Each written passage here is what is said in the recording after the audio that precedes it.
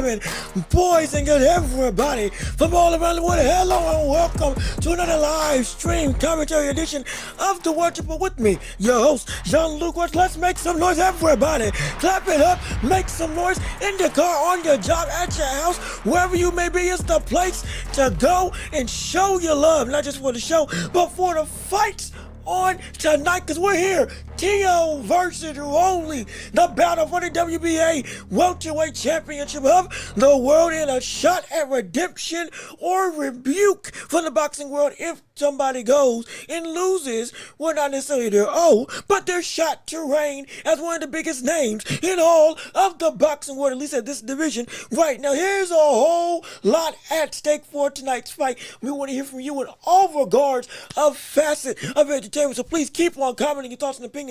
Keep on voicing your thoughts on the fight, your thoughts on the topics that we discuss as the fights go on, just your opinions as a whole on anything involving the show and your night as we know it. We want to hear from you in all regards of this iteration of the Welch Report. So please keep on commenting your thoughts and opinions. Keep on subscribing to the channel if you haven't already. Go ahead and join the hottest show in all of the globe right here on YouTube and on every podcasting platform. Imagine, this is the place to be for all of your boxing and sports needs. We appreciate you joining us with your presence today. So please subscribe to the channel. Come on and join this empire. Come on through and hit the notification bell. Go ahead, and if you haven't already, leave a like on the video. One like makes a world, a plethora, a zeitgeist of difference to help make this show reach the masses all across the land and be able to go through and have everybody know what we got going on this show and be in the hottest place to be right here on the Welch Report. So let them know what we have. Leave a like on the video. Keep on sending hearts in whatever word you got. And please, if you can't support the channel, plus we can't, because we can't do this without viewers like you, we got Cash App, PayPal, links down below in the description, as well as Super Chat, Super Gift, stickers, and the like, all for you to help us go and grow and support this channel monetarily with whatever amount you can give. It will mean the world to us. Again, we can't do this without you. Helps me to pay the bills and helps us to invest into this show to make it better for you all to witness and enjoy without a doubt. And please be sure to do the most important thing. If you do nothing else while we're here on this live stream, be sure just to keep on watching, keep on commenting, and keep on sharing the show with everybody that you know, so we can keep on building up this empire together, all with you and your support, helping us to rise above the ranks of the masses and the noise around the sports media landscape and the media world as a whole. So we thank you for tuning in. Hopefully you're having a phenomenal night. Hopefully you enjoy what should be a very telling night of action on the day's boxing agenda. And please, we hope you stay around, stick around, have some laughs, have some good times, and have yourself a real, essentially hankering for wanting to come back again on Tuesday. Oh yes indeed, can we do the show 3 days out of the week, Tuesday, Thursday, and Friday, talking about the world of boxing and beyond. But enough self-promotion from me. We got people in the chat that are coming through and are sending love to the show, like with Love King. How you doing? Good to see you. Salute to you, and we appreciate you joining in with us on our show today. Also, when it comes to legendary Super Saiyan Jackson, how you doing? We appreciate you on the show. Welcome to the live, and welcome to our humble abode of a community. Welcome back, rather, as I say, because you are one of the more stable viewers of this show. We appreciate the support so much. Let me see. You say I got Teo styling on Rolly. That seems to be the biggest question of the night. How skilled can Rolly be, or rather, how skilled can Teo be to show his levels against the likes of Rolly Romero? Yeah, the majority of people are picking Rolly Romero to lose to Teofimo Lopez. Again, as we're getting ready for the first fight of the main card, walking down the aisle, and we will be calling the action on the fighters as they come through and walk down to and step into the ring. So don't be afraid. We still gonna give you blow by blow entertainment, round by round action, update you can't get nowhere else rather than a call by call play right here with us on the Welch Report. And I promise you, it's gonna feel like it's gonna feel like radio out the 70s. It's gonna feel like you're watching Ali Frazier. We're about to give you entertainment, and even I forget who is it, Sergio Moore, whoever the word is on that's on right now. With all respect to him, we're gonna give him run for their money. I guarantee you, as we call the fights. But again, I digress.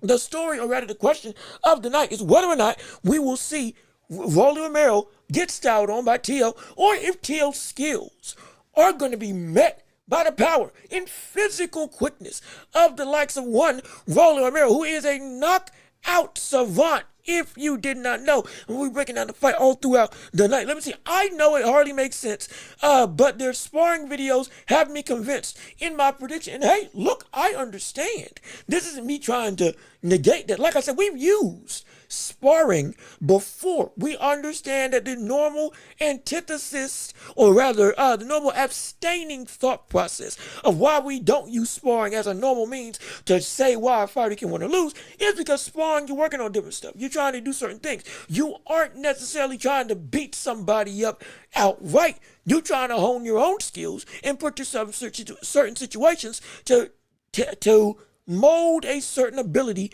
or skill set in your own arsenal of ability to fight. So it's about you getting better, not necessarily about you beating down on your opponent. But sometimes it does show up that what we see in sparring is what happens on the night of the fight, i.e. David Benavidez. If everybody remembers when we saw that sparring footage of David Benavidez going and fighting against Zurdo Ramirez before he ever moved up to cruiserweight, I said that fight could just be what we see on that night, and lo and behold, we got to see one of the most dramatic stoppages and one of the most talked about wins of Benavidez's career look identical to what it looked like when he beat up on Zurdo in sparring all those years ago. So no, it's not against, we don't hold any grain of salt against you for having that as the reasoning, because it could very well be the case. Having Teo be able to handle Rolly even early on, or earlier in their careers, with Rolly admitting, hey, yeah, he got the best of me. It shows that there is a level that we are dealing with, that Rolly, hey, you have always been chasing Teo in skill and in the ring, or in the fully development of fighting assets that you have at your disposal. This doesn't mean that you ain't that you're bad, but he's been one of those ones in terms of Teo for a number of years. You have gotten into a game where you're now upsetting people that were supposed to be a part of that status quo of elite cycles of fighting, which shows you've gotten better. Now it's time for us to see from what we saw you grow from when we look back at sparring to now. Who are you? And is the fight with Ryan Garcia a real telling sentiment that you are indeed what we think you are, which is a fighter that's evolving and is actually worthy to be called an elite fighter? Or is it a situation where you're still chasing the greatness that is the elites that have been in your vicinity the entire time, where you can always give good competition, but there's still a gap in the window of close competitive fervor between you and a certain degree of talent? We're going to find it out. Before we do, we got the first fight tonight getting ready to go underway. That's right, ladies and gentlemen, we about to go through and talk about the action, talk about the fight, and talk about the night at hand, because we are in round. Where's my sound there? Hold on, wait a minute, hold on. There we go, we in round one. I was trying to find the button. I don't know why I was taking so long. But we in round one of our fight between is it Utara and Utara and Mikado. Right now is the first first main event card fight of this main event night, leading into Rolly versus Teo. Let me see, Love, can you say, I got Rolly by KO in the 5th round, but if he goes the distance, Teo will win it. And yeah, that's about the sentiment.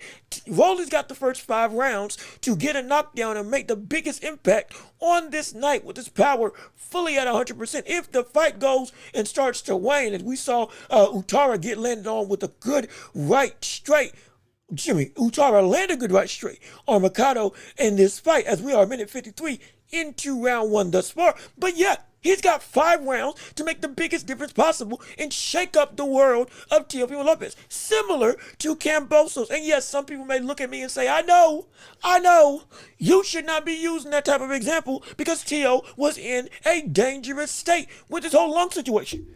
I get it. It doesn't hold the fact that what we saw happen. Doesn't hold the fact that we saw Sandor Martin catch Teofimo Lopez as well off balance. It doesn't hold, it doesn't take away from the fact that on top of Sandor Martin, on top of the contextual situation with Teofimo Lopez and Kambosos, we also saw Shakur Stevenson beat up on him, and if he did want to amp up his own offense against Teo, he might have been able to knock him down as well. Because he sure enough was tagging him with shots that if he had followed up with more than just 1-2 punch combinations, he might have been able to hurt Teofimo Lopez. As we're at 52 seconds into round one of this current card between the likes of Utara and Mikado. Big hook by Mikado that misses. Good uppercut by Utara that lands on Mikado as we're getting ready to end round one in a little bit. But if he can land in those first 5 rounds, there is a semblance, not even semblance, there's an air of danger. There's an atmosphere of danger that can come into play if Teo gets caught early and gets caught hard by the likes of Rolly Romero with either the hook or even a straight to the head. Yeah, Rolly's got power in both hands, left or right, uppercut or overhand. It doesn't matter where the punch is coming from. This cat has one hitter quitter type of power. Or at least at minimum, one punch can start the beginning of the end. He is a powerful, flat-footed fighter, a powerful athletic fighter. Excuse me, not flat-footed, but athletic fighter. As we're at the end of round one right now, on the first of, I think, 4 main event cards on the night. But yeah, that's what we're dealing with Teo. As I got hydration today, I'm making sure. I'm making sure that we are going to last the entirety of this show. I promise you that. I can guarantee you that. But I digress. Back to the topic at hand. Teo cannot afford to get caught by Rolly early on. Because if we see that Teo gets put in the same situation that we saw Ryan Garcia get put into when he fought against Rolly Romero, well, we could see a repeat of what we had last time. See, here's the thing about Teo. Here's the thing about Rolly. Rolly makes everybody hesitate early. Not because, he's just a sublime boxer, but you got to respect the power. As before we continue, we're getting into round 2 of this fight right now between Utara and Mikado. But Rolly makes everybody have to respect him as a fighter. Good 1-2, or good overhand right by Utara or Mikado, as we're at the start of round 2 right now with 2 minutes, what is it, 2:42, I think it's 2:30, 2:30 left in the fight, or rather left in the round. Rolly makes everybody hesitate. Makes everybody think. There has to be a conscious effort to be aware that we can't just go all guns blazing against somebody that will go guns blazing against us. The slightest mistake with Rolly, no matter how much you may respect or not respect the skill that he brings to the table, doesn't change the fact that what he brings is a level of concern. And that concern leads to hesitation. For many, even in the likes of Gervonta Davis. There's a reason why people were saying that Rolly Romero was on his way to beating Tank before he got caught with a shot that put him out. Yeah. He got caught. It was a masterful setup. Tank did what Tank normally does. Not even lull you to sleep. Be patient, be ready, get the openings downloaded early on, and then afterwards, as you go and start, the fight turns into the second half, now you start to implement and try to answer those windows of opportunity. That's how Tank's always worked throughout his entire career. Didn't work against Roach, but it's worked against just about everybody else. We are saying even Tank had to go, and you could see it in the body language in the fight. Okay, there's some smoke that ain't just a false alarm. I gotta make sure I'm respectful of this dude, because this guy, he ain't cut like me, but he's another me. Not in the framework of skill, but in the framework of just like I can throw one shot and I can change somebody's whole fight game, he can do the same thing to me. He can do the same thing to me, and he felt it. He saw it. Just like he said with Ryan Garcia, he also felt it and saw it against him too. That's what Teo has to do. I would be of the volition that Rolly is at minimum one of the two biggest punchers that Teofimo Lopez has ever faced. If you want to put Richard Comey above him, no problem. But because of the size and because of the physical dominance that we see with Rolly Romero, he oozes athletic ability. It flows out of him like water. You can see he was lighter on the scales than what we had with Teofimo Lopez. Teo came in at 147 on the dot. Welterweight limit 147 pounds. He came in right on the button. Rolly came in 146. A pound and or if it was 0.5, a half a pound lighter. But he looked significantly more chiseled, significantly more defined. It oozes natural pop. Teo's an athletic freak, but also Rolly is as well in his own right, but it's not in the framework of just, I can just do a bunch of stuff in the ring and I can just flow like water.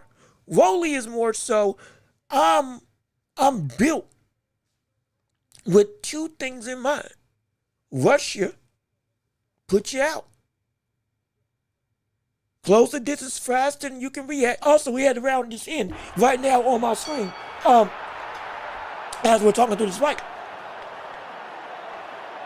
But Rolly's game plan, rush you, and then knock you out, get you, oh my gosh, where did you come from? How'd you get here so quick? How'd you just eke up on me from that far out? Shoot. And then once I get there, now, I'm throwing. The second I get my engine going, and once I let this shot go, even if you block it, you're going to be scared. Two physical bodies built with physical dimensions that affect the fight completely differently. And it can work against Teo. It can. It absolutely can. But let me keep on reading. As we're in round 3 of this fight, for the first fight on the card between Utara and Mercado, right now, but let me keep on reading your chats and responses as we're continuing on this show. We still want to hear from you in all regards of the boxing world, to have your voice to be seen and heard for the masses all around the globe. But let me keep on reading your thoughts and chats. I really got I got Rolly by KO in the 5th, but if it goes to distance, Teo will win. Yep, I agree with the same stuff. I got Teo with a rare late round stoppage. He ain't playing today. Well, you know what, Xavier Navarez, we appreciate you on the show. Welcome to the stream. Hopefully you're enjoying your time here. And we there we go. Dang it, I played the wrong sound. Hold on a minute. Wait a second. There we go. I played the wrong sound. I meant this is what it was supposed to be. But we thank you for tuning in. We're happy that you're here. And you hit a good point on the head as Mercado misses the jab. Also, in this fight, Mercado is very much the sloppier fighter. On this night, Utara is really the better poised, comfortable, sharper type of fighter that's going in. Now, Mercado's trying to make it rough. Good hook by Mercado as he tries to really rear back, but against no avail as we're at a minute 13 into round 3 of this first fight of the main card. But you hit a good nail on the head, Xavier, that Teo could get a rare late stoppage. Now, the question about this late stoppage is the fact that what power does Teo have right now? What power does Teo have? What is it about Teo at this stage in his career that he is able to garner a level of pop? Not just, it's going to hurt when he hits you. Sure. But to get back to what he was at 135, where is that ability in Teofimo Lopez? And some people, myself included, is having a lot of questions because I'm saying it might not be there. It might not be there legitimately. It could be that the power or the idea of Teo's power, even moving up, may be a distant memory for those that remember him laying waste to everybody in front of him when he was at 135 pounds as the greatest thing since sliced bread. Yeah. I mean, putting people to sleep, having them just literally posing as they were going down. We haven't seen that in a minute. We haven't seen it at 140. We didn't see that against Arnold Barboza when he fought. We didn't see a whole bunch of strength that we've seen from Teo, but we've seen a whole lot of skill. We've seen a lot of aggression. We haven't seen a whole lot of pop. We've seen the one thing about Teo that we can say, he's kept everything else about him as a fighter except for the power. And because of that power, wait, hold on a minute. Hold on, I dropped my remote to make sure I can watch the fight just fine. But he's kept everything about his career that has made Teo except for the ability to knock you out. Gordo Lopez, as we constantly call him, wasn't just a buddy who was Gordo because, he was slick and moving. The complete package of Gordo was he could be slick, he could be strong, and he could knock you out. He could go and change your life in the fight for those 36 minutes. He could go and shift, and every time he countered you, next thing you know, I'm hurt. I gotta back up. I'm in danger, and I can't touch him. We haven't seen that in a minute. If there was a late stoppage on Rolly, I'd be shocked. As we're starting round 4 right now on this stream. Again, the start of round 4 just taking place, and just to make sure we're keeping in line with the fight. But where is it? We have to be honest. If this was a late stoppage, it would be wonderful for Teofimo Lopez because it would help Teo to get back on track of a world of fight respect that he may have lost. Now, when I say respect, we still respect him as a skillful fighter. We do not disrespect his talents. We understand losing to Shakur is losing to Shakur Stevenson. That's one of the best pure aficionados of the sport that we've seen today. Some people have him top 5. Some people got him top 3. Some people hate him because of what he did and not fighting Devin Haney. But that's a whole nother conversation, That's a whole nother can of worms. The biggest thing with this particular instance of a fight, we're looking at Teo and saying there's some redemption that needs to take place. And there's some respect that's got to take place. There is a barter of trade between him and the audience watching that he's got to go to get back in the green. Or black, if we're dealing with stock market. We need to see him earn the level of, I don't want to say hype, but the awe of the public. Because Shakur made him look levels below. Levels below. Don't help that he's saying Shakur is the best brother I never fought.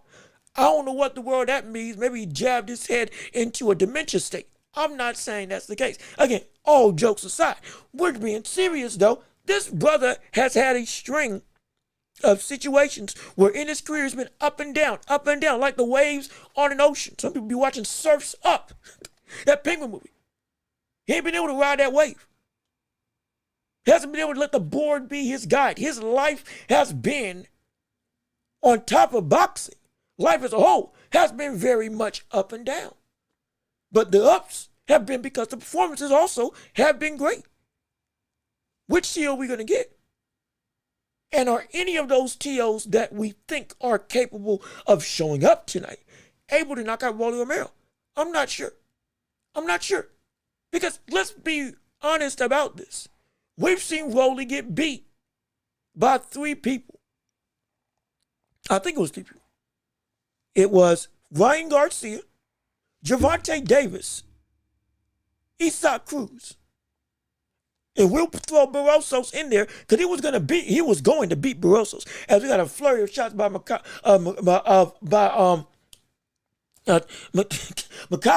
as we're getting the round, as we're getting ready to start round 5. But we've seen Rolly put down by 3 people. 4 if you want to count Barrosos, and we should count. So 4 people. Those 4 people were and are the strongest punchers in their respective division. Isaac Cruz. Did I say Ryan? Wait, hold on. Did I say Ryan? I didn't mean to say Ryan. If I said Ryan, I'm sorry. He beat Ryan. The 3 people he beat, or the 3 people he got beat by, Isaac Cruz, Tank Davis. Who was the third one? Isaac Cruz, Tank Davis.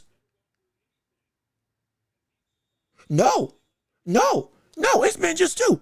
No, I'm wrong. My apologies. That's a mulligan. It's been just 2. Why am I thinking he beat 3? Am I missing something? Hold on. Let me check the record, because I got a point I'm making. I made it earlier this week. Let me make sure that I'm doing what I'm supposed to do. I can't be having y'all saying, oh, this buddy don't do nothing. This buddy don't know. Yeah, okay, yeah, my bad. Two. Barrosos is the 3rd instance of a fighter who almost put him out and had him knocked down and had that buddy in a world of trouble, and he was going to lose that fight. So, excuse me. My apologies. Isaac Cruz, Gervonta Davis, Barrosos. He beat Barrosos. Yes. But Isaac Cruz and Tank knocked him out. But all 3 have in common is that they were some of the biggest punchers in the division. They were some of the biggest punchers, pound for pound, in the whole of the boxing world, not just in their division. Isaac Cruz one of arguably the best hooker in this sport right now. Tank Davis, one of the best knockouts we got, period. And then Barrosos at 43, 55, 66, however old that brother was flinging Rolly Romero across the ring.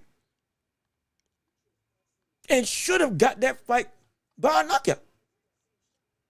We're saying those are what it takes to beat Rolly. Or at least that's a big part of the equation. You got to have power that makes Rolly not just respect you, makes him concerned. Barrosos had him concerned. Isaac Cruz, he was not able to do anything with Isaac Cruz. It came so violent against him. There was no chance for Rolly to even get set. Or it was a level of panic. Because Isaac was just so much in his face and so much in the midst of just onslaught firepower. You got to make him back up. Not just back up. You got to make him be concerned in his own way. And sustain that level of concern. But that's the level of power that is needed for part of the equation to beat Rolly Romero. At least from what's shown in history. Is Teo at that level of power right now? I don't think he is. Everything else physically I have no problem with. But him physically as a puncher, I don't think he matches up to that standard needed at this point in time. Can he overcome that potential blip? Yes, he can. Will he? We'll find out. But that's a big part of the equation that I just don't know if he has. And I don't know, and getting a stoppage, if he did, would prove everybody wrong. Me included. And would prove, okay, I got power. I'm like Devin Haney. All of a sudden, I've unlocked a new door up here at a higher weight division of 147. I'm a different breed now. It would be interesting to see. Would it happen? Well, we'll find out. But if it did, it'd be the best chance for him. It would be the best chance for him. Let me see. He was doing good against Tank, and then bang, he got knocked out. Yeah. It was quick. It was quick. I mean, it was demonstrative. It had a lot of people getting a little bit concerned, and then Tank in one punch changed the whole course of the fight. And why? It was the Achilles heel of Rolly that got Rolly knocked out. He came in too aggressive and got beat. He was doing all the smart stuff. And in my opinion, he was beating Tank before he got knocked out. But he took one punch too many in terms of trying to go and press the issue. And it cost him. And when somebody played his own game against him, which was Rolly can get overzealous. Well, Isaac Cruz also is overzealous every round of the fight. But Rolly, he beat Rolly at his own game of, hey, I'm starting to get going. Now I'm really pouring it on you. And Rolly couldn't respond. So we've seen 2 instances of Rolly's opportunities pass him by because either A, he got out of the game plan that would have worked for him, or B, he got beat by a game plan that he's implemented on everybody else. Walk him down, put him out, overwhelm him, and give him the fear. And then Barrosos, as that third, though it was a win, as that third fight of example, just straight up got overwhelmed. Didn't know what he was in the ring with. 40 or not, he was looking at this cat like he was the devil himself. Because he couldn't believe this is not what I thought I was getting into for a fight. It completely different landscape. Whole different world. That's one of the most fearful looks I've ever seen Rolly Romero have in that fight, because somebody's power was just so much more elevated than he ever could have expected. Ever. That is something that if Teo can harness that and bring that out to the table, we could see a performance that, hey, like everybody's saying, it will make the public rejuvenated in their love of Teofimo Lopez and put him on a track to have a big-time fight with a big-time event, whoever that may be. It could be Roller, it could be Teo versus Ryan Garcia. It could be Teo versus Devin Haney, because there was a point in time they were going to fight. It could be a plethora of opportunities to have Teo fighting with big names and big chances to get to undisputed, all directly in front of him. Very much so. I won't be surprised if he says, hey, I got this fight now. Now is the right time that I can fight Shakur and really get back. Hey, Shakur, come get my title. He may go that route. I'm not saying he will. I'm just saying options are on the table. But as we're still calling the fight, we still want to hear your thoughts and opinions as we're continuing to talk about this show and talk about this event that is coming up with Teo versus Rolly, as we are getting our anticipation more and more exciting. We're still waiting on the night of the fight to take, or rather on the fight to take place, as we're still in the first fight of this main card with Utara and Mikado. Good one, too, by Utara to end the round. Yep, as the round is over. So, we still want to hear your thoughts and opinions on that and so much more in the world of boxing. And be clear, as I'm drinking my water, be very clear. There's more to this than just the side of Teofimo Lopez. There's more to it. We have to also look at Rolly in the situation. Not just, how can Rolly win? We're talking about the future of Rolly. Rolly, after this, could potentially go on a tear. Because we got to understand, what is potentially lined up for Rolly, against all odds, is if he beats Teo, especially in dramatic fashion, to keep his belt, he's got Ryan Garcia in front of him that he could get a rematch for. He's got Devin Haney in front of him that he could go and fight to unify the titles. He has, if he wants to fight Brian Norman Jr. to defend his belt against him. He's got, dare I say, Keyshawn Davis still within his line of view as a fight in a big-time event for his belt at 147. Because even though Keyshawn Davis is looking to fight Jack Catterall at this point in time, he still is in position that he still would want to get the belts up here. He shot himself in the foot with leverage, but he still is in the hunt because he is existing at 147. He's got between Devin, Ryan, Keyshawn Davis, and I think there was a fourth name I said. Devin Haney, Ryan Garcia, Keyshawn Davis. There was a fourth name. Brian Norman Jr., that's the one. He got 4 big fights and 3 mega fights that he could have back to back to back. And again, topple down the roadblocks to become potentially an undisputed champion. Now, undisputed seems like a very high bar for somebody like Rolly Romero in the public boxing eye. Very high bar. Seems like somebody that people would say, that's impossible. That would be preposterous. That would be ridiculous. That type of fight is something that people would say that is illogical to even feasibly think that somebody like Rolly Romero would be the last man standing as the undisputed champion of the world at 147. But that's what the road we're about to be on if he wins. Same thing for Teo, but it will be the most unexpected opportunity for a fighter that for a long time has been disrespected by the public eye. I'll raise my hand and say I was one of them. I was one of the people that was continually saying, this brother is not that great. I said it before, his mouth cast checks that skill-wise, I didn't think he could be able to deposit into receipts. But it wasn't him. It wasn't in him. It wasn't about that. He couldn't get it done. It was borderline impossible, at least to many people. Now, it seems it might be viable. Now it seems it might. We are one win away from having that as not just a possibility, but as a genuine hope.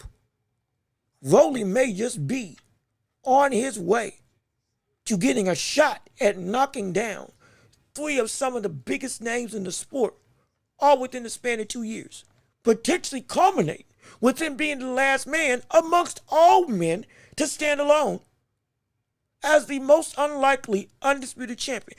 This is a potential reality that we have to deal with. I'm not saying it's going to happen. I'm saying it could. Let me see. What about Rolly versus Williams Zepeda? That's a whole nother one.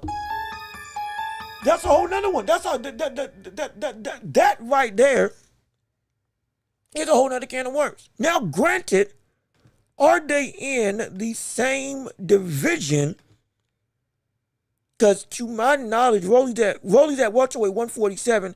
Williams Zepeda is at 140. Now, Zepeda just beat Lamont Roach. Washed him. Yes, he did.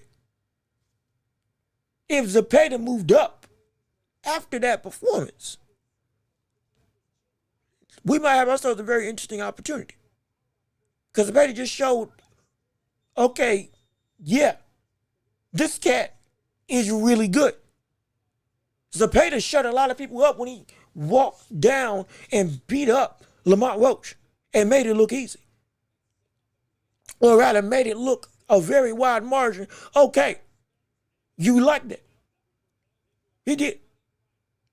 If he moved up and fought against Rolly Romero, that would be an interesting fight that a couple years ago people might not have been as excited about. But now, with this landscape in fighting, especially if it was at 147, yeah, that might be pretty interesting. That might be pretty interesting. I'm not gonna lie. That could be something fun to watch. That could be something fun to see. I'm not gonna lie. I wouldn't be mad at it. I would not be mad at it. Now again, Rolly is most likely not moving back down. He's not going back down to a lower division. But in all honesty, he could reign long enough for Williams Zepeda to want to move up. He could. He really could. Especially since, while I'm drinking water, especially since we would see Teofimo Lopez, if he got beat by Rolly, that shine of weight that we had from Teo's name would also roll into Rolly. And Rolly would turn into a legitimate marketing, not just talker that can sell a fight, but a commodity all within himself. He could be the guy to be like, hey, I'm moving up to fight him because he's worth the money. Even if it's at a division that I may not want to be in. He could earn that type of leverage. He really could. That would be a very interesting fight. That would be a very interesting fight to happen. Without question. Without a doubt. Who would win? I need to see what happens tonight. I need to see what happens tonight against Rolly and Teo. Because I don't know who wins that fight. Because both, or at least Zepeda, is fighting way differently than what people realize. Or at least it looks like he elevated his game. From what I was watching him over the course of years versus what he did against Lamont Roach, it looks like, similar to Jaime Munguia, he's added some more stuff. Or even better, used some things that he's always had, now even more judicially, which is great. He looked like he could give Rolly a real one for his money. But we need to see what exactly Rolly looks like against Teo. After that, I could say, okay, I think I know who wins. Right now, I'm not exactly sure. Right now, I am not exactly sure. I'm not sure. That a couple years ago, I probably would have said Rolly because I think he would have been able to catch and hurt Zepeda. Body or head, he would have made Zepeda with that forward aggression style. Need to back up because that's the amount of crack he's got in his hands. But now, with how he's fighting in boxing, better now, I gotta have some hesitation. I'm not sure. If we see Rolly be the same Rolly with what we see with William Zepeda looking like he's getting better, maybe I gotta pick William Zepeda to win that fight. Maybe I gotta pick William Zepeda to win. I just might. And I don't think anybody would view me as crazy. I do not think. Okay, at least in my humble point of view, but that's just what I think. That's my thoughts. Because we're looking for a Rolly that is going to be different. Also, we're in round, what is it, we're in round 9. Oh, shoot. Hold on a minute. I done lost track of the fight. We're in round 9. We're in round 9 of this fight, of the first of, 4 or 5 fights on this card. We still want to hear your thoughts and opinions. We still would love for you to go ahead and keep on liking the stream, keep on sharing the show, keep on subscribing to the channel, and keep on doing whatever you can to build this community up, and put your chats in the comment section and keep on supporting this show if you can, monetarily, super chats, jewels, all that other stuff, and otherwise also with Cash App and PayPal. If you can, we would mean the world to us and helps us to pay the bills and helps us to keep this type of quality entertainment on your airways, on your screens, every 3 days out the week, Tuesday, Thursday, and Friday, and also lets us do these types of live streams more often. Oh yeah, we can't do this without your help. But we got people in the chat, like with what is it? Is it Gerardo Herrera? I want to say Gerardo Herrera. How you doing? Good to see you. Salute to you, and we thank you for joining us on this show today, and we appreciate the love and support that you bring to the channel. You have comments to say, so let's read them. Tio been hanging with the Goof Dynasty. He getting dropped. Yeah, and this is the other part of this equation. As again, we're at a minute 23 in the first fight of this main card between Utara and Mercado. As Mercado is actually putting on, dare I say, he might look sloppy. That but actually might be in a position to actually win this fight. He's been landing some pretty significant stuff as the later rounds have kind of gone on. We'll see what the judges say. But the biggest thing about his entourage is it's specifically his father more than anything else. And that has everybody really scared and concerned.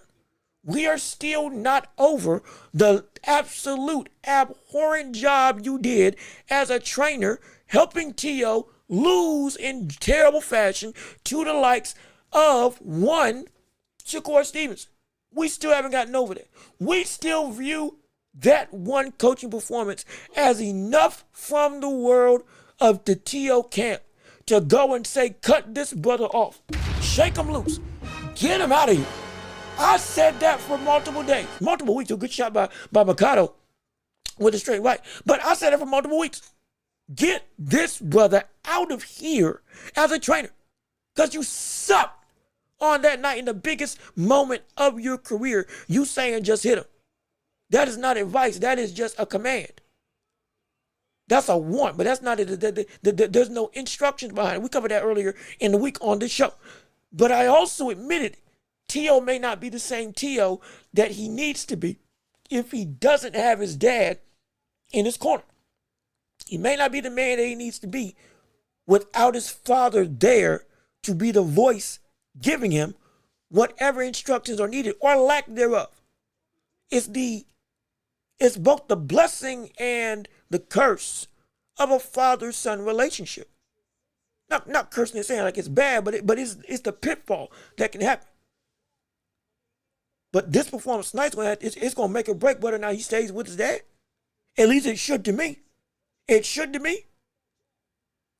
His dad said he's off of drugs. His dad said that he's clean. In fact, I can even play the clip that we have played over the week about him and his father, or about his father, going, going to the public and explaining he's in a better space now than he was in January when he let his son get beat up without any real help or guidance because he could not coach to save his life. At all. At all. It was one of the most despicable things I've ever seen. Again, just my humble opinion. But he said he cleaned himself up. He said he got off the drugs. He said he got off of all this stuff that was messing up his ability to be there like he needed to for his son. And now he's ready to be who he needs to be as a trainer in the corner for the likes of Teofimo Lopez. But I'm going to tell you, as much as I want to say that's a great thing, as much as I love that is the reality that we're seeing with Teo's father, it doesn't change the fact that my doubt is still my doubt. It doesn't change the fact that most people feel that this idea of Teofimo Lopez being able to be coached by a father that is so inconsistent in his own right, in his own life, has people really concerned. It's got people really scared. It's got people petrified. It's got me scared.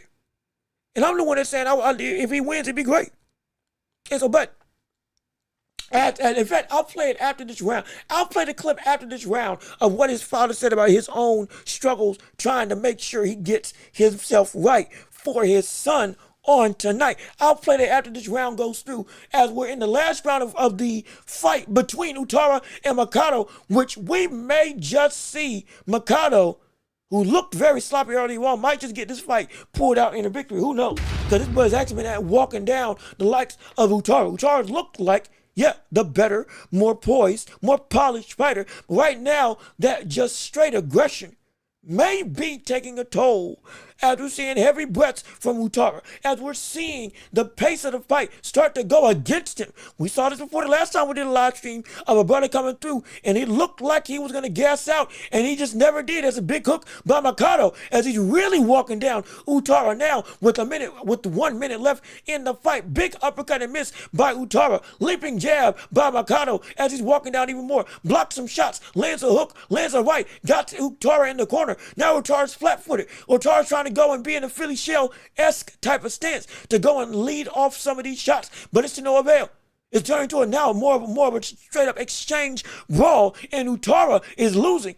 Big overhand left by the likes of Mercado, as it's really heating up in these last 35 seconds of this fight. Uppercut by Utara misses. O'Reilly gets pulled back. We're going through 30 seconds left. Big straight right by Utara, and a response by Mercado in kind. Mercado still bloody lip and all, working in, and is amping up what looks to be the last round of this fight, in what could be a victory for him, and what may be an upset on the scorecard race on the odds makers situation. Big hook by Mercado. 10 seconds left in the fight. Lefts and rights, guns are blazing. Absolutely just no love lost between the two, as they're going to stand and bang for the rest of the exchange and the rest of the round. And the round is over.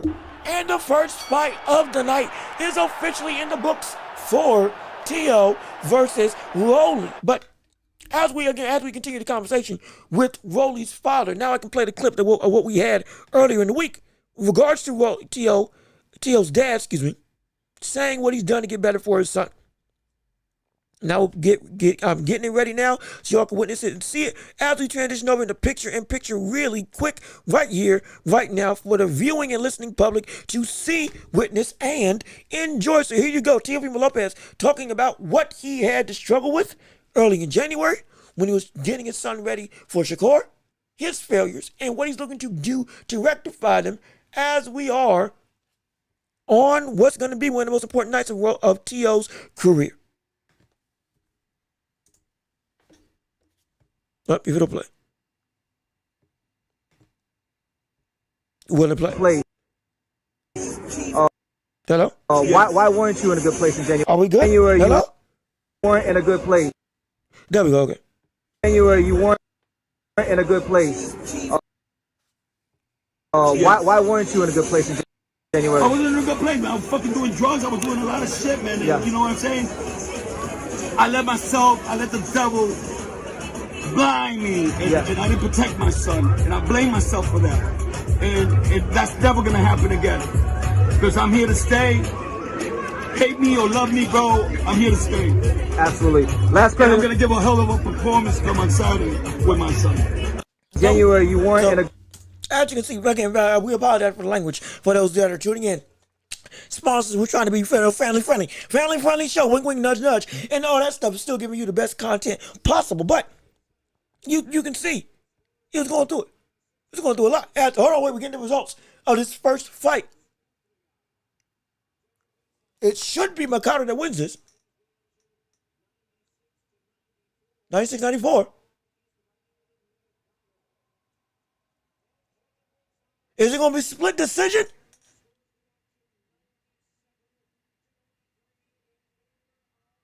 $97.93.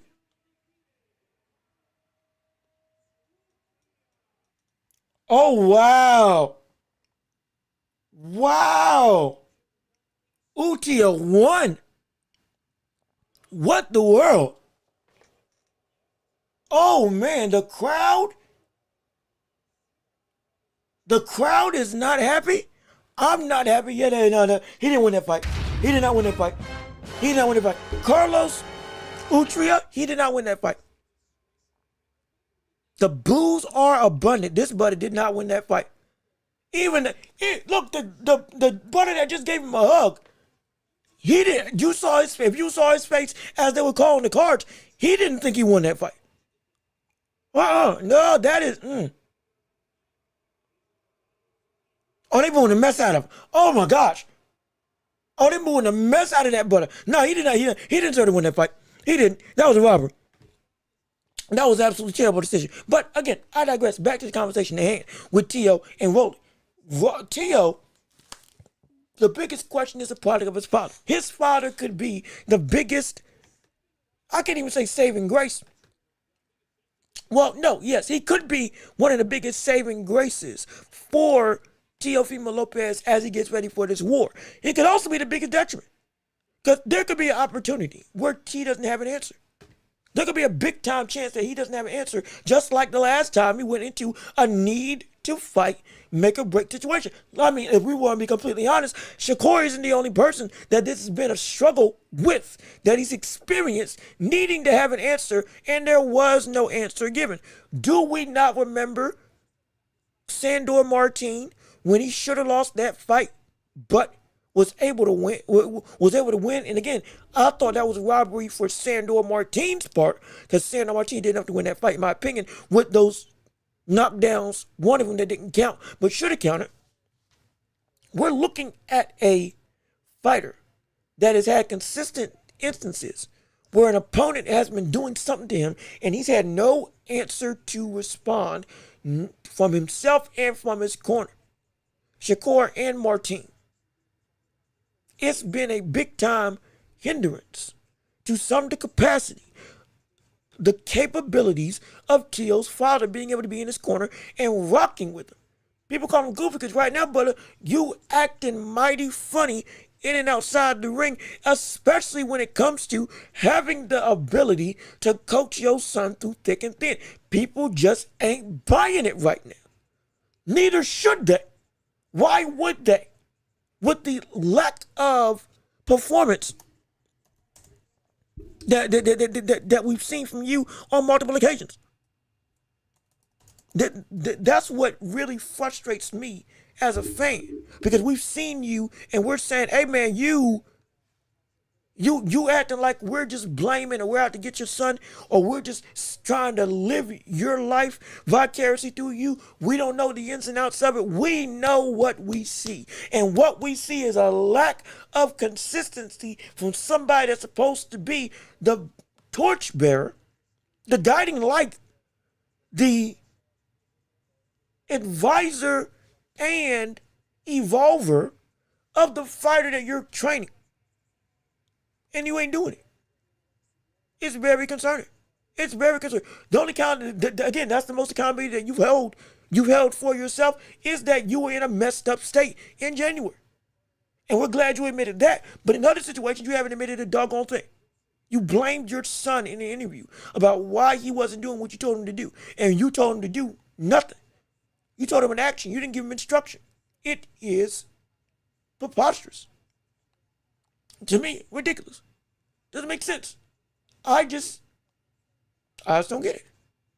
I just don't get it. I just don't get it at all. To me, I just don't get it at all. But it's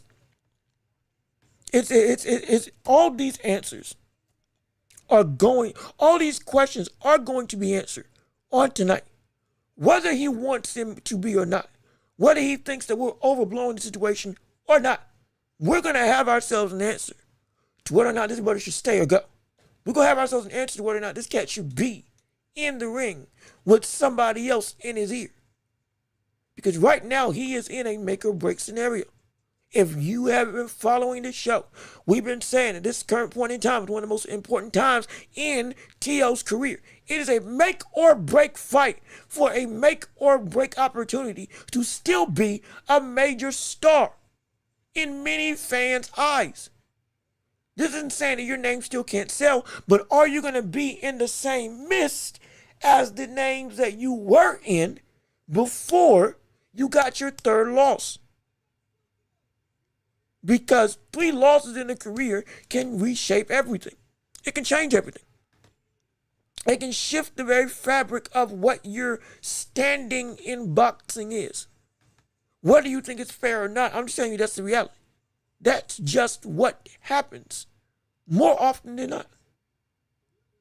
And if it shifts in the negative light, man, it's going to be tough. It's going to be really tough. But even still, we are now through the first fight on the card.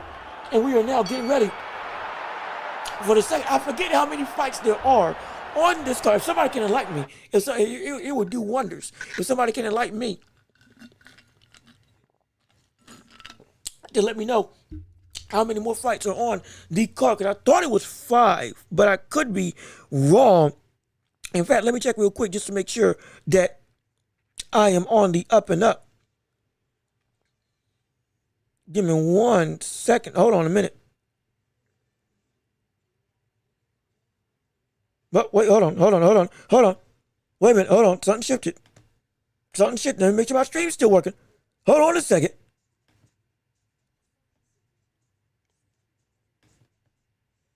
Now that we got time between fights, I can kind of go through and recalibrate and make sure everything is still all well and good. And be clear, we still want to hear your thoughts and responses.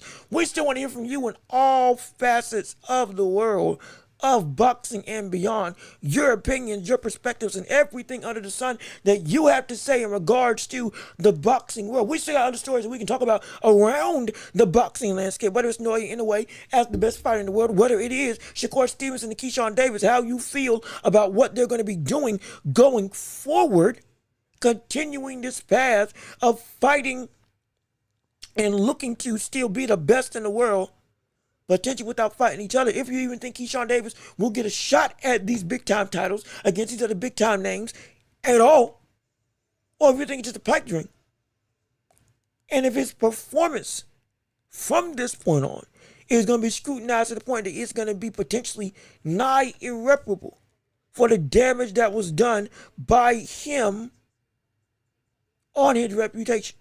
In your point of view, I want to hear from you. But this is just, again, this is how we feel. And this is what we want to make sure that we're covering your bases and giving you the opportunity to feel and talk throughout the sports landscape about anything that you want to discuss while you're still getting your thoughts and questions together. And as we got some time to talk about the rest of the boxing world, since we are calling this fight, let's look at some of the other action surrounding the world of boxing, specifically more stuff. We're not even more stuff around. I was going to say AJ and Fury, but in all honesty, we're still waiting on that whole thing to kind of dissipate and get better acquainted with the action of certainty of whether or not we're actually going to see the fight happen or not.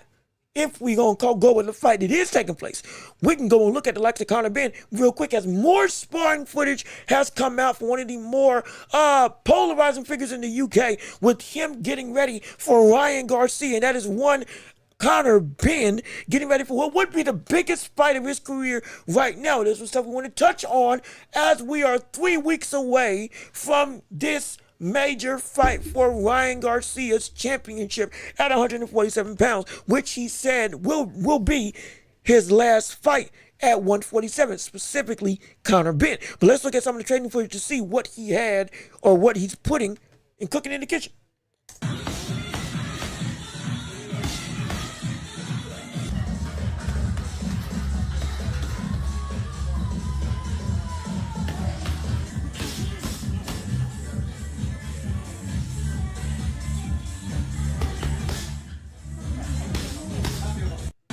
And be clear, again, copyrighted music, I don't own the rights to it, just so you know, so nobody can sue me. But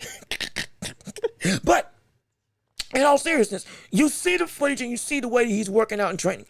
I am still very concerned what we see in the gym will not be what we see on the night. Like I said, right now, I'm still picking Ryan Garcia to beat Conor Benn in September. I'm still picking it. That's not changing. That's not changing. Because the one thing about Conor Benn, his lack of, it's not a lack of athletic ability, even though the pop as a fighter is gone. It's not a lack of athletic ability that he has at his disposal that we're concerned about. It is a lack of ability to fight like he thinks he can fight. We're seeing a man who's working out more closely to Mike Tyson than he is to what he shows when he actually fights inside the ring on a consistent basis. We're looking at a man who looks to be a very low, aggressive hooker, going down to the body, going up to the head, and all that stuff, getting on the inside of his opposition every single time. And yet, when we see him in the ring, we don't see that happen at all. He can get rough. Sure, he can fight dirty, but the applications of training never show up in training. Now, why is that? Why is that such a big concern? Well, it's because the things that we think could help him, he never actually uses. The head movement to go and load up on shots, he doesn't use. The pendulum effect of swaying side to side to help with his already quick hand speed and explosiveness, he doesn't use. He beat Chris Eubanks Jr., absolutely, but he did it boxing. Legit boxing. And being slick. But training camp, he looked like he was going to be a demolition force doing his best Isaac Cruz example. This is the struggle that we're looking at when it comes to the likes of Conor Benn. He's a man that he's able to be a lot of things, but he fights in a way that doesn't maximize a lot of those things. And against Ryan Garcia, it's a whole different story. He fights like he trains. For better or for worse, for this instance, it's been better. Thank gosh. Fights like he trains. He goes and he throws that left hook just like he does in sparring, just like he does in the speed bag. When he goes and walks somebody down with using his size and leverage, he goes and walks down somebody using his size and leverage, just like we see in training camp. The ends reflect the beginning, or the ends reflect the means, instead of just justifying. In fact, they do justify the means. Why? Because this stuff works, and I'm doing it in live action. We don't see that with Conor Benn. And in this situation, the best chance he has to be Ryan Garcia may just be to be able to be more of a inside type aggressive fighter. It's still the danger zone, but doggone trying to beat him from the outside, I don't know if he's going to be able to do that same thing. I don't. Me personally. Because of the Ryan Garcia that we now know is back to form. The angst against Ryan has been PEDs for everybody involved. Not completely understand it. You should be frustrated, mad, hot, and heavy in the worst way possible at the fact this man popped dirty and cheated. You should. I am not going to be the one to try to say, oh, you're doing wrong in feeling that way. No. You should feel upset. Also be able to recognize that in doing what he did against Devin Haney, that had everybody upset and justifiably so, he came back against Mario Barrios and did that exact same thing. Not pop dirty. I'm talking perform the same way. Did the exact same work. Or as similar of work as we saw with Devin Haney. Maybe even more dominantly because he was able to do it for 12 rounds instead of having to take breaks in between the fight, which were the only rounds that Devin Haney won. When Ryan Garcia stopped throwing because he needed to catch his breath. Every time he did throw, he knocked him down. But with Mario Barrios, Ryan Garcia, with a fully correct training camp, on weight, not doing anything reckless, actually clean, knock down Mario Barrios, and proceed to beat him up all fight long, doing just about a 12-0 sweep. And I'm telling you right now, that is going to be the need for Ryan to do against Conor Benn. And he's going to do it. But when it comes to Conor Benn, is he going to do the thing that he needs in training camp to work in the fight? He's going to reflect what we see here in training camp with what we see on the fight. And I think the answer is no. Because we have yet to see it. Since popping dirty, we have yet to see him fight like he spars. We've yet to see him fight like he trains. It's night and day. It has worked. But more often than not, especially at this elite level, with people that aren't weight trained, with people that are still bigger, and with him, more importantly, squeezing his body down to a division that it is not capable of comfortably being at anymore at 147, which he said publicly, this will be his last fight. We're dealing with a dangerous person in the worst way, not in a good way. Because we're dealing with somebody that's more susceptible to power, and you won't do the stuff that you need to do to make yourself most viable to win. You're going to be in a dangerous way. And it's going to show. You're not at that level. Yeah, you're a big name for Zuffa to sign. You're a good name for somebody to fight. But there's levels to this elite game that right now you're not at. You're not at.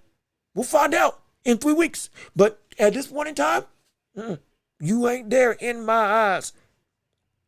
At least in my humble opinion. But we still want to hear from you, and we still got the next fight on the docket. That is that another? It's another. Good gosh, it's another Gary Russell. It's another Gary Russell. It's another Gary Russell. They just keep on multiplying. They all look the same. Why in the world does every Gary Russell, Gary Antoine Russell, Gary Antonio Russell, Gary Russell Jr., they all look the same? I don't understand. Same beard, same face, same gloves and everything. What the world? Oh my gosh. I'm telling you, every time I turn around, there's a new one coming in and fighting. Gary Russell's training all of them, which I love. I would love to see him back in the ring, though. I would love to see him go and fight again, because I think he could still go and make a chance at a world title today without even fighting. But he's still training everybody.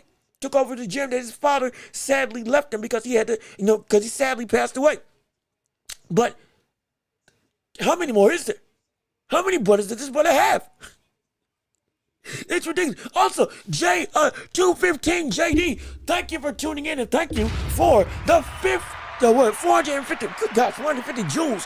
We appreciate the 450 jewels gifted from you to the Empire. Your alms to the Empire are gladly accepted by the public eye. And if anybody else wants to give and support this show, again, we do have Cash App and PayPal. Links down below in the description, as well as super chats and super gifts, jewels and rubies, stickers, and the like, all for you to help invest into this show. We can't do this without you. We're like PBS. We need your support. We need your love. We want to be able to read all your chats, read all your responses, but we need you to help make this show the best that it can be, because you are the lifeline. And with you, we can do everything. But we need you to be a part of this supporting channel. We thank you so much for the alms to the Empire. Without question, we don't take it for granted, and it means the world, absolutely the world, to us as a channel, as a whole. It means the world to us without question, and we don't take it for granted in the slightest. And again, like I said, I got an abundance of water. Let me tell you something. These last couple streams we've been going through, I have been taking for granted staying hydrated. Right now, we got glasses on deck, ready to go through and drink up to Kingdom Come, so I can be sure I don't fall out in front of y'all. We are not going to lose our voice tonight. I can guarantee you that. We're going to be set and ready. And speaking of set and ready, we're going to see if Gary Russell Jr. can train Gary Antonio Russell to another fight win under the Russell camp. As we know, and I believe is this for a title? Is this for an interim? Or is this for an interim or a regular championship? Hold on a second. Where's my remote? Let me make sure I can turn my volume up so I can hear this a little bit. Where the word is it at? Hold on. It's here somewhere. I need to find it. Where's my remote? Hold on a minute. There we go. Okay. All right. Let's figure this out. Let's figure this out.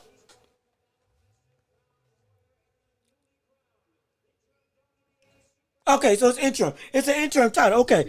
Okay, so this is for the interim belt, not the full-blown one, but it's for essentially the belt to get you to the big one. Is that one. Yeah. So as we're getting ready to watch it through. And again, if you're watching on stream or I'm behind you on the fight or ahead of you, I do apologize. Time zones are different. You know how this streaming thing works. Sometimes some people got seconds ahead and some people got seconds behind. I ain't gonna try to spoil nothing, but we're gonna give you blow by blow entertainment nonetheless. And now this fight, I'm gonna call, because this one got my intrigue, because it's another Gary Russell. And every Russell I've seen fight, they've either got power, speed, or both. And it's gonna be found in position to set Russell up for a super title opportunity. As he's going up against Stanley, round one going underway. As we got, this is that super one. Oh, this is at 122. Wait a minute. Hold on now. This is at 122. This is where Bam is trying to get to. This is where Inoue and Nakatani is at right now. Oh yeah, I'm definitely watching this. I'm definitely watching this. Oh yeah. Oh yeah. As we're going through right now, first round of this interim title fight. As we know, it's interim because Inoue is the reigning undisputed champion at super bantamweight 122 pounds. If Russell won this fight, in theory, it will put him in position to be able to fight Inoue. And or if Inoue relinquishes the belt, he will be having the opportunity to fight against anybody else like a Nakatani for his chance at a world title. Or it could be even if Bam beats Inoue, if they do get that fight scheduled against each other for March or by March and or February, we would then see if Bam won, Russell would fight Bam Rodriguez for the undisputed title. So there's a lot at stake for this bantamweight fight as Stanley lands a good shot to the body. Now we've seen Stanley fight before a couple of years ago. I think it was for a championship opportunity. Who was it that beat him? Who was it? Well, it wasn't Nakatani. It was somebody. Who was? I remember we watched him fight on this string. I just can't remember who the opponent was, but we're familiar with his style. We are. He's got a deceptively good lead hand, and he will throw for blood once the round gets late. He ain't afraid to really bite down his mouthpiece and scrap. As Stanley starts to push the issue against the likes of Russell, we are at 1:13 into round one of this fight.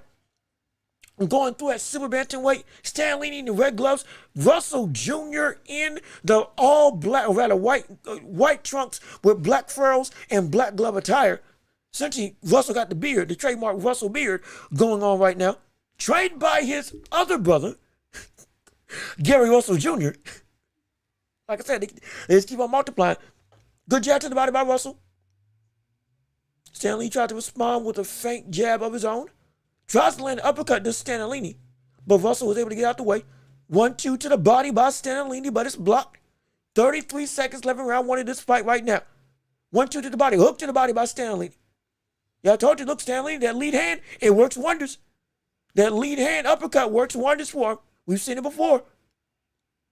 Hook to the body and a hook to the head by Gary Russell as he's fighting in the clinch. 15 seconds left in the round one of this fight right now. As Russell again is pawing out his hand, looking to catch a jab by Stanley. Less than 10 seconds left. And the round is over. And it's over. So, this actually brings up a good opportunity to talk about super bantamweight. This is the perfect time. Now that we're at the division, we can discuss the landscape of what could happen if we see Inoue leave. If Inoue leaves, all the belts get relinquished, and now it becomes a two-man race to the top for all of the belts. Nakatani, if Nakatani stays at 122, which most likely he will, Bam, who once he gets to 122 is going to be at 122 for a hot minute, unless he wants to move up and just chase Inoue outright. I hope he fights him now instead of fighting him at 122. But it will be a race between them two. And then I believe at that point, the competition is everybody that Inoue beat. Which it sounds like that's bad comp. No, it ain't. The fact that this division was so clustered with depth and he beat them all didn't make everybody obsolete. It just showed that he was just that good. But you got Ahmadali who's still there that can go and take this challenge and be the man to run the world. You got Russell Jr., or rather another Gary Russell in the ring right now at super bantamweight that can go and make a run for a title. Don't forget Takuma Inoue. At this point in time, I believe is a bantamweight champion of the world. If he ever decides, which I think will be in the near future, I do apologize if there was some sound behind me. It's because the video was playing. I do apologize for that. But if we want to talk about 122, Takuma Inoue, who's at bantamweight, if he wins his titles, which he's got a title fight coming up, and chooses to go and take the world by storm at super bantamweight, well, guess what? He's right there to go and fight for the world titles up at the higher weight division and up where all the other big dogs are. And granted, he's already 30 years old, so guess what that means? He is in prime age to make one last leap to a bigger division. And we've shown the skills that he's had, they could translate into 122. Oh, yes, they can. Oh, yeah, he's a bad dude. He is a bad brother. But mark my words, this division is hot with talent. It's hot. Crazy with talent. Crazy to the point that I guarantee you, people are going to want to watch this division unfold even after Inoue retires. And I can promise you, with Russell, Nakatani, Inoue, Judges Takuma coming up there, Bam staying up there, it's going to be a whole lot of noise that's going to be made. And once it gets made, brother, it's about to get reckless. It's about to get steep. That's why this fight's so important. But again, we're at 56 seconds left into round 2 of this fight between Russell and Stanlini. Don't be surprised if by round 4, this thing starts to heat up into a real knockdown, drag-out war. And we still want to hear from you, your thoughts and opinions on the matter as we're talking through and commentating on the whole of the sports landscape in this boxing world as we're getting ready for the main event of Rolly versus Teo. The fight that we want to see for the WBA title is getting ready to happen today. Make or break for both level stars. So we want to hear your thoughts and opinions on it all, or just other questions that you may have for us in chat, without a doubt. Because again, we do want to hear from you. As we're going through right now, 13 seconds left in round 2, Stanlini and Russell in the clinch. There's a lot of clinching going on, more than I would have liked from the likes of Russell a little bit. But hey, it probably won't last all that way as the round is over. And I'm telling you, that lead hook, that lead hook from Stanlini, that thing is giving Russell a world of trouble. It keeps getting under that guard, or it keeps getting landed in some way, shape, or form that Russell's yet to adapt to. If he doesn't get that turned around by the time the later half of the rounds come, he could be looking at a real big concern for a damaged body. Not necessarily saying that his ribs are going to be shot to Kingdom Come, but what's going to happen, he's going to start to have to really favor that hook side. Next thing you know, now you open up to a shot to the head.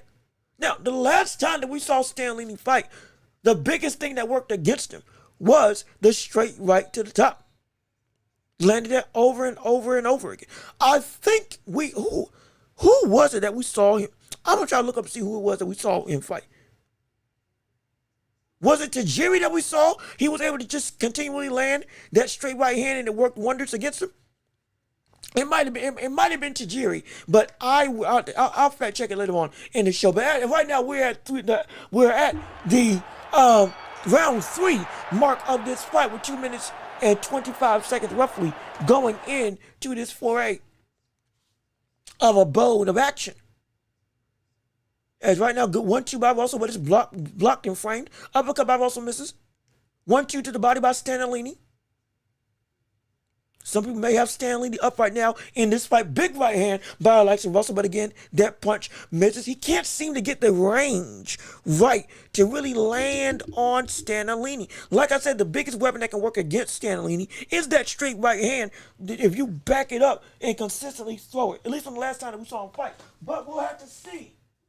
We will have to see whether or not that same game plan works at this point in time. We're at 2 minutes flat into the round. Russell working in the clinch. Russell holding. Trying to operate. Well, excuse me, Stanlini holding. My apologies whenever Russell gets close. Triple jab by Stanlini. Russell responds with a jab of his own. Minute 45 left, minute 23, left in round 3 of this fight. Big hook by Russell misses. It seems like he just can't get nothing going. He just can't get nothing going right now. It's a very stop-start level fight because there's a lot of stop-start momentum going on right now between the two. And it's starting to affect the anger, per se, of Russell. And thank you. Yes. Thank you. Yes. Ref, step in. Step in, yes, and tell these people to stop clinching. This is not what the bantamweight division normally does. I don't know why this fight's happening here, where it's all of a sudden we ain't getting consistent action. Normally, that ain't the case. If you've been watching bantamweights, normally that's not the case at all, where they are scrapping all the time. That's their normal mode of action. This type of clinching ain't good. Good uppercut to the body by Russell, and Stanley tried to respond in kind. Let's get back to the clinch. Russell fights out of it, don't throws a hook. Another hook by Russell, but those two miss. Good hook by Russell. Good hook by Stanlini, though, this time in response. Starts to walk Russell back a little bit. Jab to the body by Stanlini. Double straight. See, I told you. Didn't I tell you? Didn't I tell you that double straight right? That double straight right, it worked again.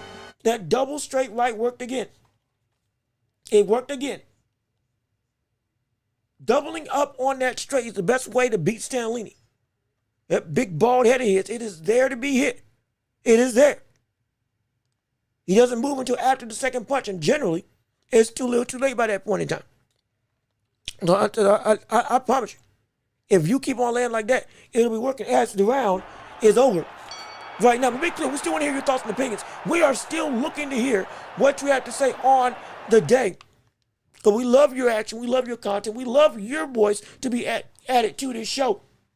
And we'd love to have you as a part of our show to please go ahead and keep on subscribing to the channel. Keep on sharing the show with everybody that you know so we can keep on building up this empire of a community together. We are watching Teo versus Rolly, the fight for the WBA Championship of the World. The fight is not happening yet. We are in the second fight of the main card of the event, and we still want to hear your thoughts and opinions on what you feel about the whole night or about other aspects of the world of boxing right now, and your opinions on the scope of the sport. Whatever you feel, however you feel, whether you want to talk about the heavyweight division, whether you want to talk about Moses Atalma, who looks to get his shot at a world title, or at least amp his way up to a world title opportunity in this fight with his biggest competition to date, literally, in terms of Philip Hergovich.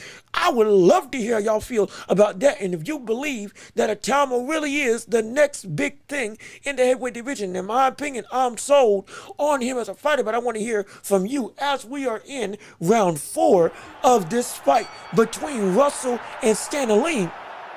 As Stanley throws a big hook downstairs, Russell with the 1-2 up top, Stanley in the center of the ring. Big counter hook by the likes of Stanley that lands on Russell. Russell really has not gotten as much stuff going as we would like to see. There's been a lot of clinching going on, but now, since the ref said something, it's starting to look like we're going to have a fight more than just a hug fest go through between these two. And if this keeps up, yeah, I'm all for it.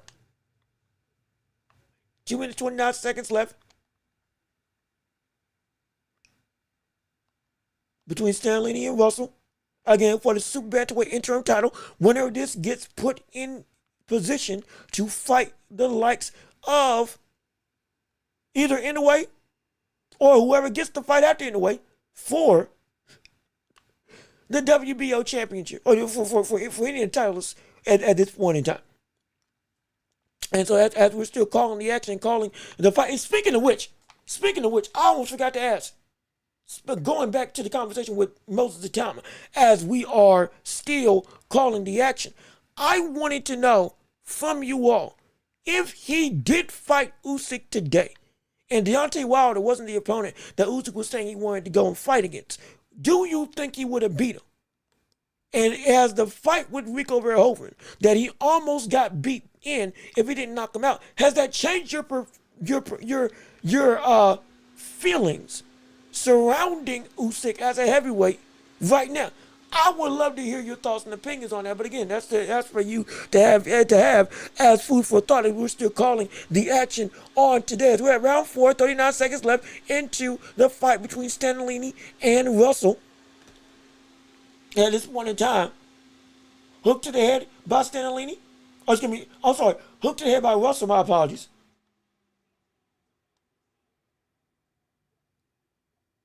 It's a lot of clinching.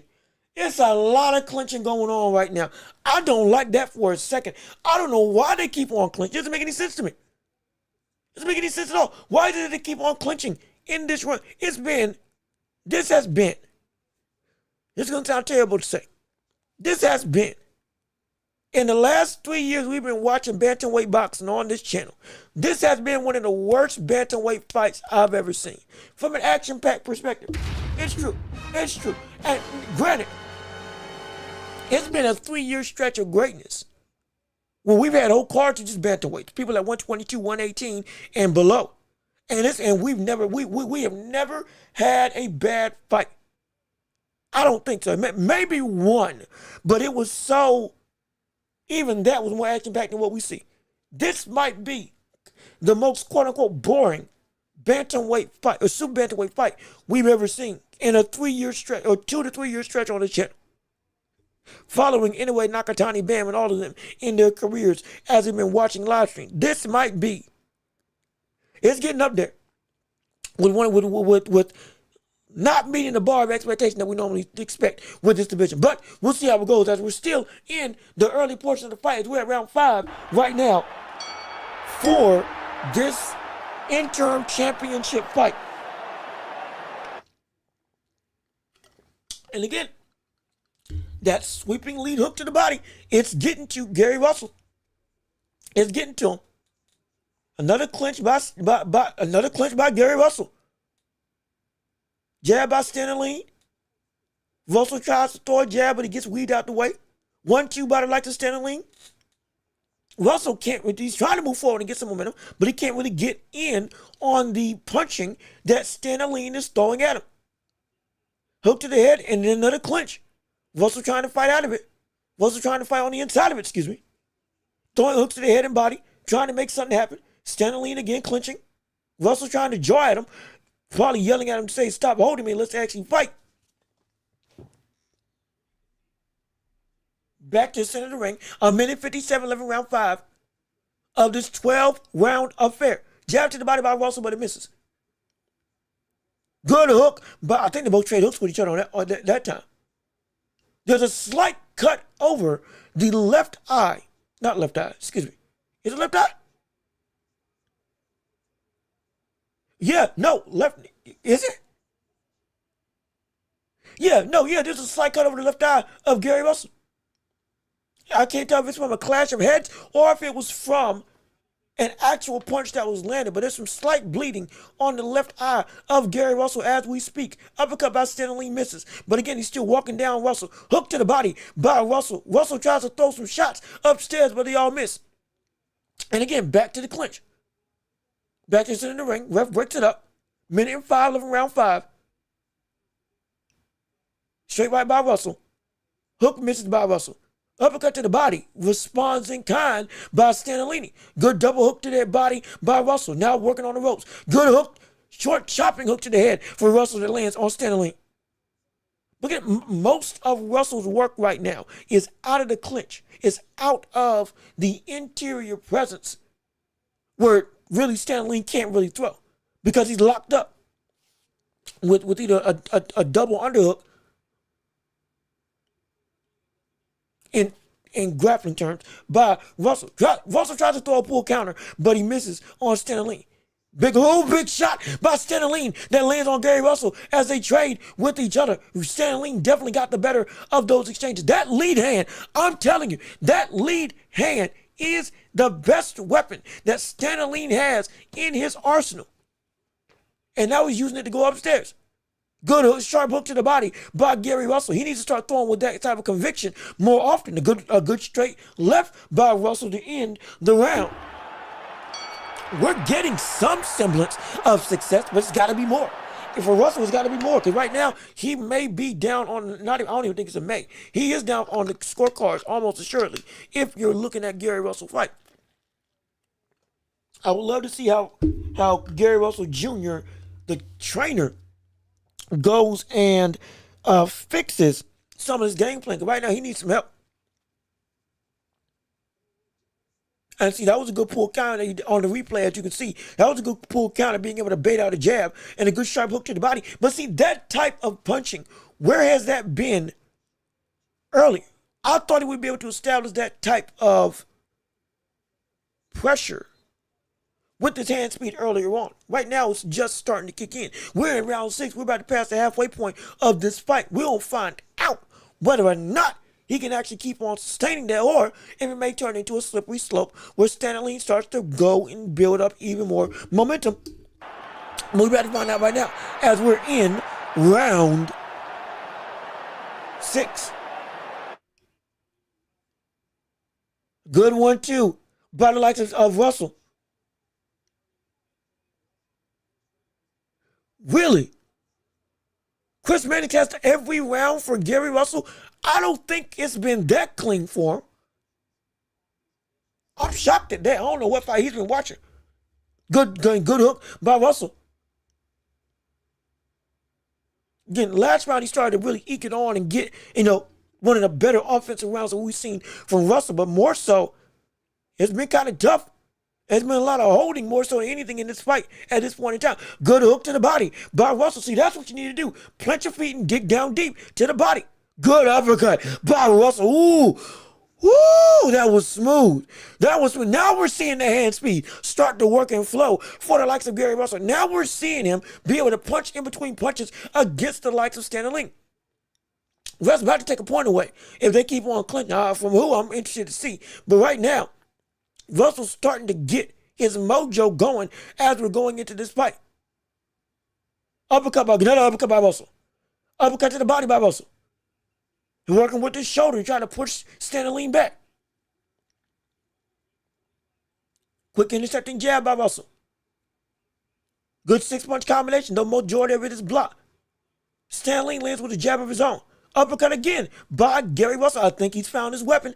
I think we may see this might be a 14th knockout for the likes of Gary Russell, because he's looking like he found an answer to get inside and land with some damaging shots. And that is the uppercut off his shoulder. Bumping him with his shoulder, turning into a bladed stance, and then boom, ripping the uppercut upstairs through the high guard of Stanley. Another hook by Russell. Another big hook by Russell. That's what we need to see. Rip him. Rip these shots. Thank gosh. We're starting to see Russell really be more demonstrative offensively. Clinches to get out the corner. Ref breaks it up, goes back into action. 18 seconds left in round 6 of this fight. Hook by Stanley that I think just misses. And again, Stanley clinches up. 8 seconds left in round 6. Another hook to the head, and the round is it over? Yep, it's over. There we go. It's over now. So it's been an awkward fight. We've had more clinching than we recognize. We had more opportunities of action stripped away because nobody wants to separate than we would like as boxing fans. But once Gary Russell's able to actually get some space, he, instead of just trying to be, jab heavy, now he's starting to really land with some real leather. Throwing with some conviction, something we've been saying he needs to do for a mighty long time in this fight, and he's now taking advantage of it. Good for him. If he keeps doing that, we could get ourselves a very good second half of this foray of competition. More importantly, getting a knockout on his resume. And I would hope that he knocks him out, because if Russell wants to make a statement in a Inoue and Nakatani-dominated division, he needs to get a knockout that sends shockwaves through the rest of the boxing world. And shows 122, I'm not just a contender, but I'm not just interim, but I'm a threat, a real threat to your title. As we are in round 7 of this 12-round affair of a fight, the official halfway point of the night thus far. Good straight left hand by the likes of Russell. Stanley Lean tries to respond with a big hook of his own, but misses. Both of them in the clinch yet again, holding him. Stanley Lean holding him. I'm telling you, Stanley better be careful. He better get a point deducted. Good chopping left straight by the likes of Gary Russell.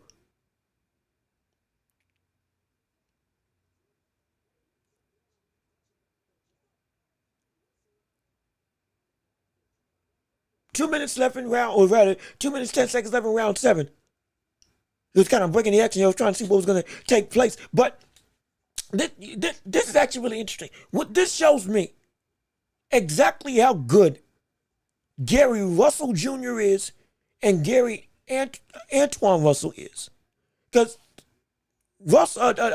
Gary Antonio Russell in the ring right now, in the black gloves and white and black trunks, he's I think the smallest of the rest of the brothers at super bantamweight, with Gary Russell fighting at 130 and Antoine Russell fighting at 140.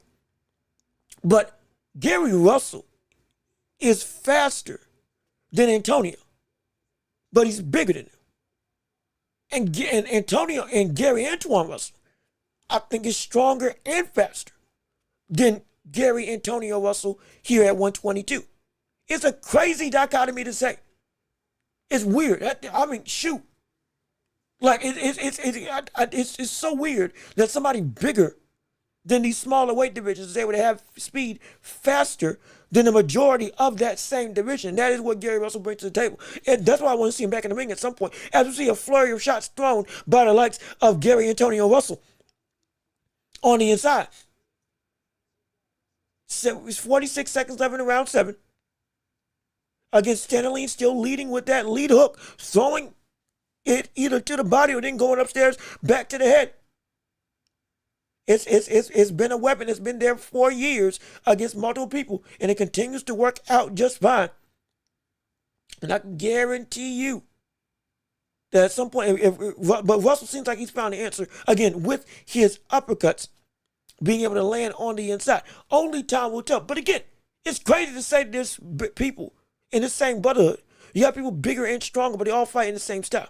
And they all look alike. To some degree. It's the strangest thing. But again, it's in the genes. But they've been working out just fine. But believe, the round is about to end. So we actually got a chance to get some water, actually. And get something to drink in it before we continue on with the action on the day. And be clear, we are still in the main event, or the main card of Teo versus Rolly, the fight coming up in a couple, I think in like an hour or two, I believe. And we are, at this point in time, I want to say we're 3 fights away, or 2 fights away. The next fight, co-main event, and then Teo versus Rolly,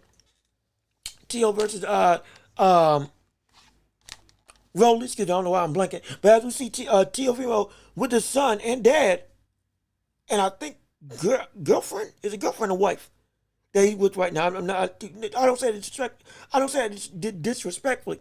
Genuinely, I'm not exactly sure. But they are walking to the ring right now, getting ready for their fight at this stage.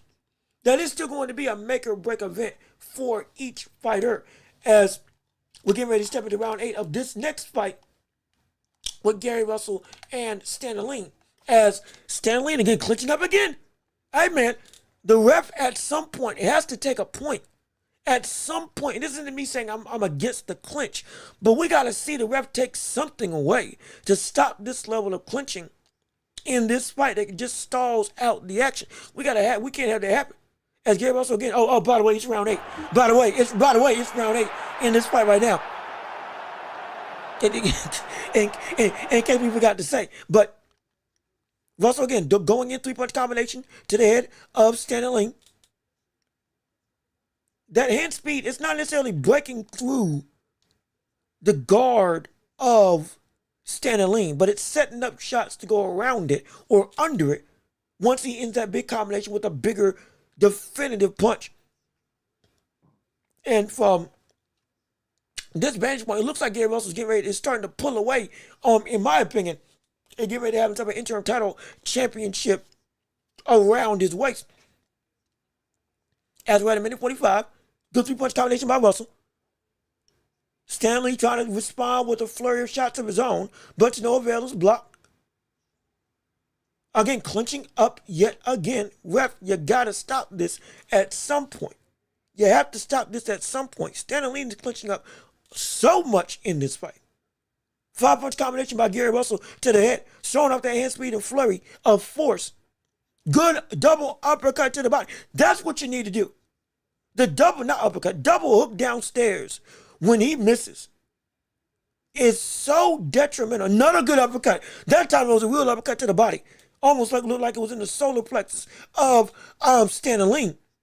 Good big right hand by Russell. Now he's starting to bite down on his shots. He's starting to really let his punches rip. Now, granted, Stan Lee got a great chin. The last time we seen this brother punch or get punched, his eye was swelled up to Kingdom Come, but he just would not go down.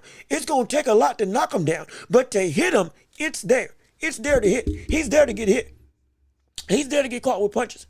It is absolutely real. He can get caught and he can get damaged. He'll just fight through it. Stan Lee again with another clinch. With another clinch. It's brother, I'm telling you. We gotta get this clinch under control. We have to. Yet again. Good gosh. My goodness. Big hook body like to Stan Lee. Now trying to go and get angry and throw at the head and body of Gary Russell. But again, to no avail. As the round is over, and there we go. Yeah, man, this clinching, it's getting ridiculous.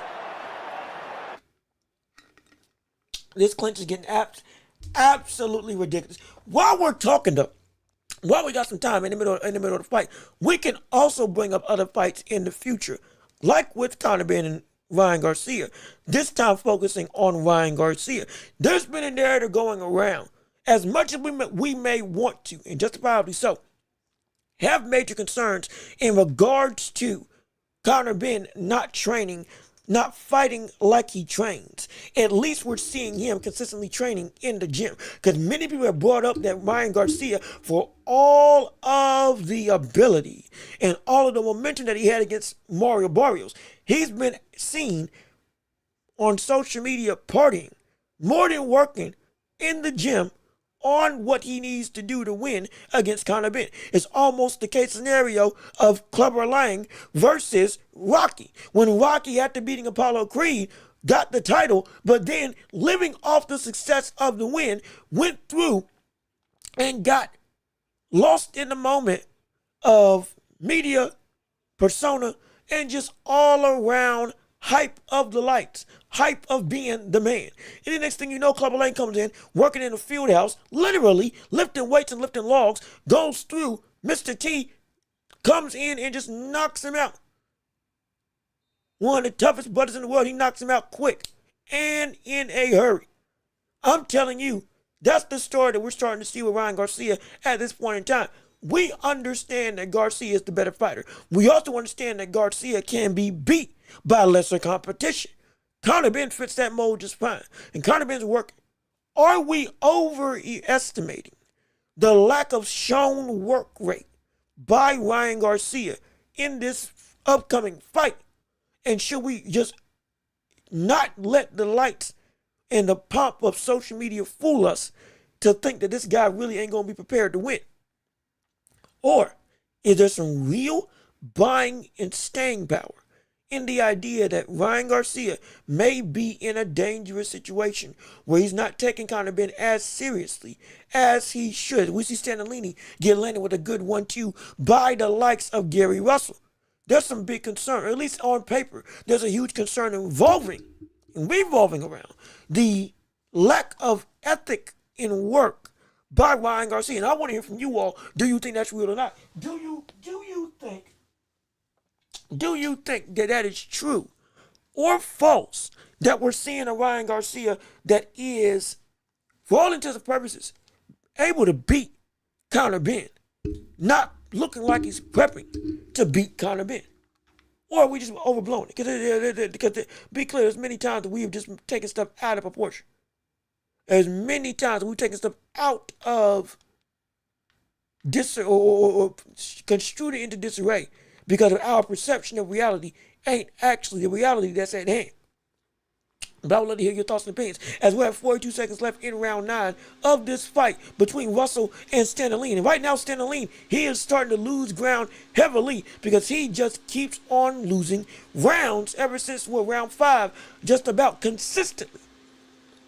Chris Mannix has the scorecard being fully in Gary Russell's favor. If you didn't have it as such earlier on in the fight, you probably have it now going into the later rounds as we get closing in on the last, 10, 11, 12, last 3 rounds of the fight. So Stanley, if he wants to make something shake, he better step it up. He gonna need to. He really gonna need to. As, again, another round's in the books. And another round for Gary Russell, or Gary Antonio Russell, not Gary Russell Jr., Gary Antonio Russell. Okay, there you go. I'm just trying to make sure I keep my stuff up with what the stream is doing. And please, if you are tuning in and you're enjoying this blow-by-blow, fight-by-fight commentary, and you love the entertainment, please keep on liking the stream. One like makes a world of difference. Every like that you leave gets more people involved in this show. Beyond just sharing the show, every like gets you to be able to get somebody else to see we got something going on down here. We want you involved in the conversation. We want you to be invested in this show, in this community, and you to be a part of this incredible journey to 3,000 subscribers, potentially by the end of the year. Yeah, it's a lofty goal. We're going to try to reach it with you and your support. If we can make it happen, it will mean the world to us, and it would show we hitting the right audience. Absolutely. As we are in round 10 right now of this fight between Russell and Stanley. And at this point in time, Russell again is still pulling away. Stanley's got to make something shake. He's got to at least get a knockdown. At least he has to get a knockdown just to potentially get something going on this night. Because at this point in time, it is a frustrating sentiment that he just can't get stuff to work. Not right now. Not right now.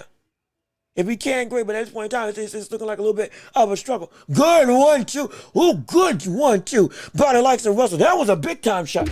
Ooh, buddy. Another straight left hand by Russell. I'm telling you, but and then boom, that's what you need to do. If he's gonna clinch, you fight out of it. If he's gonna clinch, you pop his head up like a pest dispenser, and you have him leaking blood. That's what you need to do. Get him away from the safety of the close encounters.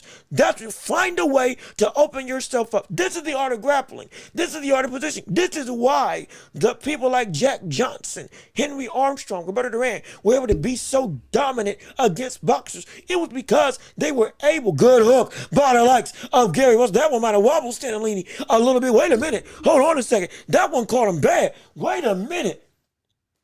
Oh, shoot. Ooh, buddy. Minute 46 left in round 10. That caught, oh, gosh. Oh, Lord. Oh, man. My goodness. It's up. Wait, hold on. See, the zone. See, this is why This is why you being the worldwide leader, now you messing up at the highest point in the show. Now the zone on my end wants to go and mess it up. Maybe it might be still that stinking storm that took us out with power the last time. I hope we don't go all of a sudden go kaput this time out.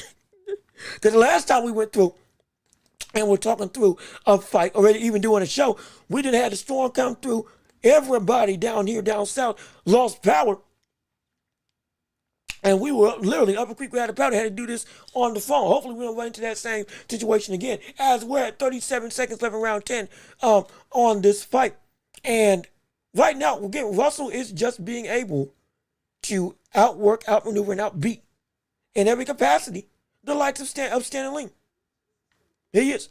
Stan Lee doesn't really have an answer right now. He's trying to throw in volume. He can't do it. He's trying to throw faster pace. It's not working. He's trying to clinch up and he keeps getting caught with shots every single time out. Nothing's working for somebody that needs to make something shake for the championship level of competition. That's what's happening right now. It's a frustrating sentiment, but in all accounts, that's the real. As we're at 10 seconds left and the round is over now. It's over. But that's the framework. That is the damage that we're seeing from the likes of Russell. He's making Stan Lee more and more obsolete. It took him a minute in terms of Gary Russell to get this level of momentum in his offense. Now that he's there, though, the world is his oyster. Without question, the world is his oyster. I'm not trying to keep on bending. I keep dropping stuff. I'm not trying to drop stuff. I got a bunch of stuff, notes and other things on my desk. I'm not trying to go and mess things up. But it's don't worry. I got myself solutions. Do not worry at all about that. But yeah, but it's coming down to what? If this Russell now, I will say, if this Russell is showing up on the night to fight, if he does become champion, he may have a tougher time against a lot of other people at 122. He might. Yeah, I'm not gonna mention words about it. He might, because there's some killers right now that the stuff that Stan Lee can't do, they can't. Russell's hand speed is still one of the fastest in the game. That's not a question. But as a interim titleist, if we're looking to gain another championship, might be a little bit more daunting. Once he said, not even a little, a lot more daunting. There's some stuff he's going to have to fix from this fight. But if he does, great, perfect, phenomenal. But we are in round 11 of this fight right now, where Russell looks like he's getting ready. He's really starting to pull away and get just compounding on the rounds and compounding on the victories. Be clear, we still want to hear from you and your thoughts and opinions on everything involving the world of boxing and beyond, as we still want to hold your thoughts in high regard of this show. Also, wait, real quick, let me go and actually put out this blast while we're calling this fight. We're at a minute 43 right now in round 11. Russell at center ring, good body jab by Russell. 1-2 by Stan Lee, that misses. Again, the clinch. Please, take a point. We don't want to see Devin Haney 2.0. We do not want to see Devin Haney 2.0 show up on this night. Lord knows we do not, because we are sick of having fights be boring. Please, keep the action going. Please, take a point away if need be. Again, the clinch. What the word? A minute and 10. Why?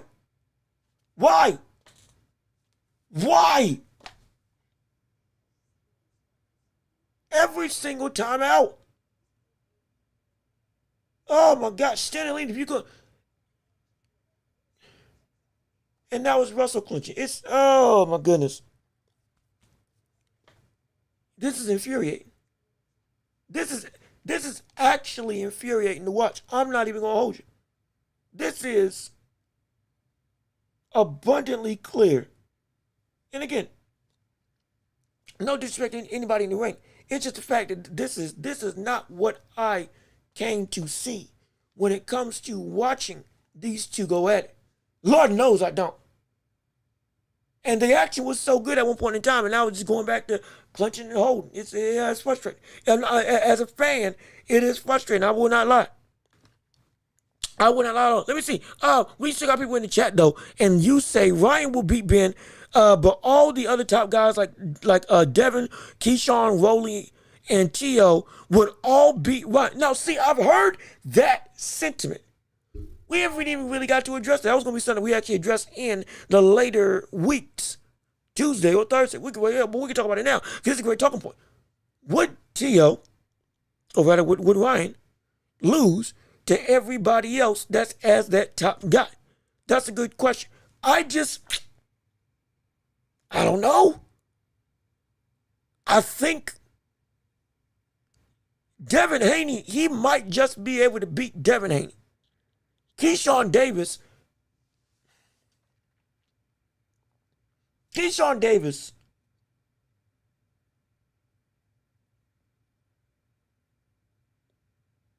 and y'all probably gonna hate me for saying this. Keyshawn Davis, I don't think. Whoa, wait a minute. Hold on. Wait, whoa, I missed it. Hold on. Wait, round 12. It just opened up.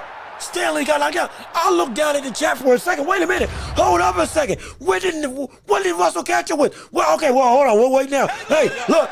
Stanley's hurt. Stanley's hurt. Stanley's ready to go. Everybody hold your hold. We'll hold your chat for later. And Xavier, I see you too. We're gonna talk to you later. We're gonna read your chat afterwards as well. Stanley is hurt. He's in a bad way. He is ready to go. He is on shaky legs right now. But this is getting ready to get knocked down at the start of round 12. I told y'all Russell might add another knockout to that resume and get this performance to really shake up the division. If he can get this done, he's smiling, he's going through, he's hopping around the ring. He's got 2 minutes left, at least on my screen. We want to see if we can end the show and make it happen. Because right now, Stanley is probably ready to become another knockout high reel or a knockout highlight reel for the likes of Gary Russell Jr.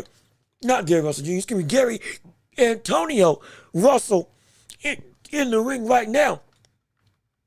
I don't know, what did he catch? I looked down at my chat for a second trying to read what you all had to say, and I got lost in seeing what shot got him. What shot got him? What was the punch that did it? Shoot. Dang it, I need some help. Somebody tell me. Somebody tell me in chat what punch did it, because I missed it. Big hook to the head, but like Gary Russell. In the clinch, I told y'all, Stanley's tough now. Knocking him down is actually really impressive for Gary Russell Jr. I mean, he's had good pop, but like Stanley, somebody he can take a punch and keep on going. Normally with whoever he gets in the ring with, so I'm impressed at that. But I digress at the topic of conversation. Right now, we're still looking at Stanley is still in position to get KO'd by Russell with a little less than a minute left in the fight. Can Gary Russell go and end the show? Can he make it happen to where he gets his opportunity to lay waste to one Stanley? 18 seconds left in round 12. He's got this in the bag. He's going to be a champion. Be clear. It's still Gary Russell Jr., specifically Gary Antonio Russell. He about to go be a champion. It doesn't matter how does he end the show. As Stanley is swinging for dear life. And all that clinching didn't save him. As we have a new interim champion at super bantamweight, and that is Gary Antonio Russell. That's right. Yes, indeed. Round's over. He got it done. And now the work begins as he's going to be in position to fight in a way, bam, or if the belts get relinquished, anybody up at 122 for a shot at a title. Because right now he holds the gold. He will be the mandatory. He'll be wherever the world he needs to be to get a championship opportunity. He did it. He did more than enough. Okay, so what was the punch that caught him? Oh, it was a short hook. It was a short hook off in exchange. That's what it was. Stanley threw a hook to the body, opened himself up in a right hook.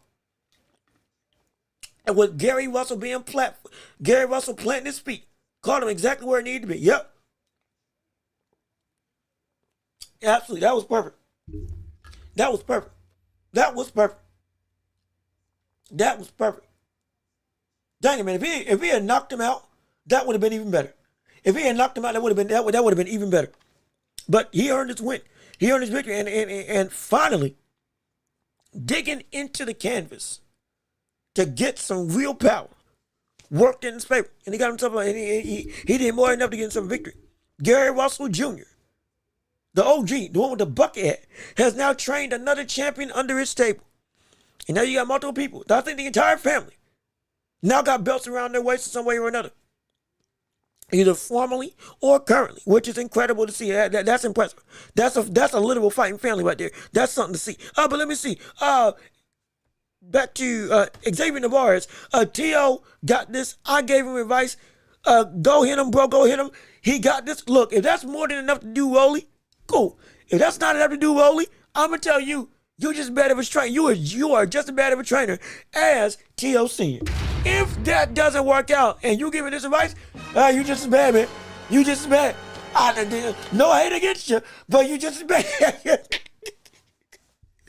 Because we're expecting, again, for real, we are expecting a better performance from the likes of Rolly, of Tio. And we need to see something special from this, because if we don't, we're going to have the amount of ire against him is going to be immense. Immense. It's going to be so stressful to think about. It's going to weigh on him a lot. A whole lot if he loses against the likes of, if he loses against Rolly Romero. I promise you, it's going to hurt. It's gonna hurt like few things I've ever hurt before in Tio's life and career. If he goes and loses this fight. But real quick, I do want to make sure I roll back into Love King's conversation. Oh wait, actually, let me see. Actually, I'm taking Tio with the late stop. Yeah. You're taking Tio with the late stoppage. I'm taking Tio to win by decision. I think the odds are in favor. Well, actually, let me check that. For those of you that are into the odds of boxing, Tio versus, it was hold on, wait a minute. Tio versus Rolly odds right now. Yeah, so Tio is a minus 300. Rolly is plus 230. For perspective, what that means, bet $100 on Tio. Well, excuse me, bet if you bet $100 on Rolly, you would make $230. You would need to bet $300 on Tio to make $100 off of a win if Tio won. And so he's a pretty. When I say substantial, it's most people hold that Tio is going to get this win. Most, not all, but most. Understandably so, because Tio at this point in time needs to be on a tear, and that's why the public eye is expecting him to really show up and show out. Now, in the rest of 147, with Ryan Garcia as the point of emphasis of conversation that we were discussing earlier, let's have a talk. Ryan Garcia against the other top guys, how do we feel about him?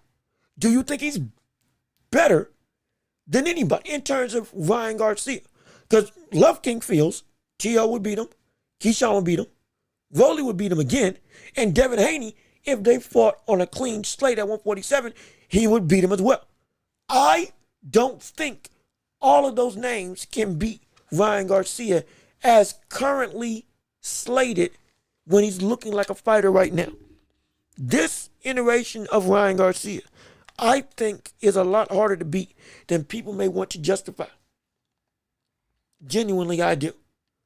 I think this version of Ryan Garcia beats Keyshawn Davis.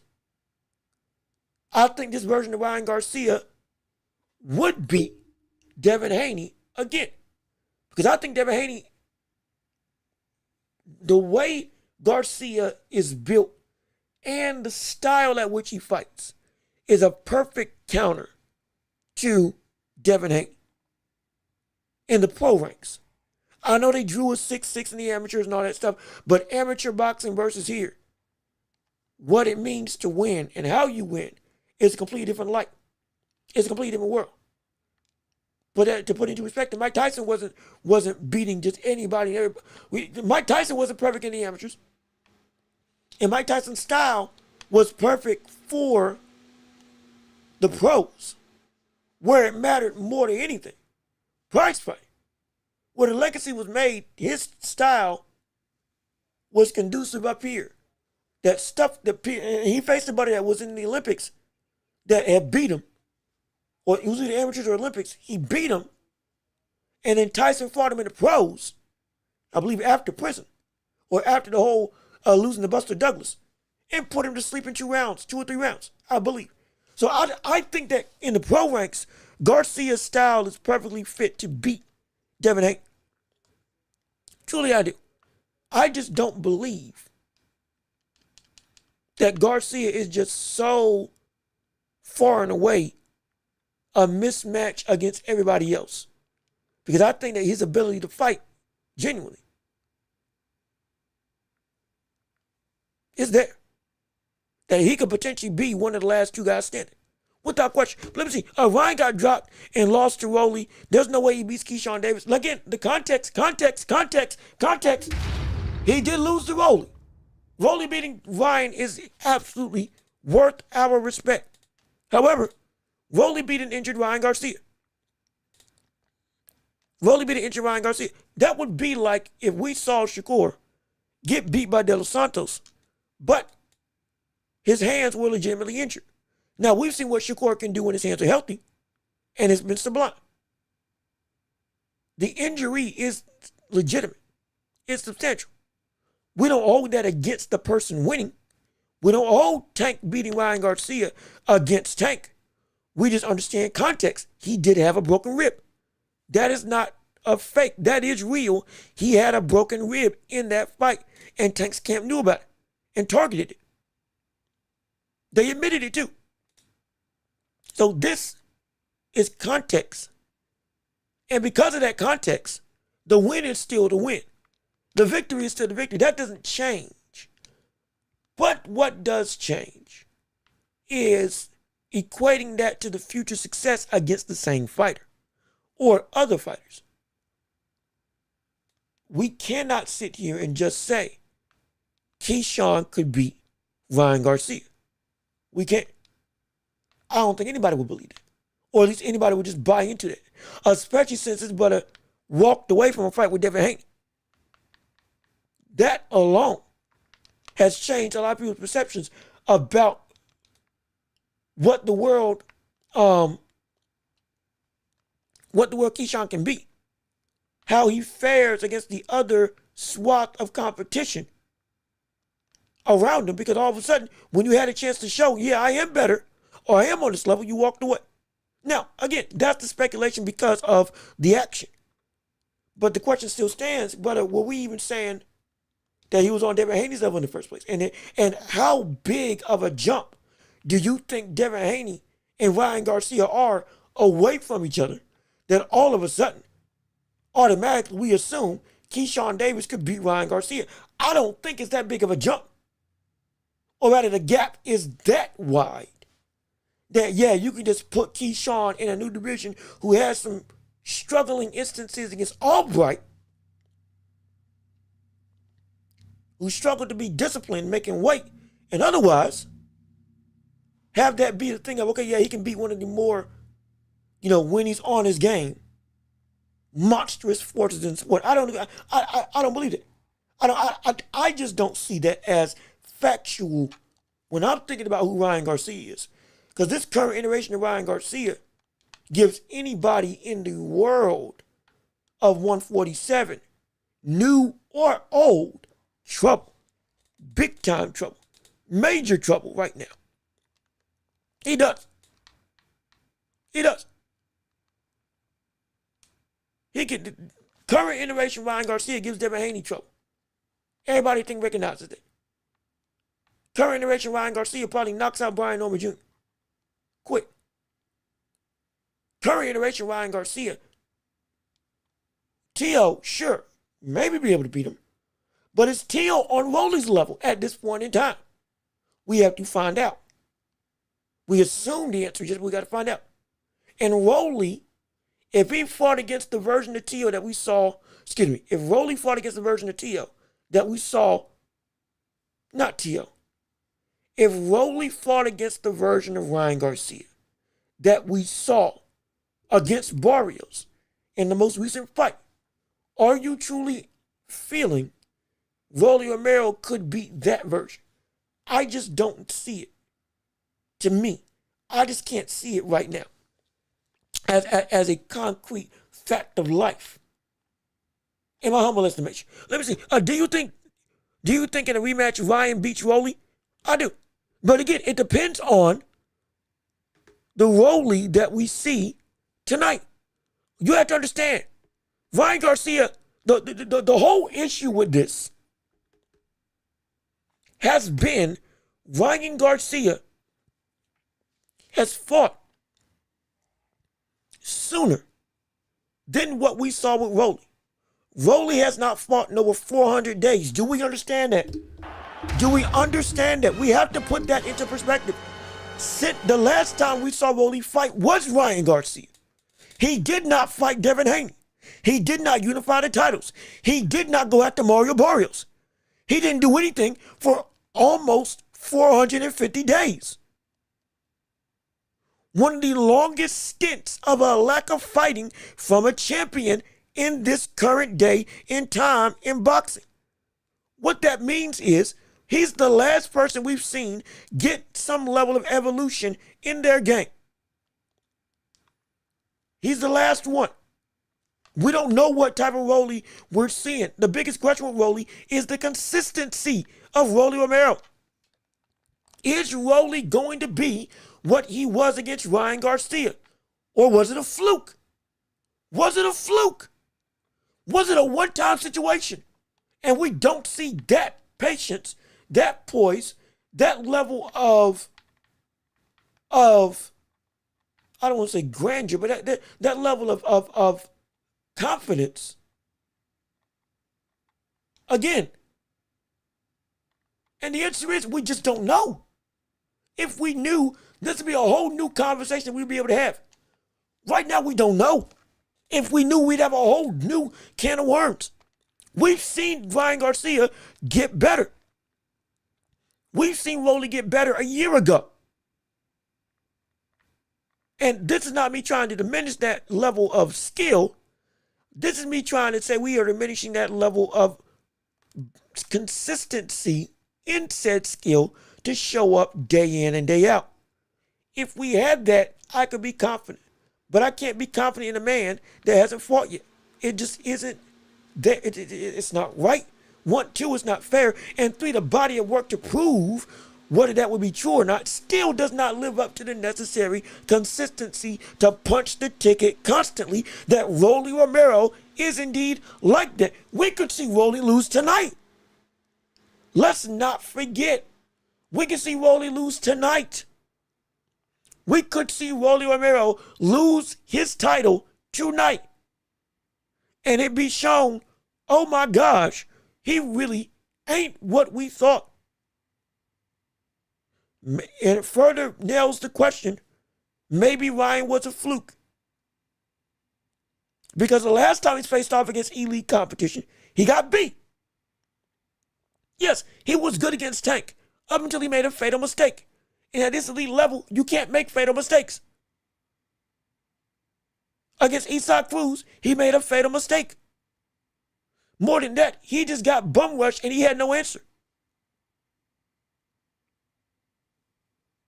We've seen him at the highest level compete multiple times. And outside of Ryan Garcia, he hasn't succeeded. We've seen him in position with the names that would validate the consistency, and we haven't seen the consistency. Because the victory can be pointed to, you don't have everything you need yet to stay up here with these people. You're still a threat, But we also understand that you're a threat that is threatening up to a certain degree at this point in time. Roy Jones, I think, had a perfect quote encapsulating the thing with Teofimo, with Rolly Romero. In fact, I'll even play it right now. I'll find it right now so I can play it for you all so you can see exactly what I'm talking about with the idea of Rolly Romero. Because this is not me saying that he is bad. This is me saying that he is up to a point bad. After a certain point, yeah, things start to go and work in the other direction against Rolly. He's changed his persona. He's changed his identity as a fighter. He's changed a lot of stuff, which is perfect. Cool. I love to see it. He's better and more mature than he's been in the past. However, that don't change the lack of consistency. In the big moments, we still got to see if he's got it to show I am patient. I am still able to poise myself to not just strike when the iron ain't hot enough yet. I'm able to read and react accordingly without losing myself in the fight of excitement. He did it once. Can he do it again? That's what we're asking. That is what we're asking. And here, let me play you this clip of Roy Jones Jr. talking about this fight with the likes of Rolly, so you can see exactly what I mean when I say he's dangerous up until a point as we transition over back into picture-in-picture in the world of boxing and beyond. Let me go and play it right now. Oh, wait, hold on. There we go. Okay. Hold on, boy. Just like the watered down version of Prince Nassim Hamed. He's not as skillful as Prince was. See, I don't know what the problem is. I got too many tabs open. I'm trying to do too many things all at once. Hold on a minute. Let's get this sorted out. Okay. Let's let this go through first, and then we'll be able to we'll get this. Rolly Romero is dangerous to anybody. Rolly Romero can punch. All you need is one mistake. If he hits you, you have issues immediately. Okay. All right, Rolly Romero is dangerous to anybody. We should be clean now. There we go. Roy Jones Jr. on Rolly Romero and why he's dangerous up until a point. Rolly Romero is dangerous to anybody. Rolly Romero can punch. All you need is one mistake. If he hits you, you have issues immediately. He's just like, he's the watered down version of Prince Nassim Hamed. He's not as skillful as Prince was. That's a lot of water, though. That's a lot of water. He said watered down. It's a lot of water. That's a watered down version. That's why I said watered down version. But it's still the outcome. If he hits you, you got a problem. They all have great skill levels. All of them are pretty much skillful craftsmen at what they do. The point is, who knows how to go in there and utilize what's necessary to take the other guy's strengths away and operate on his weaknesses. This Rolly is a different kind of puncher. Just make no mistake about it. He ain't the most skilled guy, like I said, but he's a different kind of puncher. You can't give Rolly nothing them first 2 rounds. After that, now you can go fight. And yeah, that's true. That's true. Once you make it past a certain point, okay, if you can survive, because there is a danger. Once you get out of that and that steam loses a little bit, there is a beatable aspect. Doesn't mean it's guaranteed. I'm just saying that is the danger falls as time goes on. And with T.O. being more adaptable, Ryan, when he's at full power, able to be, as we saw against Barrios, still able to carry that level of aggression. I don't think that we can say Rolly just outright, boom, is, oh, he's going to show where Ryan Garcia ain't all that. I don't think that. I just can't, until I see otherwise, I cannot buy into that. Me personally, I just can't see it.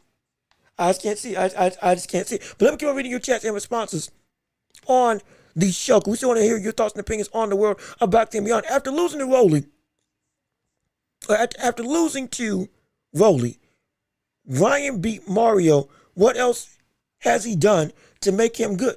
What else has Rolly done since beating Ryan Garcia? You see what I'm saying? It's not about just winning. We saw Ryan Garcia after that come back and do something to show, okay, hey, there's a different context to why that fight was what it was. When it comes to Rolly, Ryan is the last thing we saw, and that was a shock. A good shock, but a shock. After that shock, there was nothing to validate it. This fight is the fight to validate if Rolly Romero is really that good. It's like with Tank and Lamont Roach. Lamont Roach and Tank, that fight, Lamont should have won. I am not debating that in the slightest. However, with that being the case, when after he won, or after he had that draw with Tank, he then went on and fought Isaac Cruz. And everybody was saying, if he beats Isaac Cruz, okay, that wasn't a fluke. He actually is good. Because Isaac gave Tank a lot of trouble. And we saw that fight go to a draw. And arguably, Lamont should have won that too. And so now we're looking at a situation. We had two draws against two people that faced against each other and showed, hey man, against both of them, I made adjustments and I made it so that I, for most people's eyes, should have won both of those fights. I'm real. I validated my ability. Against Zepeda, we showed, okay, there is levels, but we also got to see Zepeda was significantly better than what we had seen in past fights. Outside of Shakur, because Shakur just makes everybody look bad. But we had abilities and opportunities to show said abilities of how bad you were as a fighter. I'm simply saying that's what we haven't seen from Rolly yet. That answer, is this really you, or is this just a version of you that isn't able to sustain itself? We're going to find it out tonight. Until we see that, I'm not going to pick and say, hey, I think he can beat Ryan Garcia, because he's not going to be fighting the same Ryan Garcia. But if we do see the same Rolly, that's bad for Rolly. Because this Ryan Garcia could beat that version of Rolly. He could. But is a different version of Rolly, or a better version, a more polished version of the Rolly that we saw beat Ryan Garcia, if he shows up, then yeah, we got ourselves, hey, yeah, you can still beat him. But we got to see what is the truth on Rolly Romero at this point in time. Because he needs to win this fight. He does. He's got to. But real quick, let me put out this blast real quick on the show. Hold on 1 minute. Tune in to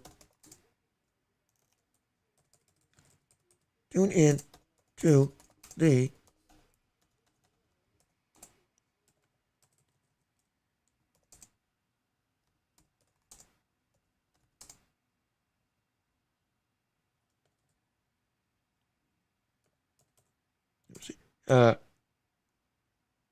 you don't want to miss it. There we go. Okay, yeah, there we go. I just had to make sure I had this blast sent out to the masses so they know to actually tune in and listen and watch so we see what's going on. Some people may not know that we live right now, but I digress. On today, I'm just to finish off the conversation. I just don't think that Rolly Romero could beat this version of Ryan Garcia if he came back and just did the same stuff. But if it's a different Rolly or a better version of that Rolly, perfect. Now we got ourselves a great conversation. We do. We absolutely do. But let me come reading your chats and responses. As we got people like Beats Skull Beats, how you doing? You say come remote this from Vegas. He says Rolly will win. Well, yeah, I mean,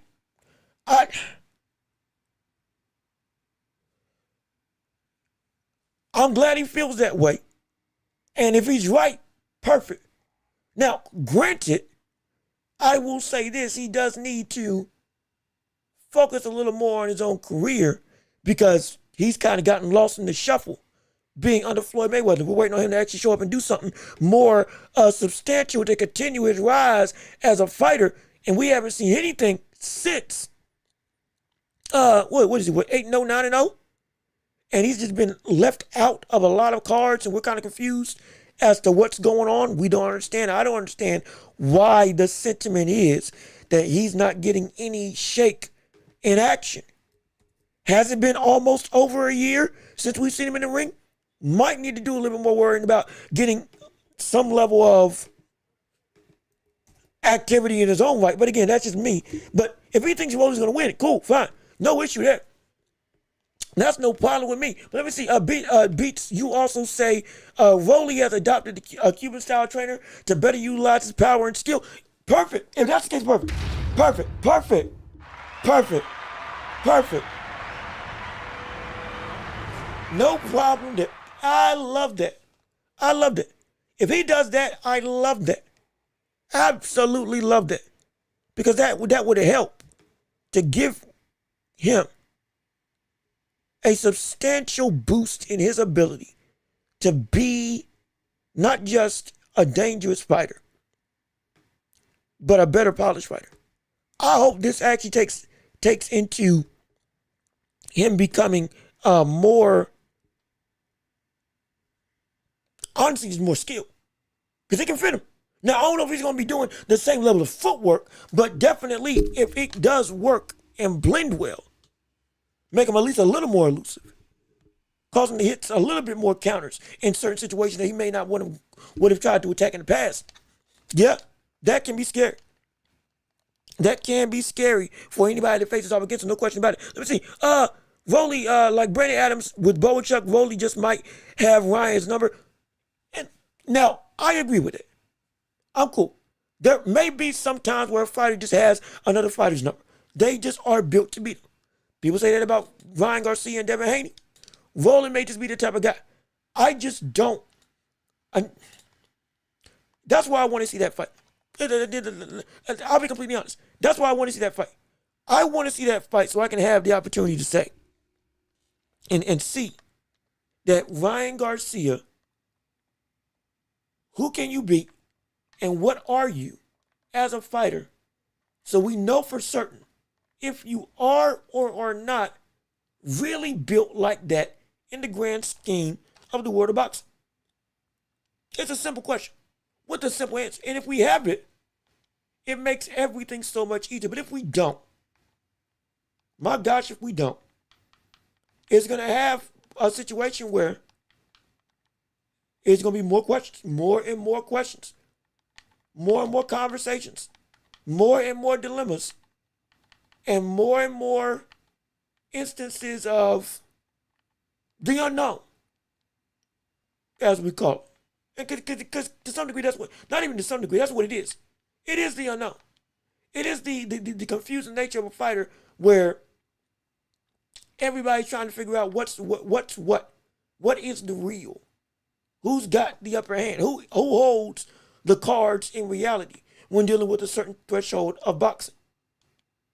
And are you just blowing smoke about how good you are, or are you legit built like somebody that we can rely on and trust? We are going to find out one way or another. If it is turned into a situation where, boom, you can't live up to it, yeah, well, the chips will fall where they may. But let me keep on reading your thoughts and opinions and your chats in the description so we can keep on having your thoughts be heard. Let me say, Sean Zito asked Carmel about that fight tonight outside his gym.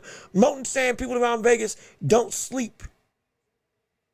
Moten is saying people around Vegas don't sleep on Vegas. And then you say Keyshawn got to get past Frank Martin. And that's fair. That's fair. Also, real quick, Yoanel Hernandez is getting ready to fight up next. If you've been keeping up with this channel, we love this brother. We've been wanting to see this cat potentially make a real move to go and push the envelope, or rather push the envelope of opportunity and to get a shot at the title, to go and check out the landscape. I think is it 160 or 160? I think it's 168 that he fights at No, 160. 160, excuse me, 160 that he fights at right now. And do not adjust your television sets. This might be quick. Not even might, this will be quick. This fight will be quick. I can almost promise you, this fight about to be quick. Everybody get seated and ready because this fight's about to go real quick. I promise you. If you haven't seen Hernandez fight, this cat can end stuff in a blink of an eye.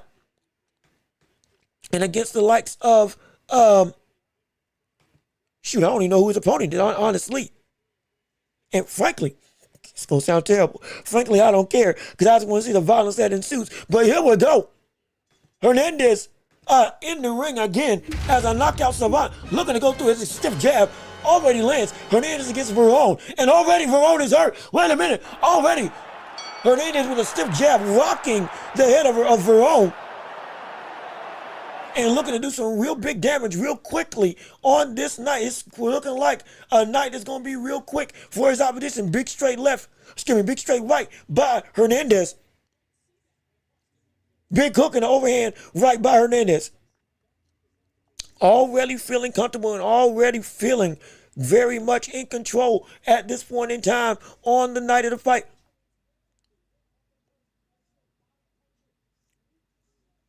Big shot, but good, brother. That strength is insane. That strength is ridiculous right now from Hernandez. That's preposterous. Oh my goodness. What in the world? No, that's actually ridiculous. This dude's comfortable. Again, Hernandez in the Cuban colored trunks, red, white, and blue. And Verón in the, I guess, teal blue trunks and white gloves. Right now, Hernandez, big shot downstairs to the body. Big jab to the head by Verón. Yeah, I want to read your chats, but I got to pay attention to this fight because this could end quick. Good jab by Hernandez again. Uppercut, good sharp guard. Tried to lunge in with the hook of his own. Minute and 11 left in round one. Hernandez again walking forward, looking incredibly confident and comfortable. Already stiff with that jab, being able to land on top of the head. Another stiff, good brother. That strength is ridiculous. Good powers with good uppercut on the escape. Ooh, big clash of heads.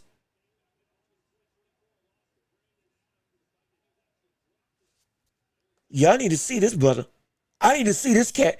I need to see Yoanel Hernandez. I think this is the first. Is this the first or second full fight we've seen from him on a card that we've watched together? Jab to the head. Big swing and a miss by Hernandez. This is what is swinging for the fences. What the word? That jab is still, that jab comes out so slick and so quick. Uppercut by the likes of Hernandez. Big shot, big straight right by Hernandez.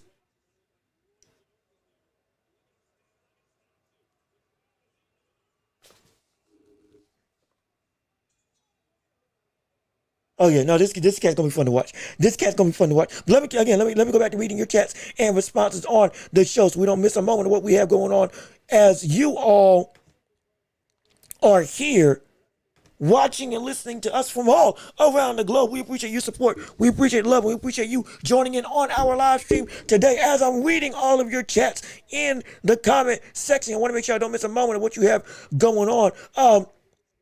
Keyshawn got to get past Frank Martin first. He does. Keyshawn does need to beat Frank Martin before we can talk about any framework of competition with him going against the rest of the division. Because if he beats Frank Martin, okay, that's a good start. Similar to Tank Crazy enough. Now, granted, he's looking to fight Jack Catterall before anything else. So Jack will be the first dude to kind of be the litmus test for what we can see with Keyshawn Davis trying to do. Not Frank Martin, based on what we're seeing right now from what's talked about with Keyshawn Davis' next steps as a fighter. But before we continue, we're in round two of this fight right now between Hernandez and Verón. And right now we're at the round, again, this fight probably going to go quick. We We might be out of here before 12 o'clock. I'm not going to lie. Depending on how quick this fight goes, we might be out of here by 12 o'clock. Which is insane to say, but that's what we can see happen. Because Hernandez is not here by the hour. And he's swinging with some bad intentions, I'm telling you right now. Let me keep on reading your chats. Timothy Taylor, how you doing? Good to see you. We thank you for tuning into the show. Also, Jerome Holmes, welcome to the show. And we thank you for showing up and showing out on our live stream today. You say, as he's breaking up the clinch right now, 2 minutes and 8 seconds into round 2, Keyshawn got are Zuffa having issues paying his fighters what they promised? See, now that's for next week's conversation. People are starting to make some noise about what Zuffa is paying their fighters, with them being collectively what they're making. Good gosh, that strength is ridiculous. That strength from Hernandez is ridiculous. He is literally manhandling wherever the world Verone wants to go, and Verone isn't nearly strong enough to actually be able to hurt him or hit him or break through the guard at all. That jab is so stiff. That jab is so stiff.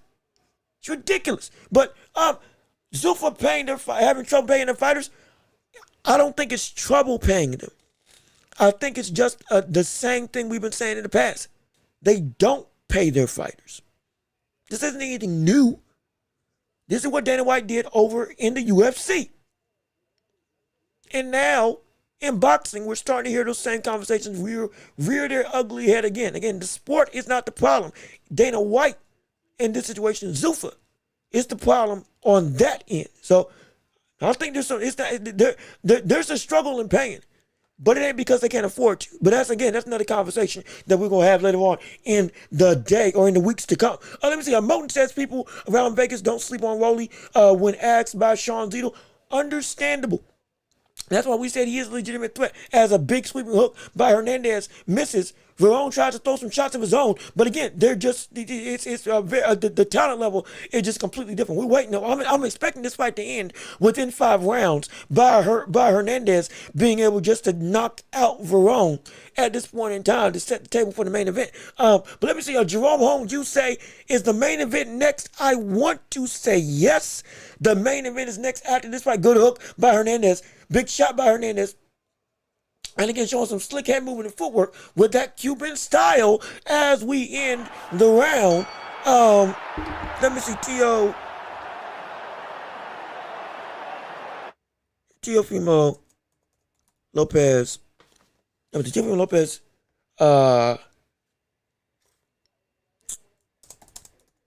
Welch Rolly fight card. I'm trying to figure out if this is the second to last fight or if this is the last fight on the night. This might be the co-main event.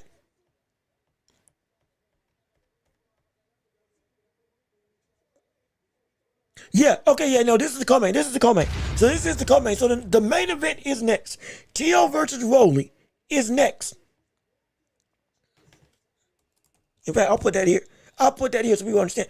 Teo versus Rolly, that fight is indeed next to happen on this, on here. It's next to, wait a minute, hold on a minute, please, hold on, wait a minute, as Hernandez, we're starting round 3, Hernandez comes in with a leaping, rolling thunder level of shots. Come on. I'm trying to make sure everything's still working. Good one too, but I like Hernandez. And this one is just trying to steamroll. Another good jab. I would hope he worked off he's kind of throwing that jab as a ramrod. I would love him to set up more of his big time punching off of those shots.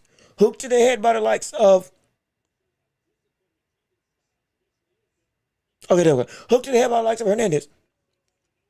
Uppercut misses. Good one too by the likes of Hernandez. Chopping right by Hernandez. Good hook by Verone. Oh man, wait a minute now. That's the best punch he's landed thus far in this fight at this point in time.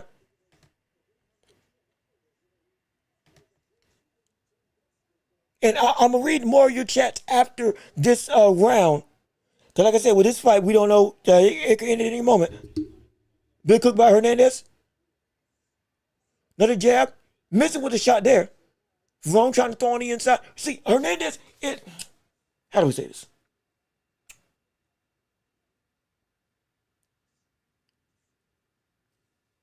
Hernandez is fighting cocky. He's fighting cocky. Overhand hook into a jab that misses. Hernandez is fighting cocky. Hernandez could put himself in position to end this fight early. But he's fighting cocky right now. You see, they're not necessarily taking this fight seriously. I mean, he is. But like, there's a clear... He's trying to set something up, but he could really open up his own opportunities. Hook to the head and body. Up was it a slip?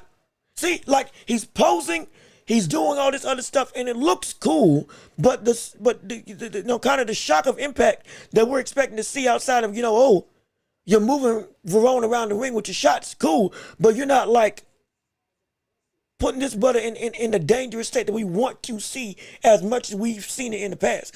Go downstairs to the body a little bit more. Tighten up some of that hooks. Throw that same jab that you have been throwing upstairs, throw that down.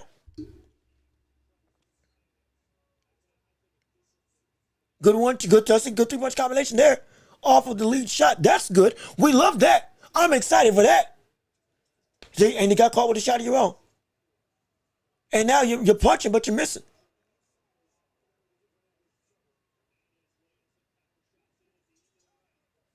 It's like he's trying to do his best to Jerron Boots in this segment.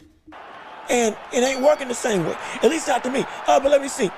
Let me keep on reading your chats and responses. You haven't, let me see. Only Tank fans are spreading that false narrative. You haven't heard Shakur say he hasn't been paid. Only heard Fannin say this. And he can't stand to see boxing be successful without Tank. And again, when I say that fighters are being concerned about getting paid, this is not me trying to just say, okay, yeah, stuff is an issue. There is a growing concern. We're not saying that just outright, oh my gosh, see, I told you. There is people pushing an agenda. There are people that are just trying to say they want to see Zuffa fail, or they want to see a certain aspect of boxing fail. Whether it's without their favorite fighter, whether it's just to get clicks. I'm not blaming Fannin or anybody else for that. I'm just telling you that's what goes on.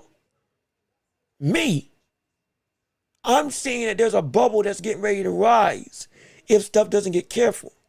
With fighters starting to complain, hey, the big stars are getting paid a good amount of money.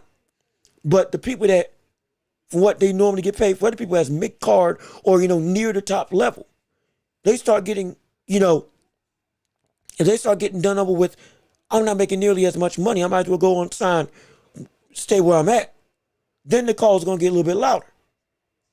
Positioning and titles are going to get made as a frustration, like with Jaya Pataya. Because now, sure, you pay me money, but I'm losing out on opportunities. One way or the other, there is a bubble that is slowly rising with the brand of Zuffa. This does not mean that they're going to fail. Nor does this mean that this stuff can't get fixed. It doesn't. We're just telling you, or at least I'm telling you. I'm not going to say we, because everybody ain't saying the same, but I'm just telling you. We need to keep our eye out very closely on how this thing's going to work with Zuffa as a whole. Because if it does work out bad, fighters are going to get hurt. If it works out great, fighters benefit. We care about the fighters and the sport more than anything. So yeah, there are some people that are pushing an agenda, but it's not everybody. And there is some truth to certain things that you just need to keep an eye on. As again, we're still calling the fight. We're in round 4. It's 1:30 left in the round. And right now, Hernandez, look now, I'm going to say this to be completely honest. Hernandez should be more dominant than what we're seeing right now. I don't know what he's trying to show. I don't know what type of statement he's trying to make. Trying to stay hydrated. But I went from, this brother is getting ready to get an early knockout, into, hey man, you're doing your best Boots Ennis impression, and it's not looking the same. You got to see, and you know what? With Yoanel Hernandez, what we're seeing right now is going to be a problem that bites him in the butt down the road. What we're seeing right now is going to be a problem that bites him in the butt. I promise you. What we're seeing in this fight is going to be a problem that bites him in the butt down the road as we're working with him in boxing. He is not shortening up his shots when he needs to. He is, to some degree, not just lunging in, but overthrowing when he should be more concise with the hooks that he throws, with the shots and the uppercuts, especially with that overhand that he's trying to land. He is throwing with power, but he's not throwing with depth in mind. He's just throwing. He is showboating, but it's not creating opportunities to make that showboating successful with big-time counters. A lot of his shots now are getting blocked or outright missing. He's still winning the fight, and that jab is still the best weapon that Hernandez has been able to land that's been acting as a ramrod. But outside of that and just the physical moving Verón out the way, where is the other aspects of the game of Hernandez to give us even more credence to say, hey, this brother's got more to him, or this is the type of destruction that we need to expect, and this can bite him in the butt in this division. 160 or 168. We've been talking about this cat as a dangerous threat for anybody we're looking to take on a challenge and to become a champion at some point or another. You're going to have to fight this guy, and I do agree. You're going to have to fight him at some point, but I'm telling you right now, if the right person fights him, it could be in a dangerous situation that he could be on the other end of. As right now, Verón is starting to actually land. Biggest noise of the night for him, but he's starting to actually land. And we're looking at it right again. We're round 5 of this fight going through, and Hernandez is winning. Verón has some good punches and just landed and had some of the biggest shots that he's had, or rather some of the biggest consistent success that he's had in the ring thus far. But the bigger picture has been, with all due respect to his opponent should have been out of here by now. There we go. See the 3-punch combination, starting with that jab, landing 3 big punches that almost have Verón on Dream Street. Stuff like that needs to happen. Now you're throwing with some sharpness and conviction. Now you're not just flailing your arms with your punches. Now you're keeping them tight, and you're keeping them sharp, and you're keeping them to be thrown out like a bullet. That's what we need to see Hernandez do more often. I love that. 1 minute 43 left in round 5. This is the round I said we would see the fight ended. Hook downstairs, but again, see, misses the punch. Now tries to walk him down using the Philly shell that, again, barely even defending his head. Jab by Verón. Verón gets Hernandez to the ropes. Lands a shot on Hernandez and gets out the way. Overhand by Verón. Good uppercut and hook combination. Yeah, the accuracy is something to be desired outside of that jab from Hernandez right now. For me, he's still dominating the fight. He's still tagging him and laying him and hurting him. It's just the fact that this could be better. 49 seconds left in round 5.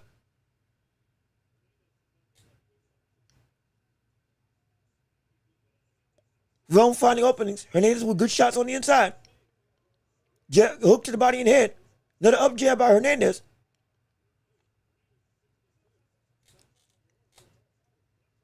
I mean, it's a dominating performance. Good hook. Oh, wait a minute. Oh, Hernandez got one. Did he get wobbled?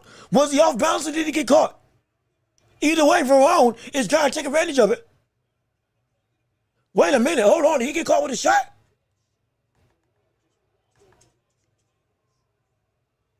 I think Verón caught him with a punch, but Hernandez was off balance trying to reset his feet, so he wasn't hurt.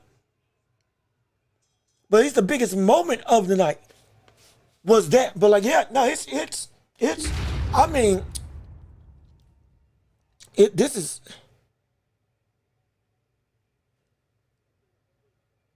I'm starting to, how do we say this? I'm starting to see some complacency from the activity of Hernandez as an aggressive fighter. And I don't like that. Because Hernandez started out trying to go guns blazing, then went and tried a peacock imposture. Now he's trying to do this Philly shell thing. It ain't working. He's missing wild punches. He's still landing, and yeah, it's hurting him. But you saw what all these other tricks that he's trying to show off got him into, getting him off balance, and almost got a knockdown scored against him. We need to see Hernandez, with all his power and ability, work to really, at this point, just get the job done. Let's get the job, because he got, like you see in the replay, he got caught in counter. Right now, we're around, what's round 6? Round 6. This is the co-main event, mind you.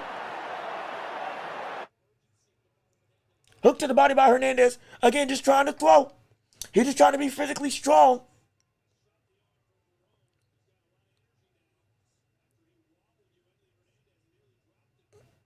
This is good. Hook to the body, hook to the head by Hernandez. That's good. That's a good combination. That's a good combination. It was a slip, though. Jab off around. Hernandez trying to work with the high guard. Yeah, man, I'm telling you, I'm not, call me a stickler. I'm not seeing her in Hernandez the type of threat level I thought I would see after the last time we saw him get somebody out there in 3 rounds. Now, every opponent is different. I'm talking about the small stuff that he's doing wrong, that continually is either getting him in trouble or showing that if somebody else was fighting against him, whether it was Arizona Lara at 160, Janabek at 168, any of these divisions that he's going to be operating in, he would be in trouble with some of these really good guys.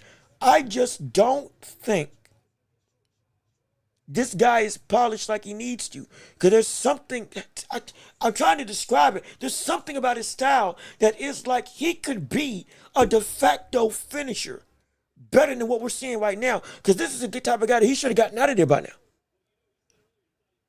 Verone is incredibly tough. But Verone is finding success in ways that we shouldn't see Hernandez be having success be found against him. At least not right now. Not at this point. Jab of Verone. Verone evades the jab of his own. Good 3-punch, good 4-punch combination by Hernandez. Verone in the clinch, 48 seconds left into round 6. Again, after this fight, it is Teo versus Rolly. That is the fight that's happening here, and we're going to see that take place for the WBA title. But I just don't.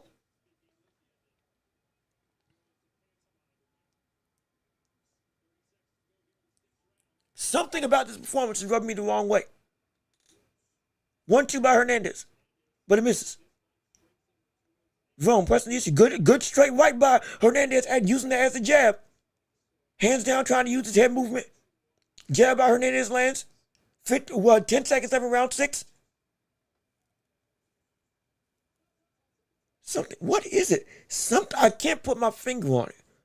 Something about this fight is frustrating me with Hernandez. I just can't. I'm trying to put it into words like I need to. I just can't do it right now. But I know it's something. I'm going to figure it out. I promise you, I'm going to figure it out what exactly is bothering me about Hernandez. Because something about this fight should not be what it is.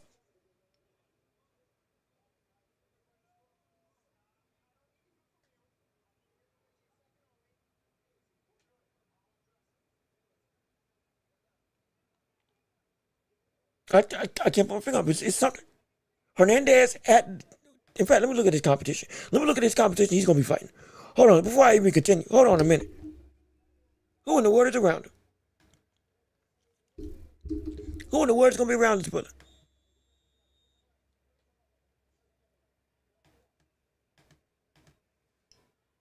As again, the rounds get ready to start. We're in round 7 now. Well and good, a lot farther along than what we expected to see for what this fight was going to be. But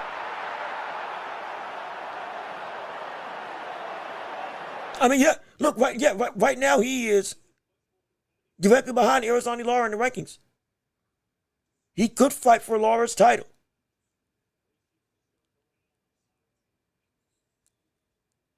If this is what we're going to be seeing from Hernandez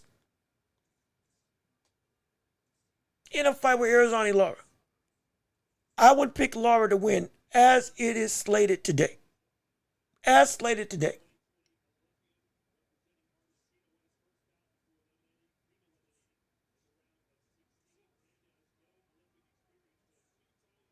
Hook to the body, and again, a slapping hook to the body. See, I know what it is. His arm, it wings out. It doesn't cut like a knife when he's throwing the shot. It kind of flails and it slaps like a whip of sorts, but without the kinetic energy that you want from a whip-like punch. I think that's what it is. I think that's what it is. I think that's what it is with Hernandez.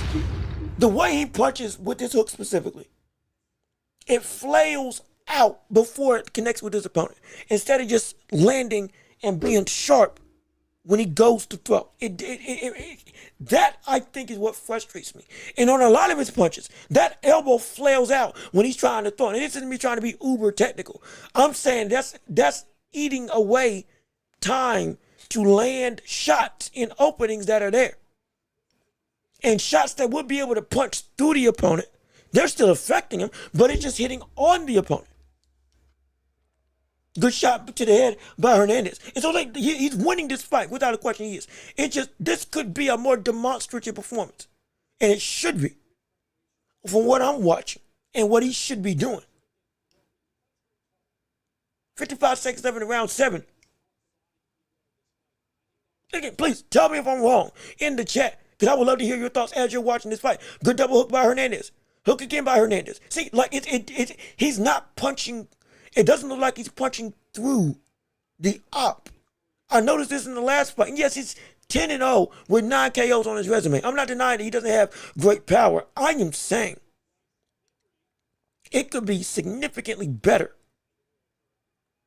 But the way that he throws his shots, if it's a straight, that thing's coming out like a rocket, and I love it. I love it. You just saw a jab right there. That thing comes out clean, crisp, and sharp, with power, with damage. But once he starts throwing hooks and every other punch under the sun that ain't a jab and straight, there's a level of discrepancy in the ways of technique and flow. It still hurts.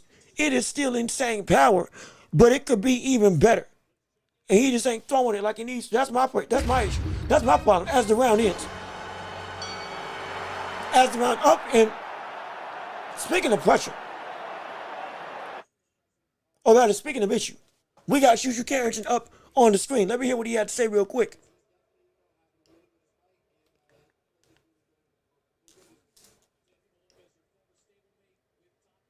I'm trying to see if Bruce Carrington, Shakur, he's going to say anything about going after another title at 126. Or if he's going to just stay and wait for Inoue like he's been doing for the past 2 years of his life. Which he shouldn't, be clear. He shouldn't. He should have been already fighting against the other champions.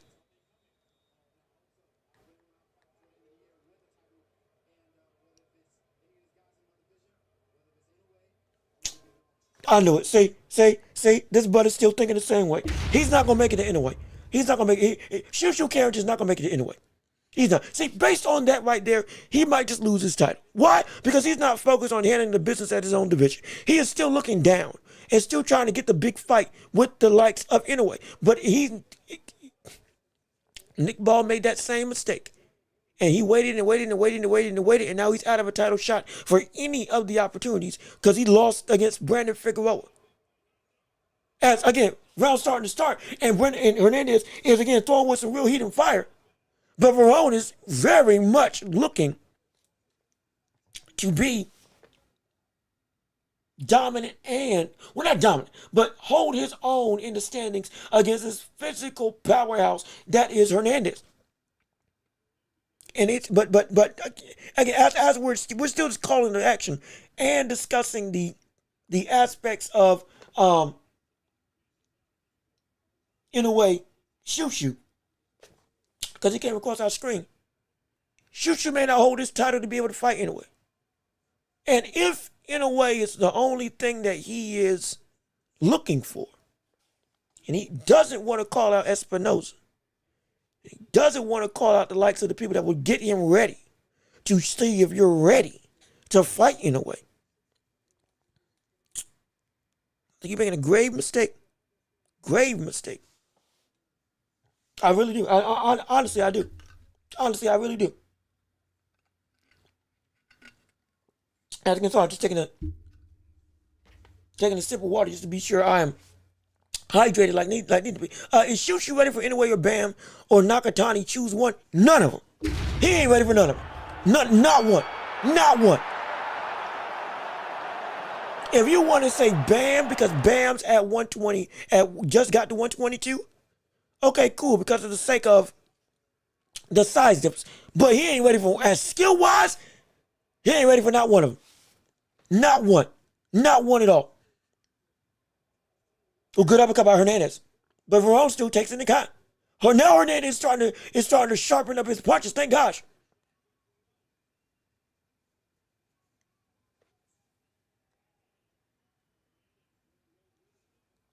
But it's still to no avail at this point because it's just a constant.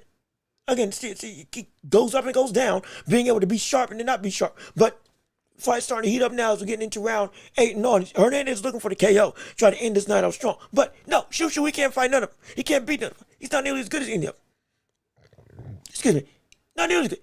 I just say he's not even as good as Espinosa.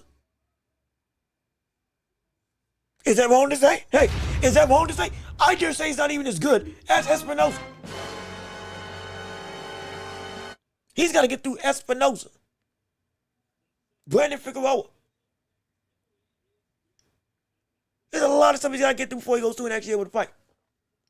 And it's frustrating. Let me see. Tio looks nervous.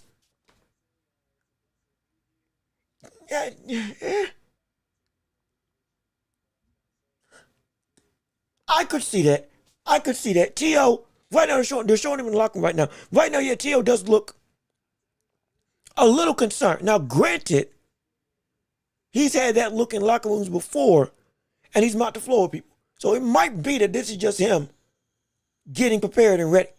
But it could be a little bit of, the nerves coming in. This is a big must-win fight for him. So I'm not going to deny that, yeah, if he's feeling something, it's for good reason. Because he should feel something for this type of grand affair of a fight. But as we continue to go through and get this stuff ready, as we are in round 9 of this fight, good hooks by the likes of Hernandez.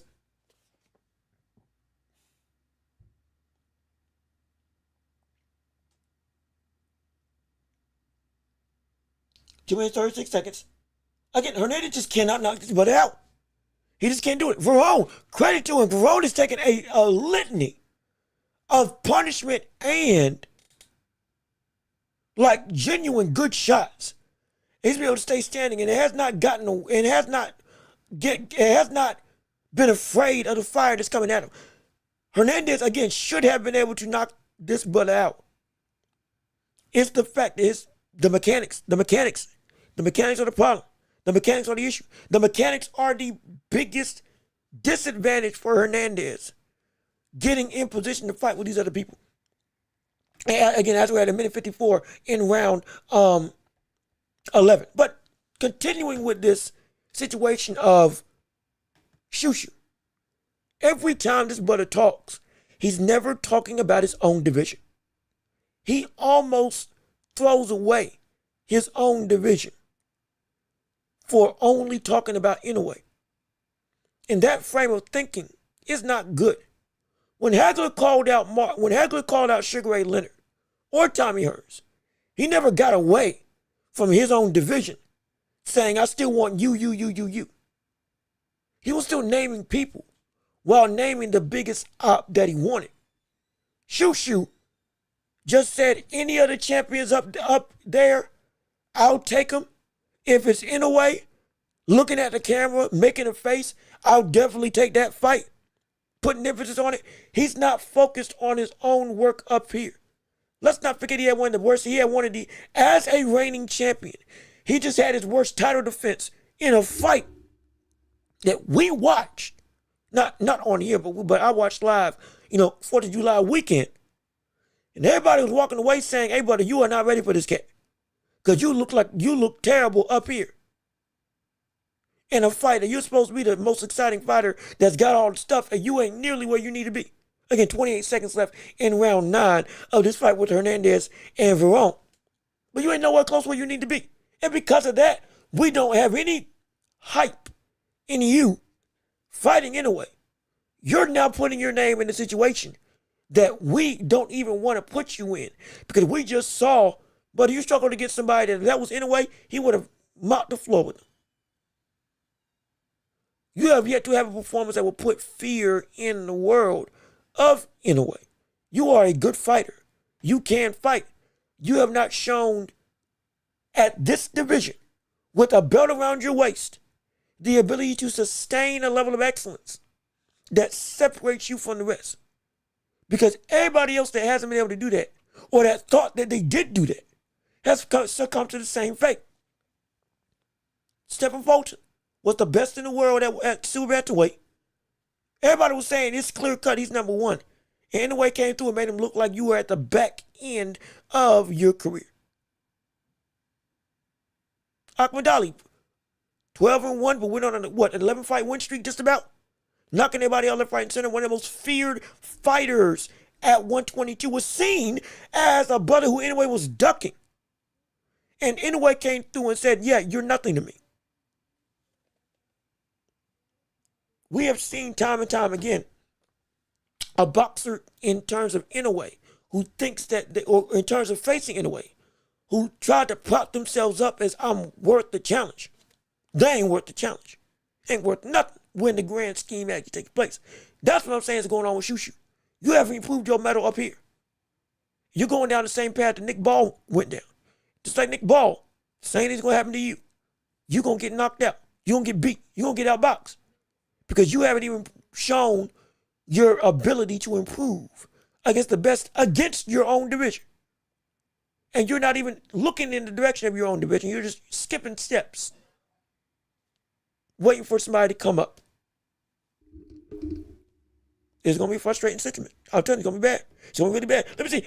Hernandez has that Matias style. Yes, somewhat. He's a lot more slick, but it's similar. It's similar. It's similar, but as we see right now, it's not working in the same way. It ain't. And again, Hernandez has the capacity to have better technique. He just ain't doing it. Let me see. Vanquish, how you doing? Good to see you. Salute to you and everybody in chat. Please keep on liking the stream. Keep on sharing the show. Hopefully you're having a phenomenal time as we're watching the action.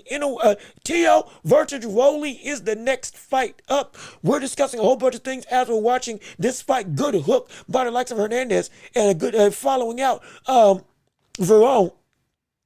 But I'm telling you, this technique of Hernandez, this Matias-esque style, if it's against Lonnie Lara or others, especially if he moves up to 168, it's going to bite him in the butt. It's going to bite him hard. It's going to be the downfall. I can guarantee you. I can guarantee you. It's going to be the downfall of Hernandez. Because right now, Verón, and I respect Verón, he should have been able to knock out Verón. He should have. This fight should not have gone 12. It shouldn't have. This has me asking a lot of questions about the likes of Hernandez going forward. He got 45 seconds to end it if he can. Like I said, he's going to win the fight. But in the grand scheme of things, it's like, yeesh. It's like the best look for somebody we thought was supposed to be a wrecking ball. There's some flaws here. There is. Let me see. Are you like Teo for the main event? Just tuned in. Yes, I like Teo. I like Teo. Ooh.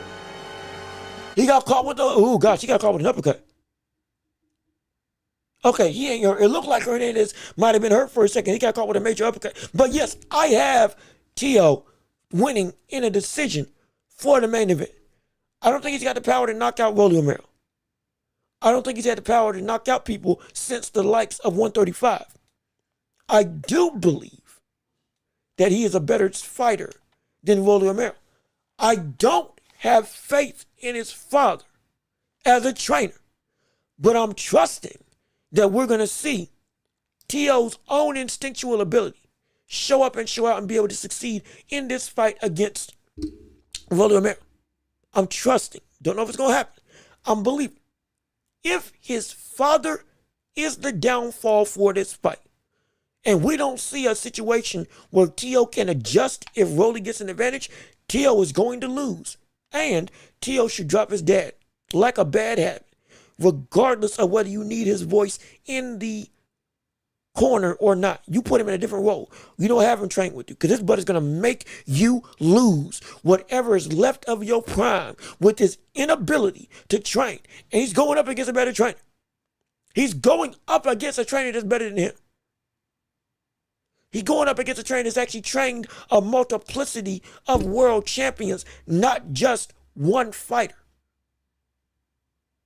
Anybody else that goes to Teo's father and works with him, guess what? They are not able to have nearly the same level of success, if he's even trained with anybody at all.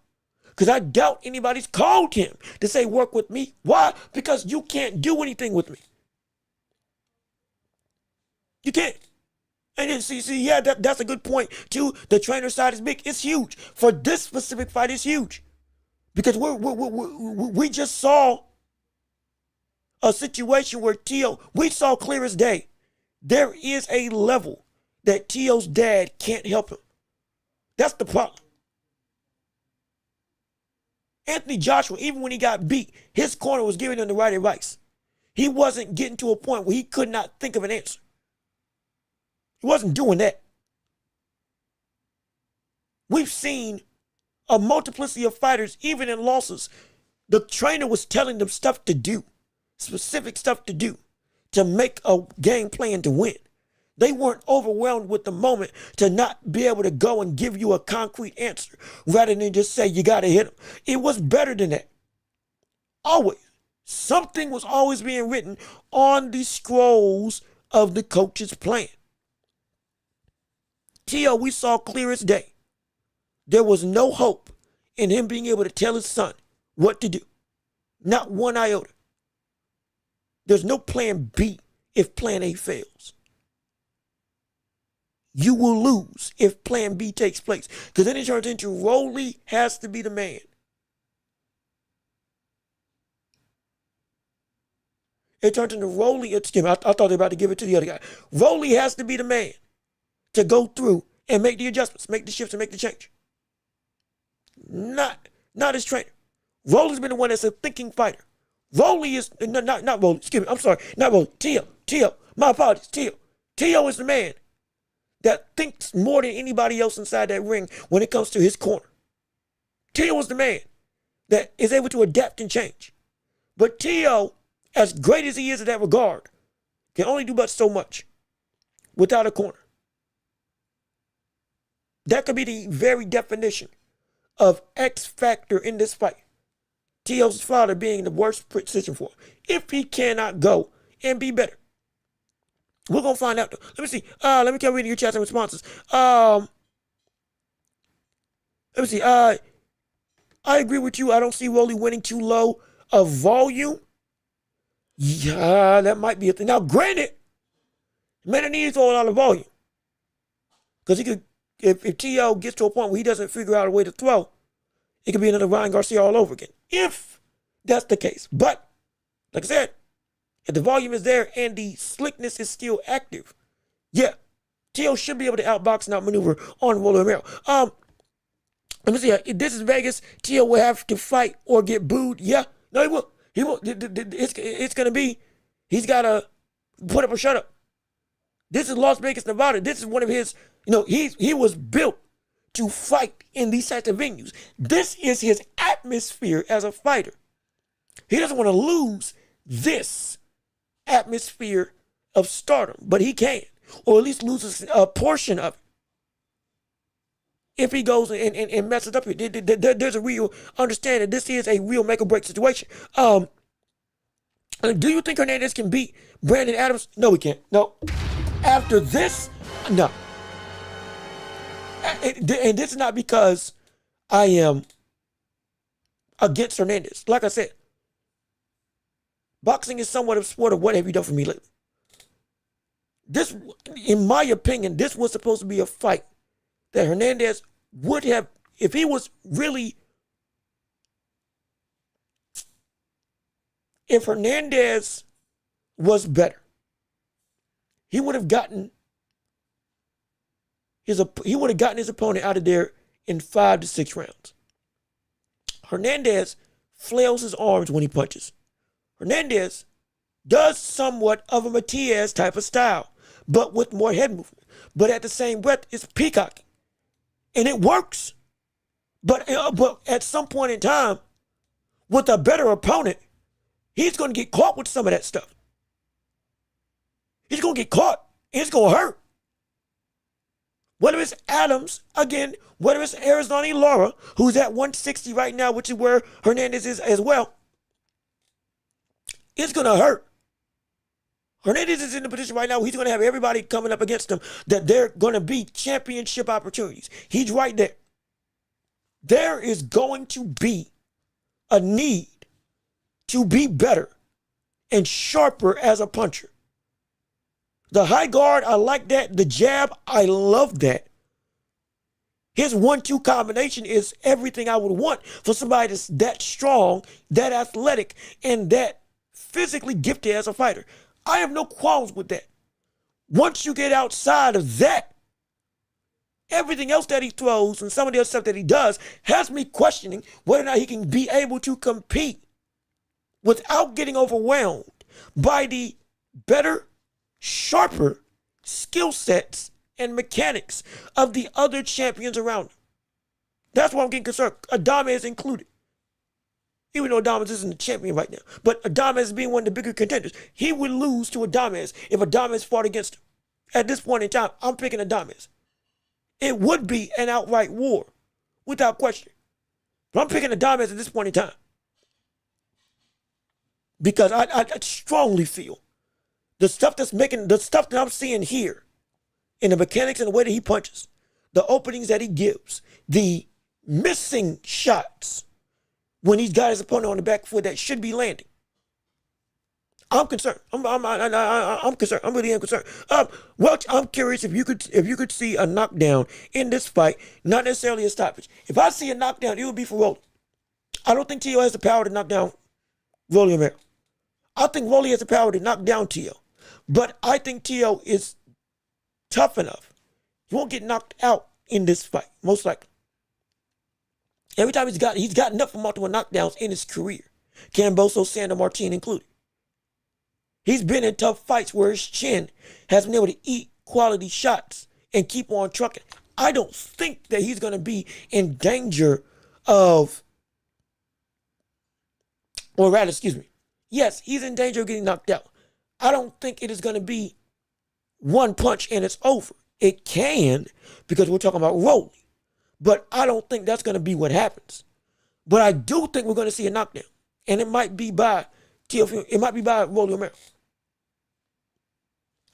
If we do see that, I think we'll see Rolly be able to overcome that. Don't forget, when Teo got knocked down by Cambosos, he went and knocked down Cambosos in round 10. He got his get back. He did. He got his get back and was able to make stuff shake. And we've seen he's got heart. He's got chin. He's got the ability to eat a shot if need be. He's a lot tougher than we may think. I think we fail to recognize that with all the other stuff we talk about with Rolly. He is a whole lot tougher than we have normally thought about when it comes to the forefront of our what? Wait a minute. I'm sorry. I just saw the screen. Is Moses Atalma versus Philip Hergovich, is that fight next week? Somebody let me, is this confirmed? Oh my gosh, it's real. You're kidding me. Are you serious? That fight's next week? What?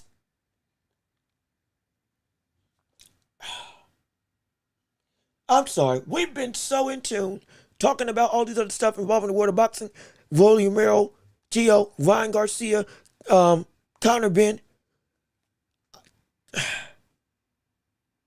I didn't realize. Oh shoot! I didn't realize that this. I didn't realize this. I didn't recognize this was next. That's the end of the month. That's the end of the month. Oh shoot! Okay, all right. We gotta. I guess I know what I'm talking about next week. I guess come back Tuesday. I guess I know what I'm talking about. I guess I know what I'm talking about on Tuesday. That's going to be part of our discussion. I promise you that. But let me keep on reading your thoughts and opinions. Let me see. Teo will get knocked down.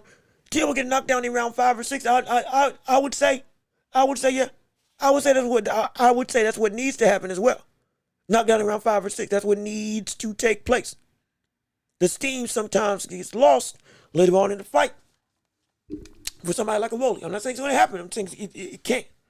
And a knockdown, yeah, I would agree. Or at least I would see that as being the case. We can see a knockdown happen at that point in time. But if Teo gets up,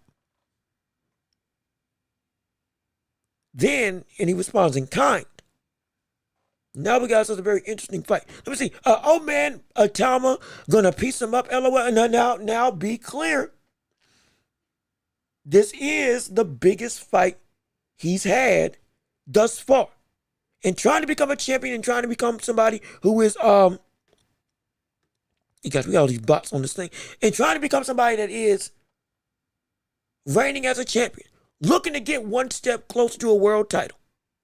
If not, is this title? No, is this fight for the title? Wait a minute. Let me before I even continue.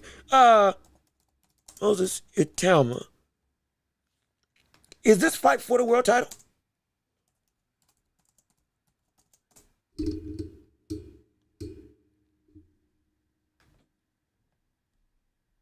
Okay, there is. So this would be for a world championship. So yeah, so this is what we're waiting on. And this is exactly what we've been waiting on. This is exactly what we've been waiting on. And I told you it was gonna happen. I told you earlier this year, right after he knocked out Dillian White, I told you. In fact, I take that back. I told you last year. I'm gonna brag. Hold on a second. Give me a second to give to show my feathers a little bit. I told you all last year that within the next year or two, we're going to see Atama get a shot at the title. He will get a chance to be champion before he gets 20 fights. He will be in position to be one of the 4 reigning champions within the next 2 years, dare I say, this year. I said that at the start or at the end of last year, before Shakur and Teo, before all that. And I'm telling you, it's happening. This fight's for the vacant IBF belt. This fight is for one portion of the world title. The start, literally, the start for Undisputed. For at this point in time, he would be the second youngest champion in boxing history, only under Mike Tyson. The road begins today with the fighter who's been in the ranks of other champions in the past, Philip Hergovich. And one of the best 1-2 combinations that you have in the division, who's a big, towering, presence of force. This is the type of opponent that we were saying, this is what we've been waiting to see Atama face. The fundamental soundness of a boxer. He hasn't faced off against people that have had this level of poise and commitment to the basics of boxing, like with Philip Hergovich. Philip Hergovich fought his way back to a victory, going up against Big Bang Jang after Big Bang Jang looked like he was getting ready to take that fight. Granted, I thought Big Bang Jang should have won that fight, but still, he fought valiantly back. He got stopped by Daniel Dubois.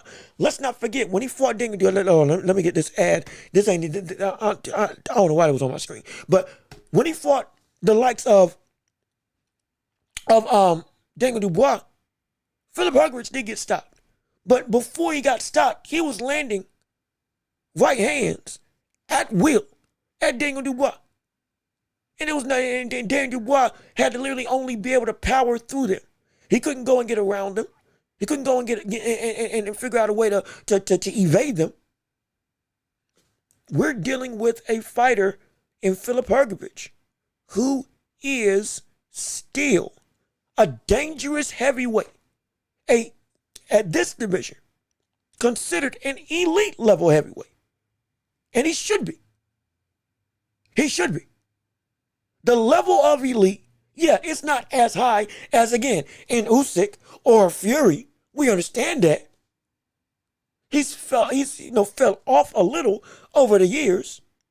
Specifically, again, with that fight with Daniel Dubois being the biggest claim to disfame, that's the way that Daniel Dubois became in position to fight Anthony Joshua on the road to the comeback. But beyond that, he's been a model of consistency, hard work, and just outright skill. Even for the big man stage in boxing. Legit skill. And he can take a punch. He went 12 with Big Bang Jang. He got stopped because of a cut, not because he got knocked out by Daniel Dubois. There's a difference. There's a difference. There's a difference. This is gonna be Italia's legit his hardest fight. As it should be. And if he passes this test, he becomes a world champion. I'm going to say it right now. He will be undisputed. No, wrong button. There we go. He will be undisputed. I'm telling you what, mark my words. As clear as the sky has been over the last 5 hours down here down south. As much as I can, as the day is long, as my skin is brown, I will promise you, we will see Moses Itama become a champion. Not a champion. We will see Moses Itama become undisputed within 3 years. Or at best, we will see him be one belt away in 3 years if he wins this fight. Without question. There will be no way in the world that we don't see this man become undisputed within the next 3 years. It could be 2. If he really pushes the envelope like anyway, it could be a year and a half. I'm telling you, this bud is built like a different breed than anybody else. He is what we see from, what we saw from Usyk, and we said this before, Usyk changed the landscape of heavyweight. Yes, Itama was already, was fighting while Usyk was reigning. But Usyk changed the idea of what you need to be a heavyweight champion. You don't need to just be big and have an abnormal level of good feet with your size. You don't need to be 260 pounds, 280 pounds. You need to be better skilled. The power will come. The skills will fade if you don't use them in accordance to what you need to be as a boxer. Might makes right, and size rules all. That was the old way of thinking for the heavyweight division. Now we're dealing in a different day of time where the skills pay the bills and the admin or the accolades of a fighter to become a champion are now going to be dipped in the sweat of a fighter that trained to be better, not just bigger.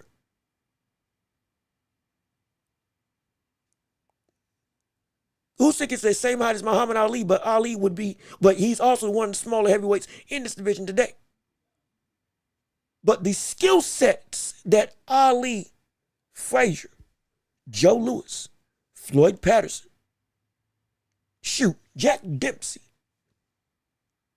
Lennox Lewis, the list goes on and on of champions who, the bigger you were, didn't mean you were better.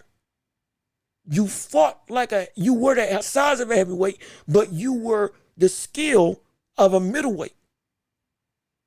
You had the skills of a smaller fighter in a big body. You weren't just a big puncher with a good chin.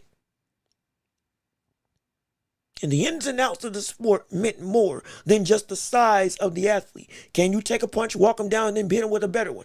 The shotgun blast of boxing, that was heavyweight. Now you got to be a multifaceted gun. like you used to be back then. And Usyk was a callback fighter. Usyk is a throwback fighter because the skills he used was a throwback era. And the talent was built that same way or in a similar way with that same model of idea in his framework as a fighter. And I love it. I love it. I absolutely love it. And I guarantee he will be undisputed. Within the next 3 years, he will be undisputed. I can almost mark my words. He will be undisputed in the next 3 years. If I'm wrong, I'm wrong. But if I'm right, you heard it here first. It's going down. It's going to happen. Also, we now got the champs walking out to the ring, rather the former champ, walking out to me. I believe this is Teofimo Lopez with an entourage of, I want to say all these people might be from his gym. This might be his family. I don't know who this is. All I know is this is some kind of walkout. Wait a minute. Let me hear this. Let me hear this. Let me hear what this guy's about. Hold on a second. This is some kind of entrance. I assume. Yeah, okay, yeah, this is Tia. This is Tia. This is Tia. This is Tia. This is, I think they're holding up every title Tio's ever won growing up to now. Okay, that's I'm not gonna lie, that's a dope entrance. That's a dope entrance. I'm not gonna lie. I gotta give it up for that. That's a dope entrance. That's a dope entrance. I can't even lie. I can't even lie. I cannot even lie. I cannot even lie. That's a dope entrance. But we're here. The main event is now. Let me be clear. Let me go on and put this on the screen so we can actually change the title. Rolly versus Teo.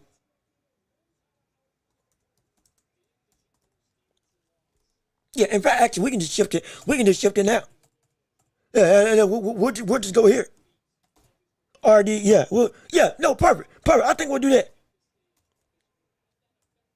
I think this is how we'll keep checking the rounds on this show. I think that's how we'll do it. So we can make sure that we actually have the ability to let you all see what exactly is coming next.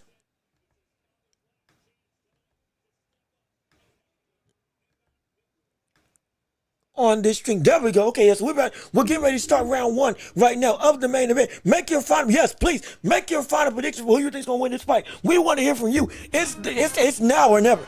It's now or never.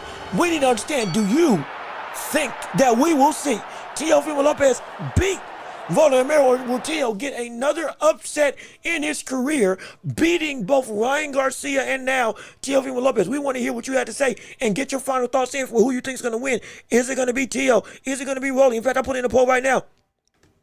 I will put out a poll right now so you all can vote before, or at least before and while the fight. I guess while the fight's going as well. Teo, Rolly, and we'll go. Who wins? Come on. Excuse me. Who wins tonight? Come on.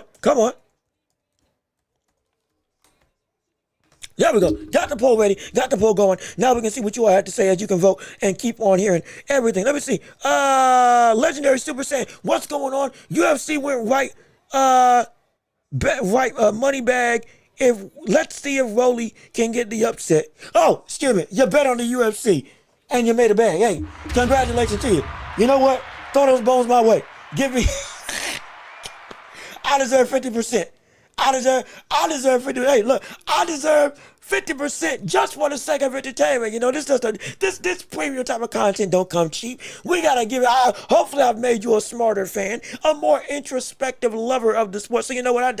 I deserve my little, 50. You know what? Let's make it 60. You know what? Let's make it 70. Let's go the route of let's go Tyson Fury levels. I think I'm worth 70%. You're still keeping 30. You're still making a bag, and if you keep on paying, you can make more money, betting more on more fights, because you know more, because you're with the hottest show on the globe. Without question, it all circles back around. Don't worry, you'll make it back eventually. You'll make it back eventually. You'll make the money back eventually. I'm just joking. I'm just kidding. We love all of you, and we appreciate you being here for the live. But yeah, let's see if you got your sights on Rolly winning. We'll see if this upset comes into play, because it will pay out a lot. It will pay out a whole bunch. Okay. See, that's a step too far. Hey, now, wait a minute. Wait a second. We got some problems here. Yeah, I take offense to this. This is about the Don King in that house. Just see, that's one of the worst things you could say to me.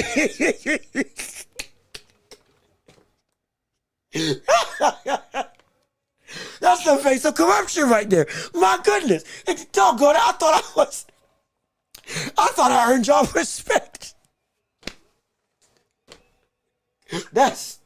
Oh shoot. Oh, that's funny. Okay, hold on. We can't elaborate too much. We gotta make sure that we keep this show going. We gotta make sure we're able to call the fights. That is sacrilege. I dare.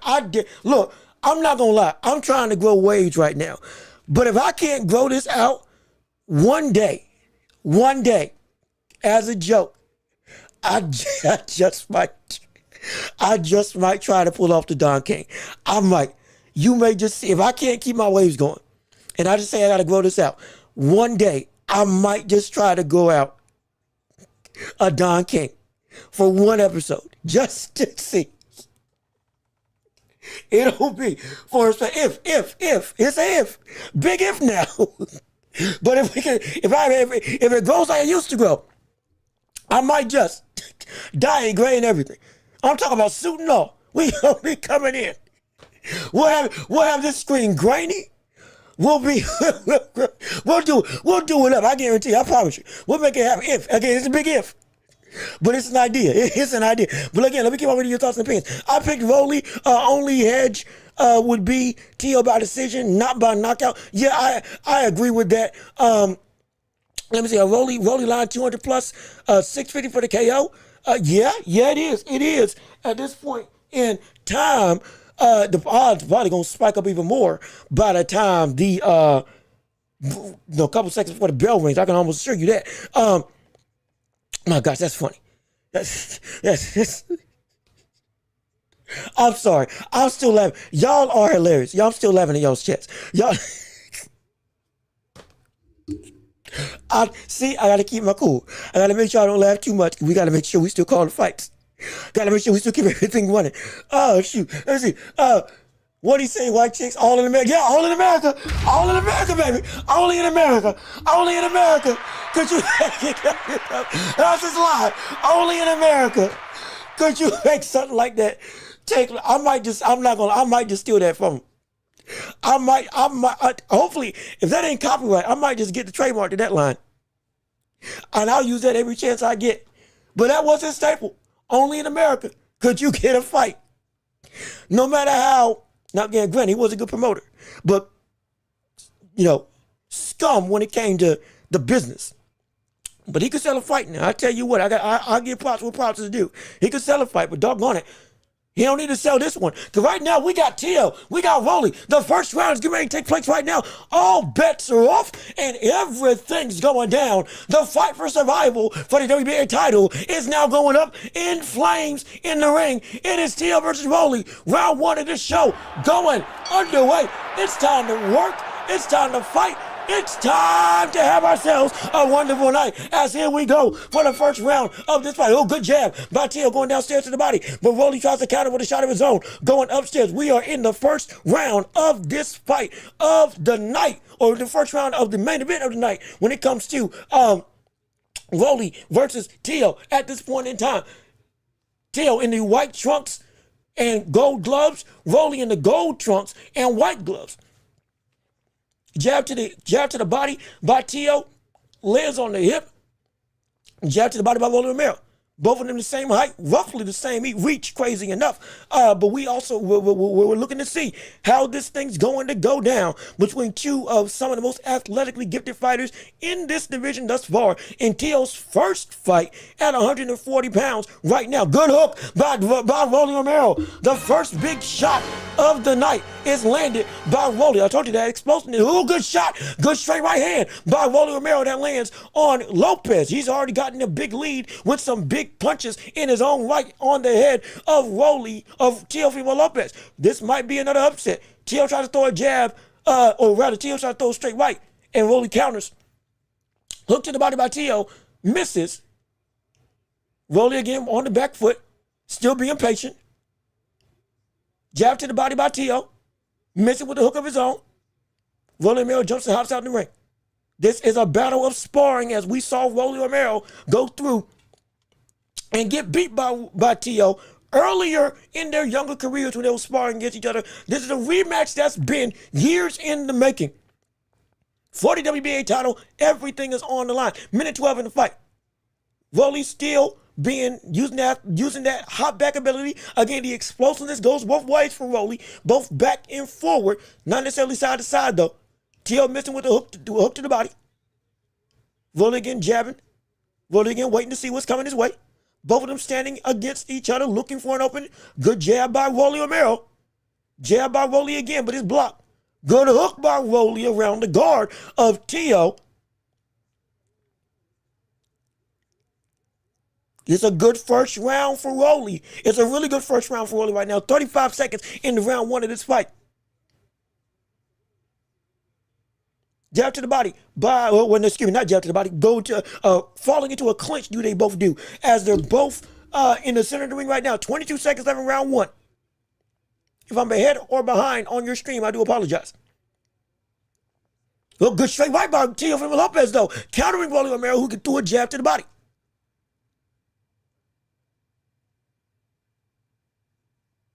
Who almost lands with chop. Who good shot by Teo that lands on the head of Rolly Romero coming off across the guard. And Teo lands a good shot on the head of Teo. Rolly lands a good shot on the head of Teo as the round is over. And I would give that round to Teofimo Lopez. Yes, indeed. Oh, yes, indeed. I would give that round to Teo. I think Teo took that round. I think Rolly took that round. Teo started to land some counters of his own. But I think at this point in time, it's a good shot for Teo. A good shot for Rolly, excuse me. Rolly is showing at this point in time the patience and the ability that he showed against Ryan Garcia. It is staying. It is staying. Let me see that round ending hook for Rolly. Oh yeah, that was big. That was big. That caught Teo on the top of the head. But I told you, Teo got a tough chin. That's a big head that brother got on him. Now I don't say that out of disrespect. It's a massive head. But unlike with Devin Haney, it's actually pretty sturdy. It really is. Let me see. And Ryan Ryan Rudd, how you doing? Good to see you. Thank you for tuning in on the show. We're going into round two of this fight with Teo and Rolly Romero. Rolly won round one on my scorecard. And you say Rolly hit hard, you don't know what he does. But Teo starts out the round with a litany of jabs going to try to close the distance on Rolly Romero. Trying to up the pace from Teo, from Teo's trying to up the pace from Rolly being more dominant with his front foot level in round one. Now they're both in the center of the ring. 2 minutes, 28 seconds left in round two of this fight for the WBA Championship of the world at 147 pounds right now. Good jab by, that was a quick hook by the likes of Rolly Romero. Just missed as Teo was able to roll under and throw a jab of his own. 2 minutes, 7 seconds. Both of them back in the center of the ring. Teo rolls under a shot. Again, you can laugh all you want about the chainsaw noise that is Rolly Romero. That buddy can punch like lightning. He can get his shots off real quick. Good right hand by Teofimo Lopez. That one caught Rolly Romero right across the Philly shell that he was trying to operate in. Lunging jab to the body by Teo. Taking control of this round. Now starting to eke into good shot by Rolly. But Teo lands with a hook to the body of his own as he gets out the way. And Rolly, see, look, that athletic ability of Rolly hopping back every time Teo comes forward, but he's pushing Rolly more and more to the ropes. Rolly doesn't like that. That's not his game. Being able to have to fight off the back foot. He doesn't want to do that. And Rolly's giving up a whole lot of real estate right now. A lot of real estate. because of a good jab by Rolly Romero. 1:03 left in round 2. Check hook by Rolly, but I think it just grazed him. Good shot to the body by Rolly Romero around the elbow of Teofimo Lopez. But Teo still walking forward. Jab downstairs, or straight right downstairs by Teo. Another straight right Teo. I'll bring this up after the round. But something's working that wasn't working against Shakur. Good hook downstairs to the body by Teofimo Lopez. That was clean to the body by Teo. Rolly has better one-punch speed, but Teo's more fluid with his ability to get his shots off. It's more. Does that make sense? When Rolly throws, it's immediate, but it's kind of janky. But it's so quick, it's just like, But with Teo, it flows a lot better when he starts his combination. Good uppercut by Rolly Romero. Good hook by Rolly. Almost gets caught with a hook of his own by Teo, but Teo again goes downstairs to the body. With 10 seconds left in the round, Rolly backing up as the round is over. Now, here's what you need to understand. That's 2-0 for Rolly. So that's 1-1. It's a 1-1. It's a 1-1 right now. To me, it's 1-1. I got Teo winning round 2, Rolly winning round 1.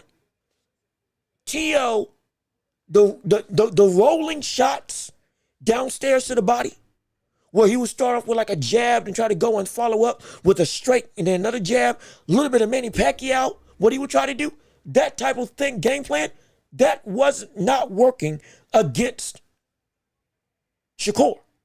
But it is working against Rolly Romero. It is working against Rolly Romero. Same game plan, same implementation of starting your offense, but it's working because the fighter's different. So that could lead to some more success down the line for Teofimo Lopez. But something's working against Rolly that wasn't working against Shakur, as we're in round 3 right now in this fight. It's tied 1-1 on my scorecard. But I need to change the thing. It's round 3 right now. Round 3. Rolly with the jab downstairs, again, going downstairs to the body, is Teo yet again.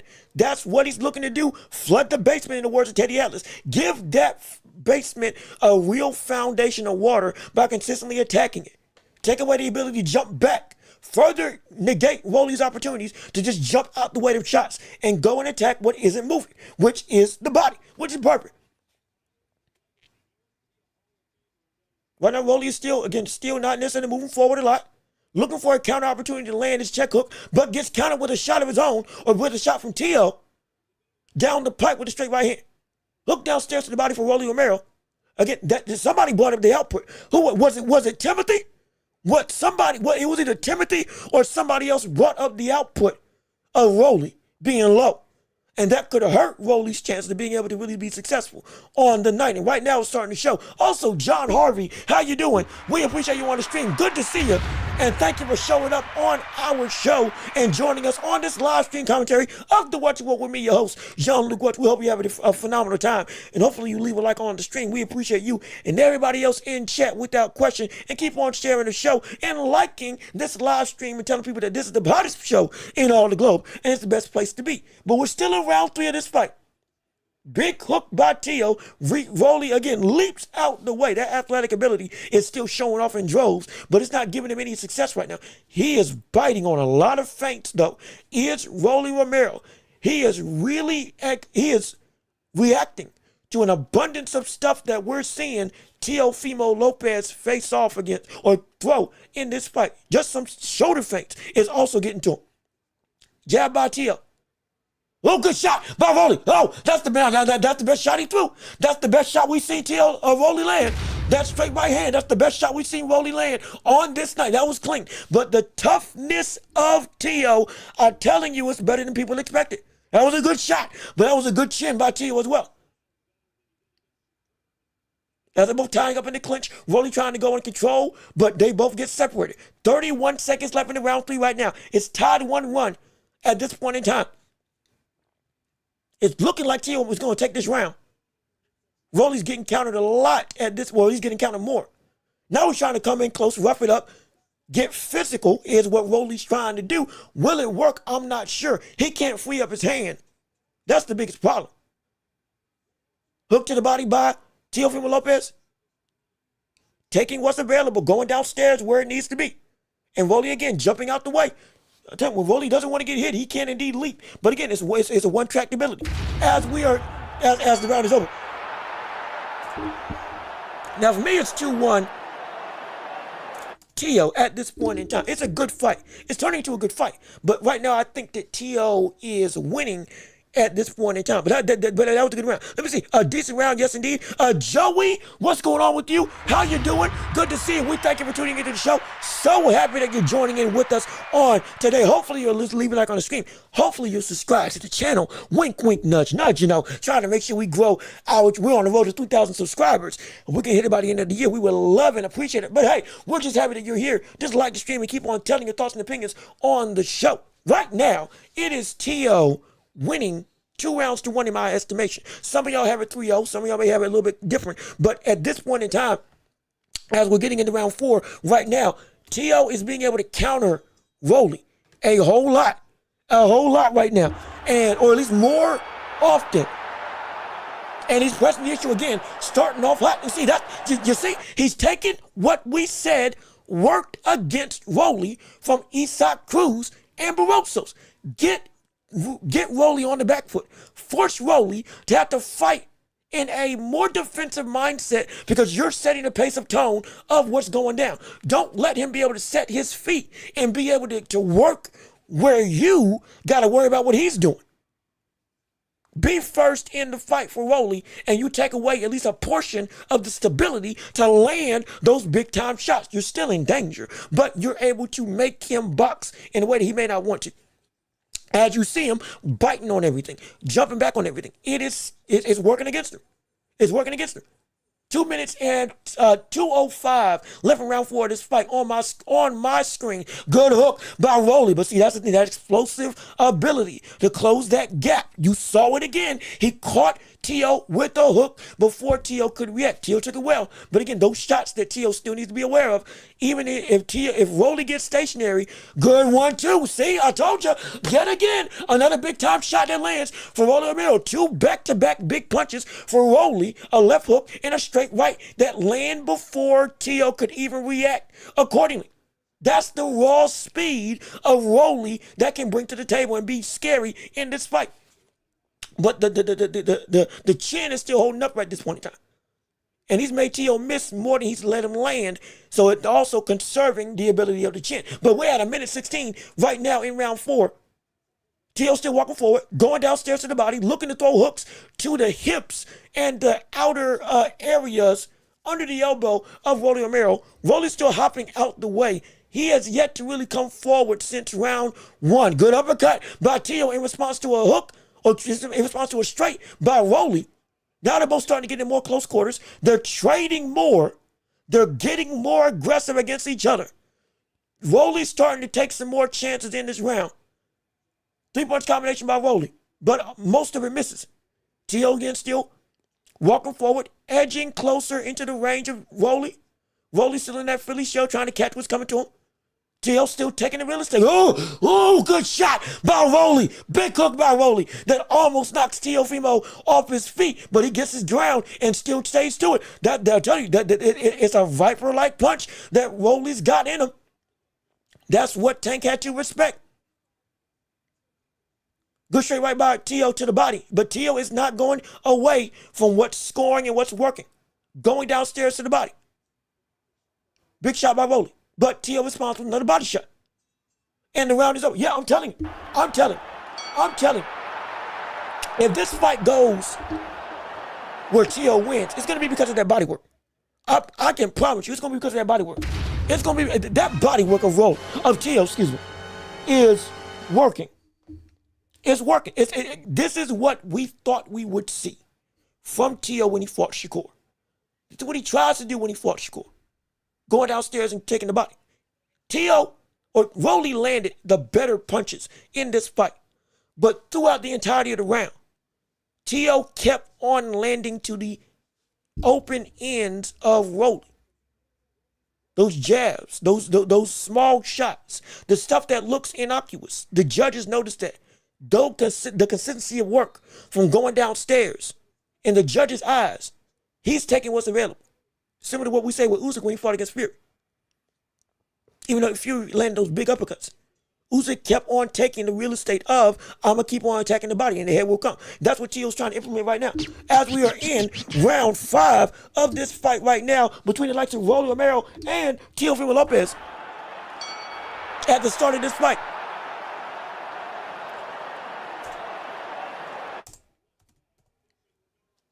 Big shot by Teo that misses.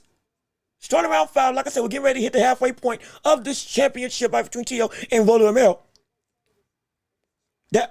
Teo's trying to find that chopping right hand to land when Rolly ducks under. He just gets, see, he tried to do it again. He just tried to do it again. And Rolly is just out of the way because he gets so low. He gets so low when he drops down. That's what makes it so hard to hit. But Teo, the opening is there to hit Teo on the temple. Excuse me, the opening is there for Teo to hit Rolly on the temple. He just got to get that range right. And when he can, boom, he can catch him. Check up body likes of Rolly. Minute 55 left in round 5. Another uppercut to the body. Another shot downstairs and Teo clinches up. The activity is very different between the two. But the significance of shots we're seeing. See, and look right there. See the jab, that jab of Teo to the body, and that straight right that follows up. That's what is accumulating punches. That's scoring consistently. Even though Rolly is landing the more eye-catching and dangerous shots. Oh, big hook. Body likes, Teo's cut. Teo's cut over his right eye. He's cut over his right eye. Wait a minute. Okay now. That check hook is starting to take effect. He's linking. Oh, call him again. Wait a minute. No. Rolly's in. Teo's in trouble. Oh, is he down? It's a slip. Teo's in trouble. Oh my gosh. Rolly might just do it. Wait a second. Rolly got Teo in trouble. It's 42 seconds left in the fight. 42 seconds in round 5. Teo was hurt. For real. It's round 5. This is somebody said it was going to be the round. It's going to be round 5. The power, that's where these first 5 rounds is where Teo was the most dangerous. Oh, that cut's bad. Oh, he's thinking bad. Oh, he's thinking real bad. Oh, my. It's getting scary for Teo right now. Big hook by Rolly. Big shot again by Rolly. Teo again tried to respond in kind. He's got a bite. It's Cambosos all over again. Cut on the eye. Swelling. He's got to bite down and make something shake. Oh, my. Anybody? Oh, here we go. Oh, yes, indeed. Oh, shoot. Woo! The round ends. And Teo, that cut, oh, yeah, that's a bad cut. That's a bad cut. It's the placement. The placement of that cut is cut over the eye of Teo. We can get inside the eyeball. That's the problem. Teo was winning that round, in my estimation, up until Rolly Romero caught him, and up until Rolly Romero almost knocked him out. That man is now in position to go for it. See, this is where the fight starts. Now, I don't say that as a cliche. Rolly got him. He didn't knock him down, but he got him. It started with that left hook that caught him to bleed, and then it ended with another left hook that got him wobbled. He got him. This is what we now need to see. The same thing with Ryan Garcia. After you get him, what can you do? Can you now build on that success? This is the proving ground for Rolly right now. It is. This is the proving ground for Rolly, without question. As we're in round 6. We're in round 6 right now. We are in round 6 right now as we speak. This turning into a good fight. It's turning into a good fight. Oh, shoot. It's turning into a good fight, man. And so you say, nice job on the cut. Yeah, no, that's actually a really good job. Now, granted, it's a lot of the smearing came from them being face to face against each other. But yeah, no, being able to stop the bleeding immediately, that's good. Now, is it going to happen again? Because Teo going to get caught with left hook again. That's going to be the concern. But now Teofimo Lopez is starting to pick up the pace. Now he's starting to go and try to get more aggressive. This is what he did against Kambosos, trying to bite down and get more mean after the cage, after him getting knocked down. We got to see what's going to happen now. He's going to open up for an opportunity for Rolly now to start to counter. His demeanor's changed. His aggression's changed. He's now working differently now. Now is a great time for Teo's dad to tell him what went wrong. Go back there. No. Hey, look, Joey, you out to the body. Go back downstairs to the body. Just like that. Good hook. Go back down to what was working. And you see the conviction. You see he's throwing more poignant. He's throwing more aggressively now. Let me see. Stay patient, Rolly. This is for Lomachenko. Hey, this is the get back. This is the get back. This is the revenge for Loma. If you can do it, you got something built. Teo's now going to be less. He wasn't methodical. Teo's now going to be less patient in his own right. And he's going to try to really force the issue now. Because he's done it every time in his career. We're going to see if Rolly can respond to that. Yep, see, look at him. See, now he's starting to dig more with them hooks. He's starting to load up a lot more. Instead of just throwing the arm punches to score. Now he's trying to hurt Rolly. Right now, crazy enough, this is a good round for Rolly, for Teo to come back. He's doing good and still fighting and controlling the fight off of getting hurt. But he's opening himself up to an opportunity for Rolly to do some damage. See, and then, another slip. Wait a minute. Hold on a second. Okay, excuse me. It was just a slip. 15 seconds left in round 6 of this fight. Yeah, Teo's, he's fighting different now. He's fighting different now. Teo's definitely fighting different now. Rolly senses it. Rolly's going to need a round 2 to recalibrate. Rolly's going to need a round 2. That's Teo's round. That's Teo's round. Rolly's never faced off. This is the other side of Teo that people fail to recognize. It's so hard to beat. After he gets hurt, he does indeed go and flip his own switch to turn into a different type of fighter, even if he's doing the same stuff. And you can see it, sense it, and feel it in the ring and outside it. This is now a Teo that's going to be quicker. He's going to push the pace. Now he's going to start first, and he is going to now put power behind his shots. And they're going to come out faster than they were when he was just throwing with his arms. He's about to, Gordo Lopez getting ready to come out. As we've seen multiple times before. How does Rolly respond? We're going to find out right now, and I can't wait to see it. But boy, this turned into a good fight. This turned into a real good fight right now. And we got, I appreciate all of you listening. I appreciate all of you being here. We love it. But we're now at the halfway point of this fight, round 7, in what has been a very competitive affair for the WBA Championship of the World. Please keep on liking the stream if you haven't already. It means the world to us without a doubt. Yep, 3-punch combination by Rolly. By Teo going back downstairs to the body. Rolly has to start throwing some more. Rolly cannot shrink because Teo's starting to level up his own offense. We need to see Rolly start to go and amp up his own offense as well. We got to see it. We need to see him at least try to elevate his own output a little bit. Because right now, Teo is doing more. And Rolly's trying to look for that one comfortable chance to go and counter with another hook. But right now, you're not going to get that opportunity. Or not nearly as comfortably. Because he's amping up the pace of the fight in terms of Teo. Good short uppercut by Rolly. But again, Teo is going to be right there throwing a whole lot more. Minute 56 left in round 7 of this fight. We are at the halfway point of this championship round. Good hook upstairs with a hook downstairs in kind. The cut's still bleeding, but it's not stopping Lopez from working. Oh, good shot. Good right hand by Rolly Romero. Yet again, catching him. But again, Teo takes it well. Crazy enough, he takes it well. I'm telling you, man, that's the fear of this fight. It's one shot that can change everything. Good hook by Lopez, by Rolly. Yet again. Jab to the body by Rolly. Minute 25, 11 round 7. This is a good fight. Big hook. Big swing in the miss by Rolly. Good night. Minute 15, 11 round 7. Teo jabbing forward. Tio jabbing forward.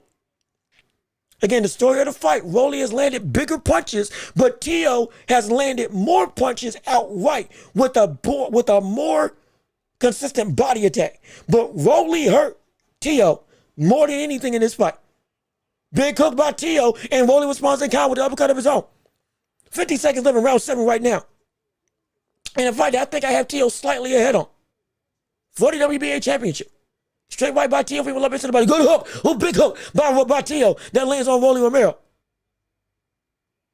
Oh, this is beautiful. This is beautiful. There's a clash of styles, clash of work. A telling of where you belong in the framework of boxing. This is great. This is what we want in championship level action. Without a doubt. 20 seconds left in round 7. Rolly bouncing around the ring, trying to use the ropes. He can't get away from Teofimo Lopez right now. He's still looking to counter.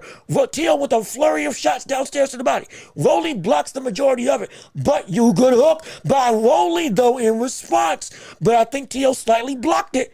Good, but look at his hip. Look, good hook to the head. Good hook to end the round. Yeah, Tio's mad now. Tio is mad now. I'm telling you, Tio's hot. I'm telling you, that last hook dazed the likes of Tio. It did. It probably did. But notice it's not stopping Tio from still trying to push the pace. Rolly is landing bigger, but it is without a question that Tio is being more able to land punches. And look at the side of Rolly's hip. Look at the side of Rolly's body. It's red. It's starting to turn purple. That's been the bread and butter of Rolly's entire game, or of Tio's entire game. Go attack the elbow of Rolly, and now you're seeing it. Rolly's starting to get his own level of swelling and bruising right on the side of his body, where that right hook keeps on landing for Teofimo Lopez. You can see it clear as day. It's starting to turn red and starting to get darker as the fight goes on. As we're in round round eight. Excuse me. Had to make sure I had to make sure I have my rounds right on tonight. 2 minutes 55 seconds at the start of round 8. Jab by Tio. Again, still working forward, still being the aggressor in this fight. At this point right now. And he right now it's a battle of the power of Rolly versus activity. It's the battle, it's power versus activity right now. Rolly Romero is being less active, but so much more damaging to the head of Teofimo Lopez. And because of that, we are looking at a whole different landscape of what this fight can be. Right now, Tio, still going downstairs to the body. Still working and moving. Not even moving. Straight up attacking the very essence of the same stuff that's been working for him time and time again. And if he keeps this up, this could be a victory for him. I'm dead serious. I'm so serious. I am not lying in the slightest. I'm not lying in the slightest. As we continue this fight, roughly about 2 minutes, I want to say 2 minutes outright on my stream thus far. But again, if I'm behind or ahead on your stream, I do apologize. But just know this is a hotly contested fight at this point in time, with Tio up roughly 2 rounds to, I want to say 4 to, I'd say 5. Shoot, it's actually, some of these rounds, I'm having a tough time scoring, I'm not going to lie. And let me see, Joey, you say his chin is held up. It has. It's held up immensely well. Way better than I would have ever thought from what we initially suspected from what we would see from Tio fighting against this level of power. It's dangerous. And right now, can Rolly, instead of needing to keep on jumping back, is he able to again plant his feet against the aggressive nature of Rolly Romero, of Teofimo Lopez, and be able to land that left hook once again, or that straight right? To be clear, that straight right is one of the best punches that he's had on this night. Without question, it's one of the best he's had on the night. There is no question in my mind. That one shot has been one of the best shots that he's landed all night long, because it's been able to react before Tio can respond. Again, that's as right at the end of the round. as we're at the end of round 8. The straight right for Rolly Romero has been one of the best opportunities for Teofimo or for Rolly to land heavy leather on Teofimo, because it's so quick, it's so decisive.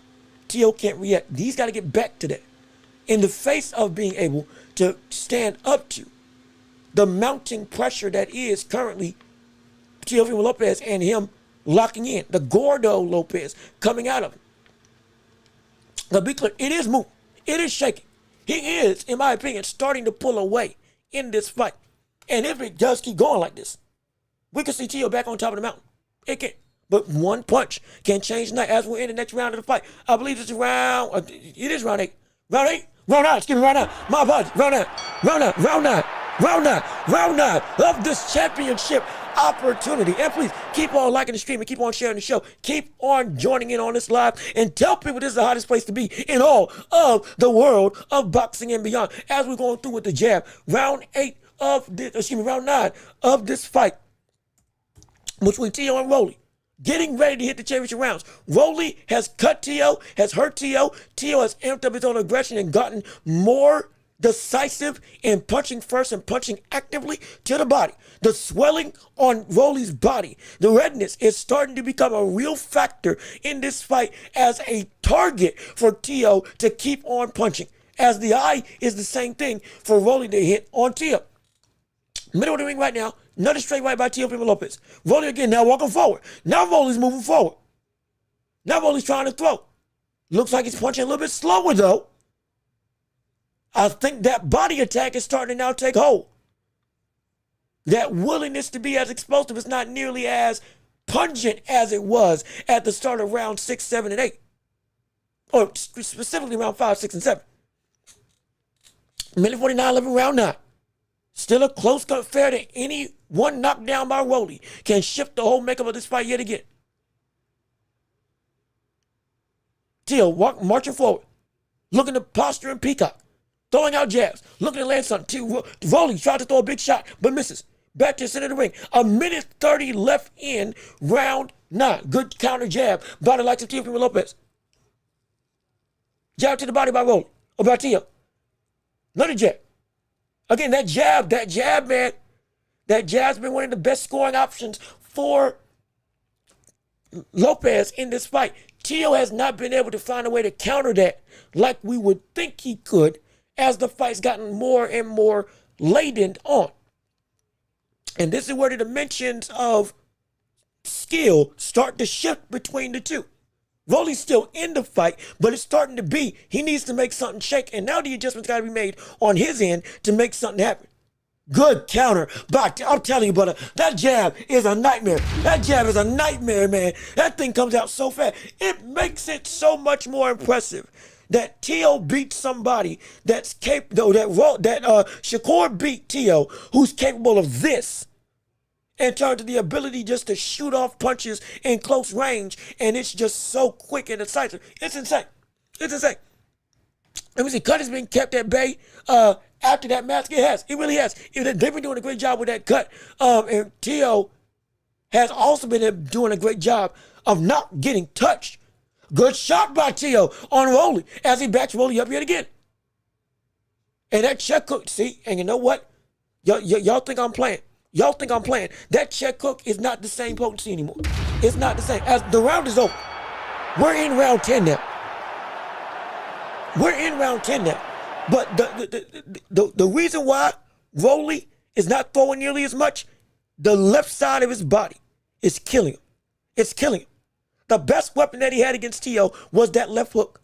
But now, this whole area around that left side of his body is beat red. Literally beat red.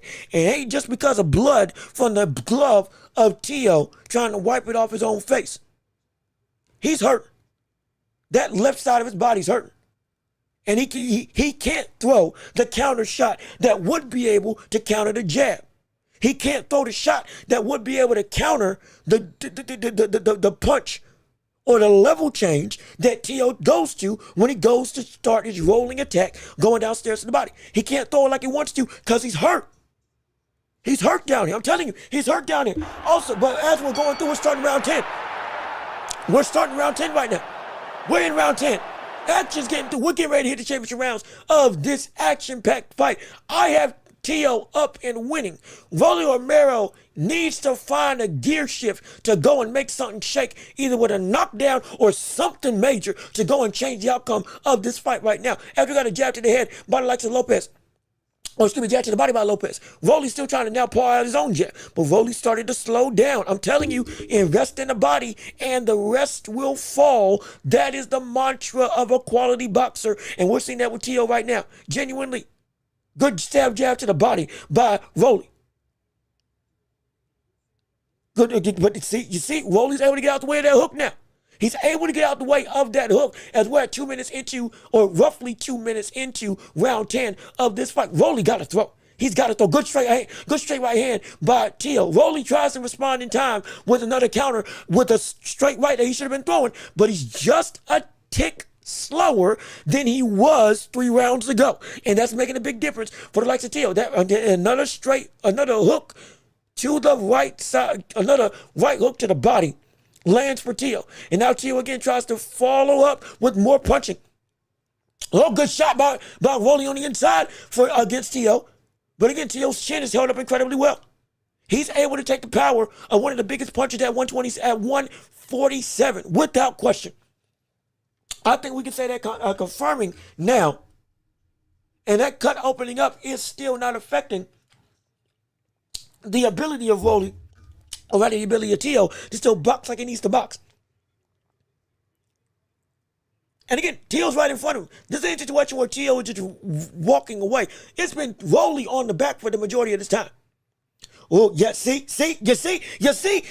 He tried to get that hook off. He tried to throw that hook, a good right hand by the likes of Teofimo Lopez on the head of Rolly Romero. Yeah, that counter weapon's done.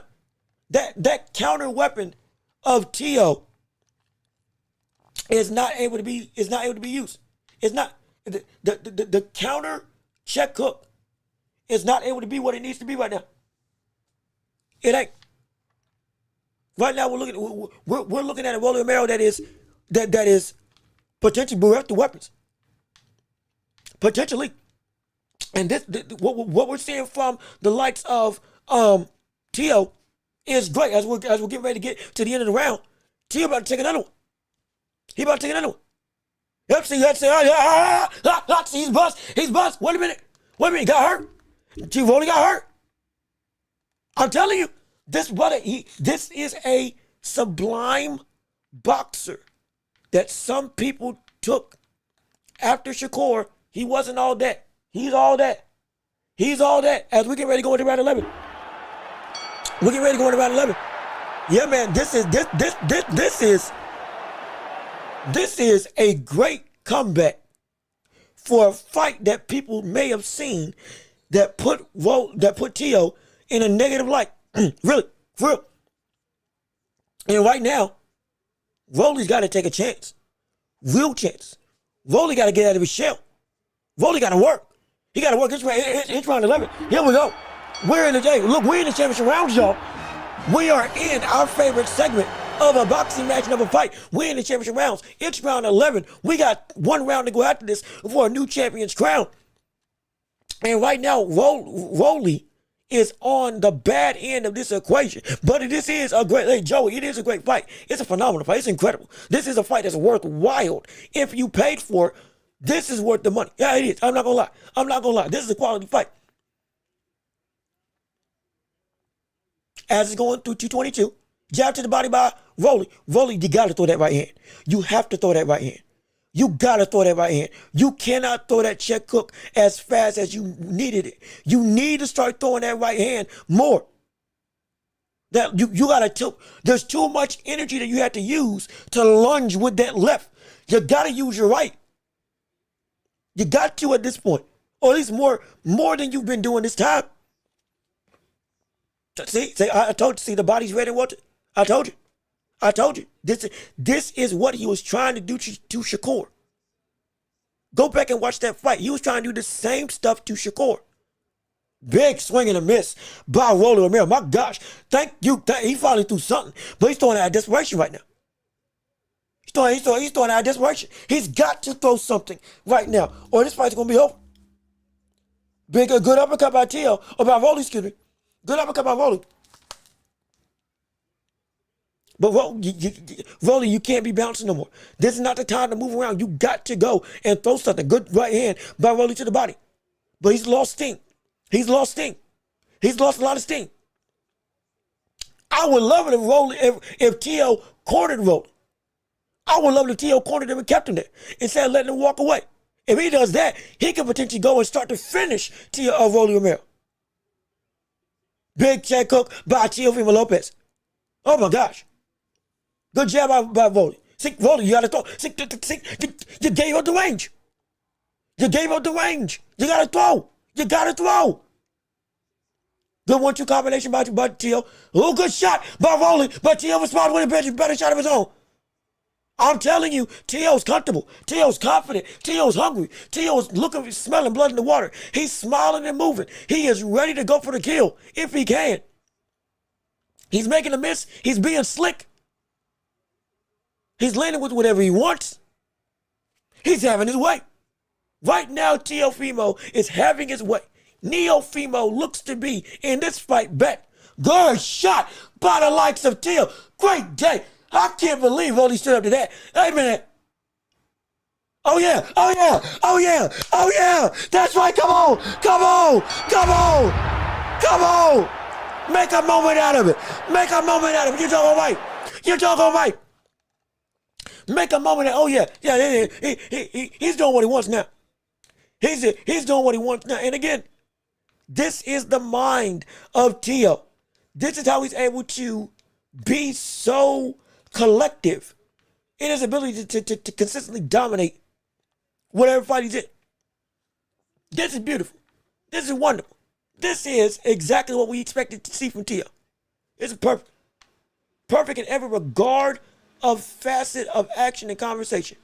Without question. And he's in full control. Look at it, brother. He literally jumped in with a shot. Look, you know what that reminds me of? You remember Marvin Hagler back in the day? He used to do that leaping jab. That's kind of what Teo did, but this time with the power hand. And still knew to roll under. It's impressive. He's in full control. This is fight to lose. It's round 12. This is it. This is it. Rolling, you got to make something happen. You got to make something shake. It's time to work. 2 minutes and 46 seconds left in round 12. Jab by Teo. Trying to go and potentially close the show if we can. Rolly, you got to plant your feet. You got to plant your feet. You can't fight backwards. You can't. You got to go move forward. You got to go and try to land something. Because right now, he's starting to take full control. He is in full control right now. Fending a jab, good uppercut. See that feint to land another uppercut when he knew Rolly would duck down, call his bluff. Starting to step on the outside of him. This is using some footwork that he used against Barboza roughly a year ago in New York City. Jab by Rolly, or jab by Teo, excuse me.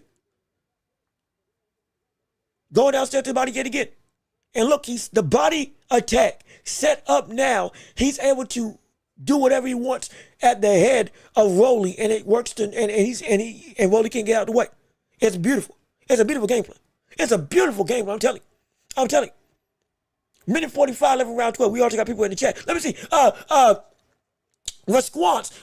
We appreciate you tuning in. We're glad that you're here. We're trying to make sure we call the fight and still give you your love and support. A minute 53 left in round 12 of this fight. Sounds like every fight and great commentary, bro. I'm glad I found your channel. Well, look, I appreciate it. I'm glad that y'all are enjoying the commentary. We do this 3 days out the week, covering the world of boxing and the sports world in general. Tune in for us Tuesday, Thursday, and Friday. Trust me, you'll want to see it. Right now, it's turning into Teo is really working that midsection and really working to go and potentially style on Rolly Romero. Rolly's got to go and do something major. He got a minute and 3 to go make something change. He got a minute to get in it. Because right now, this boy's about to be out of it. Because Teo's doing whatever he wants. He's gotten so confident, he's making Rolly look like an amateur at this point. Rolly's been hopping from place to place, and he just can't get any ground given. It's insane what we're seeing from just rendering Rolly's game plan useless of being able to be a counterpuncher. Rolly, you gotta take a chance. At this point, the knockout is the only way to make something happen. You got 30 seconds. This is it. Like, this is it. It's time to work. It's time to work. Rolly, you got 30 seconds to land one shot to end this fight. Chuck Cook misses by Rolly Romero. 15 seconds left in round 12. Teo with another jab to the body. Streaking blood is Teofimo Lopez, but he's still smiling and looking determined as he is getting ready to walk away with another title around his waist. As with 5 seconds to go, Teofimo Lopez is getting ready to be the new WBA World Welterweight Champion as he closes the show, gets it done, and walks away with the gold as he styles and profiles on the canvas of Rolly Romero's championship reign. And this is exactly what we expected to see from Teofimo Lopez. Now, the game plan looked to be just about the same that we saw from Shakur.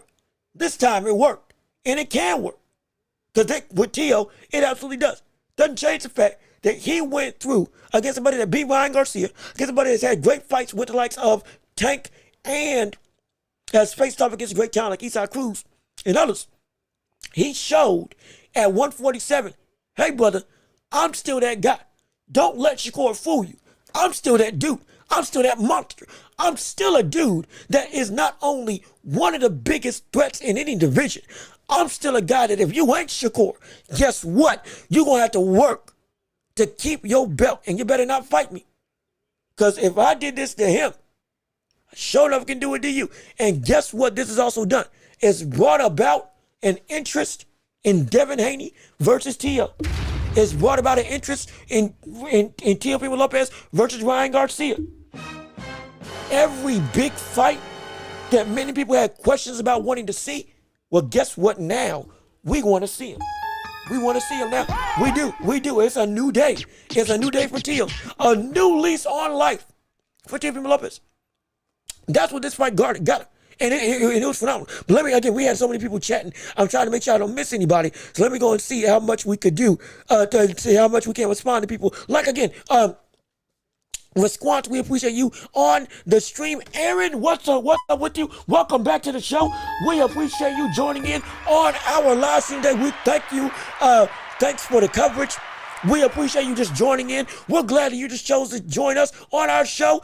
Glenn Walker, we appreciate you joining in on our stream. Thank you for finding us. Welcome to the Welch Report, the hottest show in all of the globe. Without question, all you need for your boxing and sports needs is right here for us to go through and debate, discuss, commentate, and give you all the ins and outs as if we were on ESPN. We're better than ESPN, doggone it. You know why? Because we give it to you as great, as straight as we can, with an unbiased take and with entertainment abounding, and we value your opinions, no question about it. Awesome commentary, skills outshine power, no surprise to me. Yeah, no, you're right, it did. Now, early on, it got scary.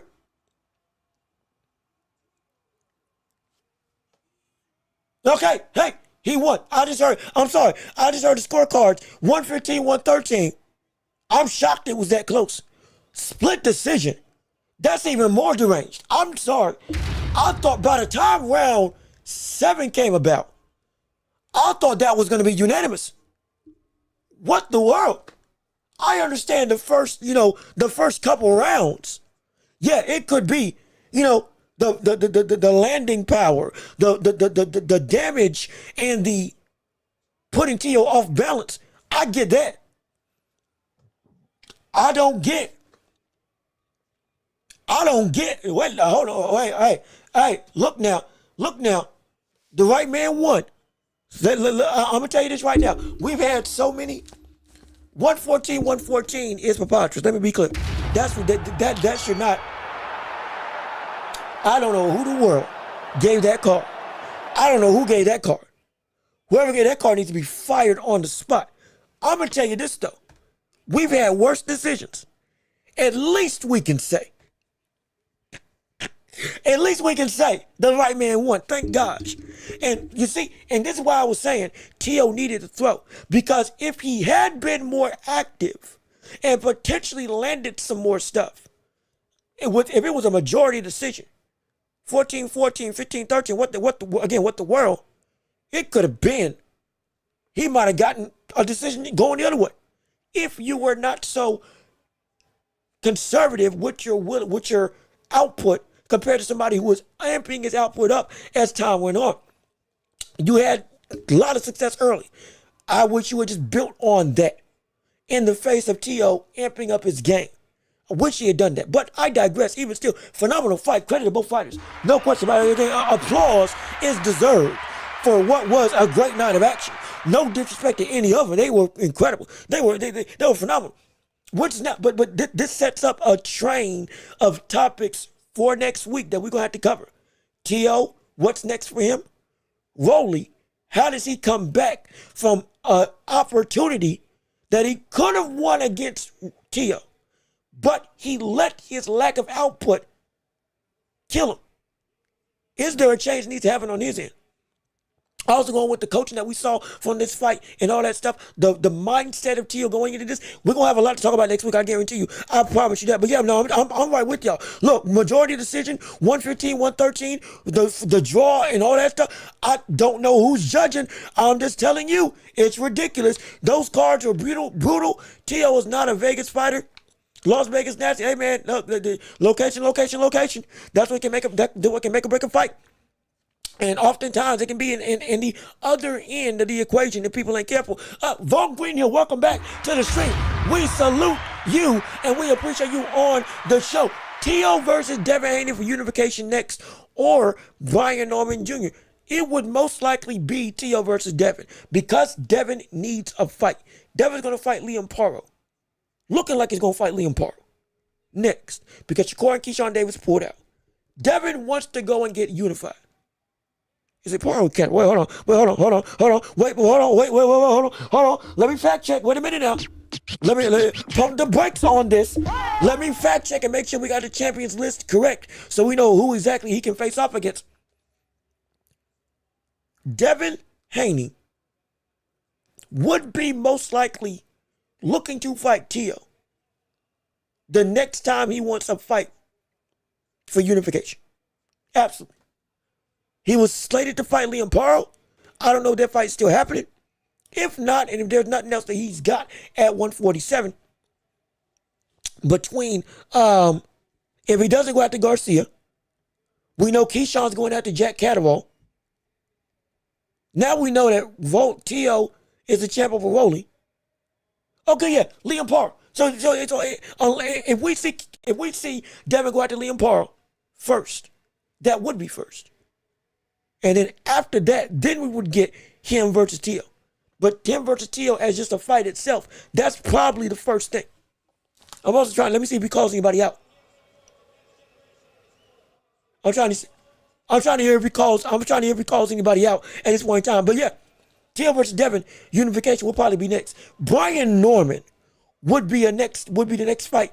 Only if the fight with Devin and Teo doesn't happen. Only if that doesn't take place. I would be more inclined to think that we get Keyshawn Davis versus Brian Norman Jr. before we got Teo versus Brian Norman Jr. My thinking, if I was going to matchmake and see how everything goes through. But again, that's just me. But let me go reading your thoughts and responses on the show so we make sure we don't miss nobody in chat. We want to make sure that everybody has the crack at the whip of being able to hear what you had to say on the day, on the show. Excuse me, but as we keep on going through, where is it at? Those are beautiful. We'd definitely like to see Teo versus Haney next. And we know you got both the C+ fighters. We'll let the rest of the public see if they agree with you or not on that. But the fight itself, yeah, I want to see that next. Actually, I take that back. Hold on. I take that back. I want to see Teo versus Devin second. I need to see Ryan versus Devin Haney before anybody else. I need to see that fight before any fight. That fight is the most logical fight with a belt and unification that makes sense. That fight is the fight I want to see before anything. After that, then winner gets Teofimo. and they fight for unification to take the belts. That's what I would want to see. That's me. That's me. Let me see. You think Devin wins the rematch? Honestly, understandable. Understandable. I'm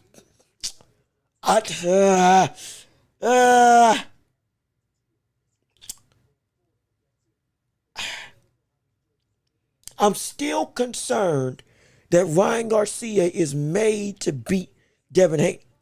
The first time I picked that fight, I said Ryan Garcia would be Devin Haney. I don't know if I want to go against that thought process next time out. And all honesty, I don't think I should. But again, we can talk about that later on in the show. I just want to make sure I catch everybody in the chat. Tio show exactly why I have him as a C+ fighter. Yes, sir. And again, for those of you that are new here, C+ for Ryan Graves is a B+ to A- for the rest of the world. It's a very strict and deliberate criteria, which we respect, absolutely. This is a good grade. This is not a bad grade. It's just pugilistic minds understand. Even the best of us. At first we were baffled, but now we get it. We get it. We get it. It's a very high bar. So don't take this as disrespect. Because Ryan trying to save you. Because I know some people may look at this as stressful. It's a high bar that Ryan holds for a lot of people. In a way, ain't even a C. I don't even know if he is a C+ level fighter. At this point, he might not even be B- in Ryan Graves' point of view. But it doesn't mean that he's not great. It's just strict. Just know, it's just strict. It's not my grading scale. Be clear. It ain't me. I don't think that way. But we understand why. We understand why. Oh, he's B-. Could have fooled me.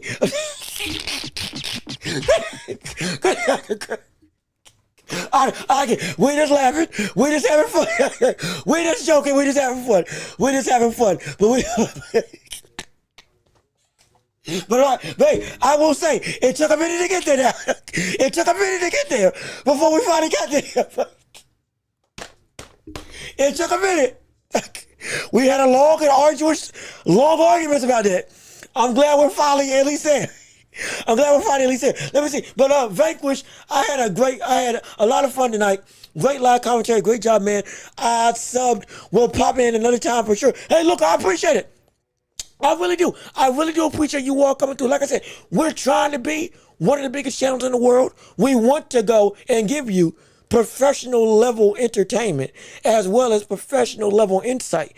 We value your opinion and we cut it straight and we keep it unbiased, and we want to make sure you have fun, you learn, you grow, and you also can laugh and love and have a bunch of fun having your knowledge hopefully elevated in the sport, whether it's basketball or beyond, and all around, just you being a more fun fan and making some money on the side, if you know what I mean. But you know, we still gotta pay bills, but we do this for the love of the game because we want to change the globe one way or another. And trust me, with your help and your support, we're going to make it possible without question. We still have more people that we want to respond to in the chats before we go and get out of here, because all of you all were phenomenal. Watch, I had a lot of fun. Great job. Yeah, okay, Timmy. I read that already. Okay, I'm glad you subbed. Let's see.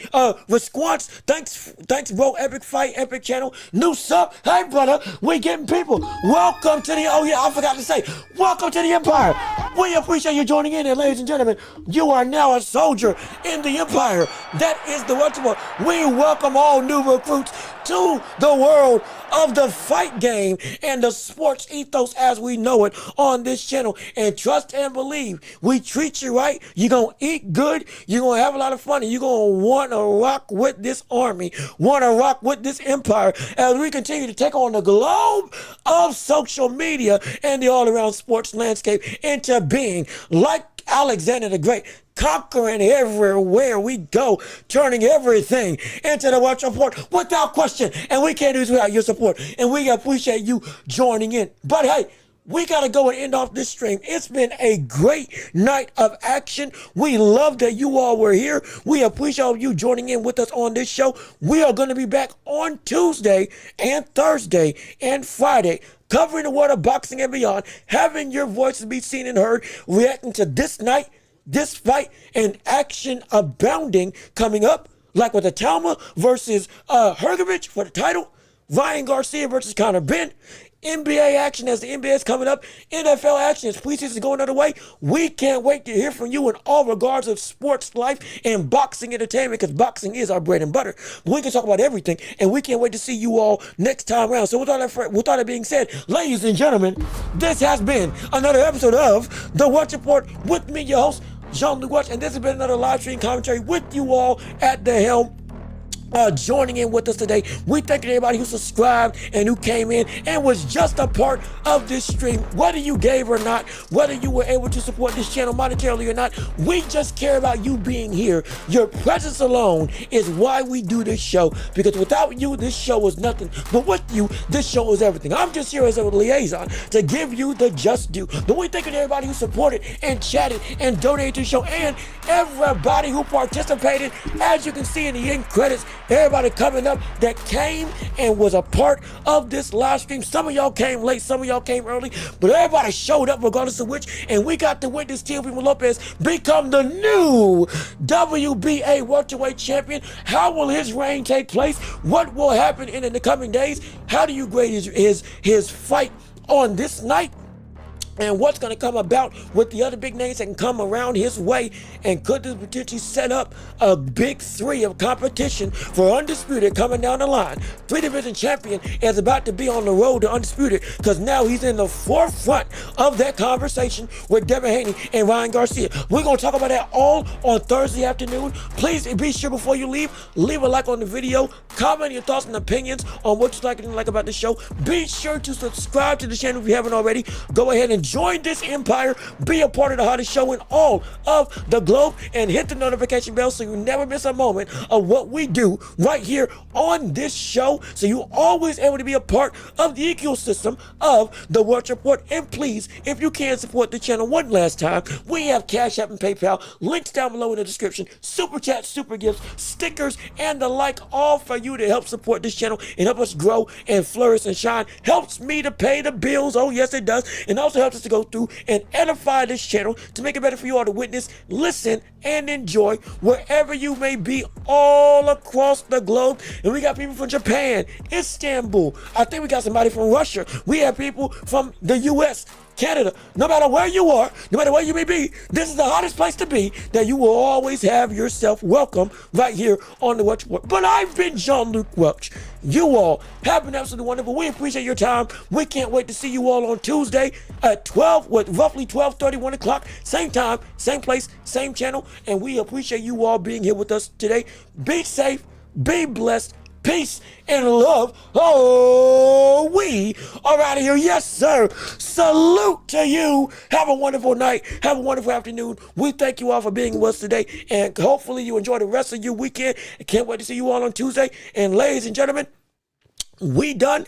We finished, and we are out of here. Yes, sir. We can't wait to see you all on Tuesday. Whew, my gosh. Also, 30,000 people, not 30, oh, hold on, sorry, not 30, that's 4,700, 3,000 people came in on this stream, almost set a record for us for one live stream collectively. Hopefully 3,000 people show up on the night tomorrow afternoon or Tuesday afternoon. We'll see how that goes. But I digress. We thank you all for helping to make history, and we hope you have a wonderful day. And hey, keep on fighting, keep on living, keep on loving, and we'll see you all next time. Peace and love. We out of here.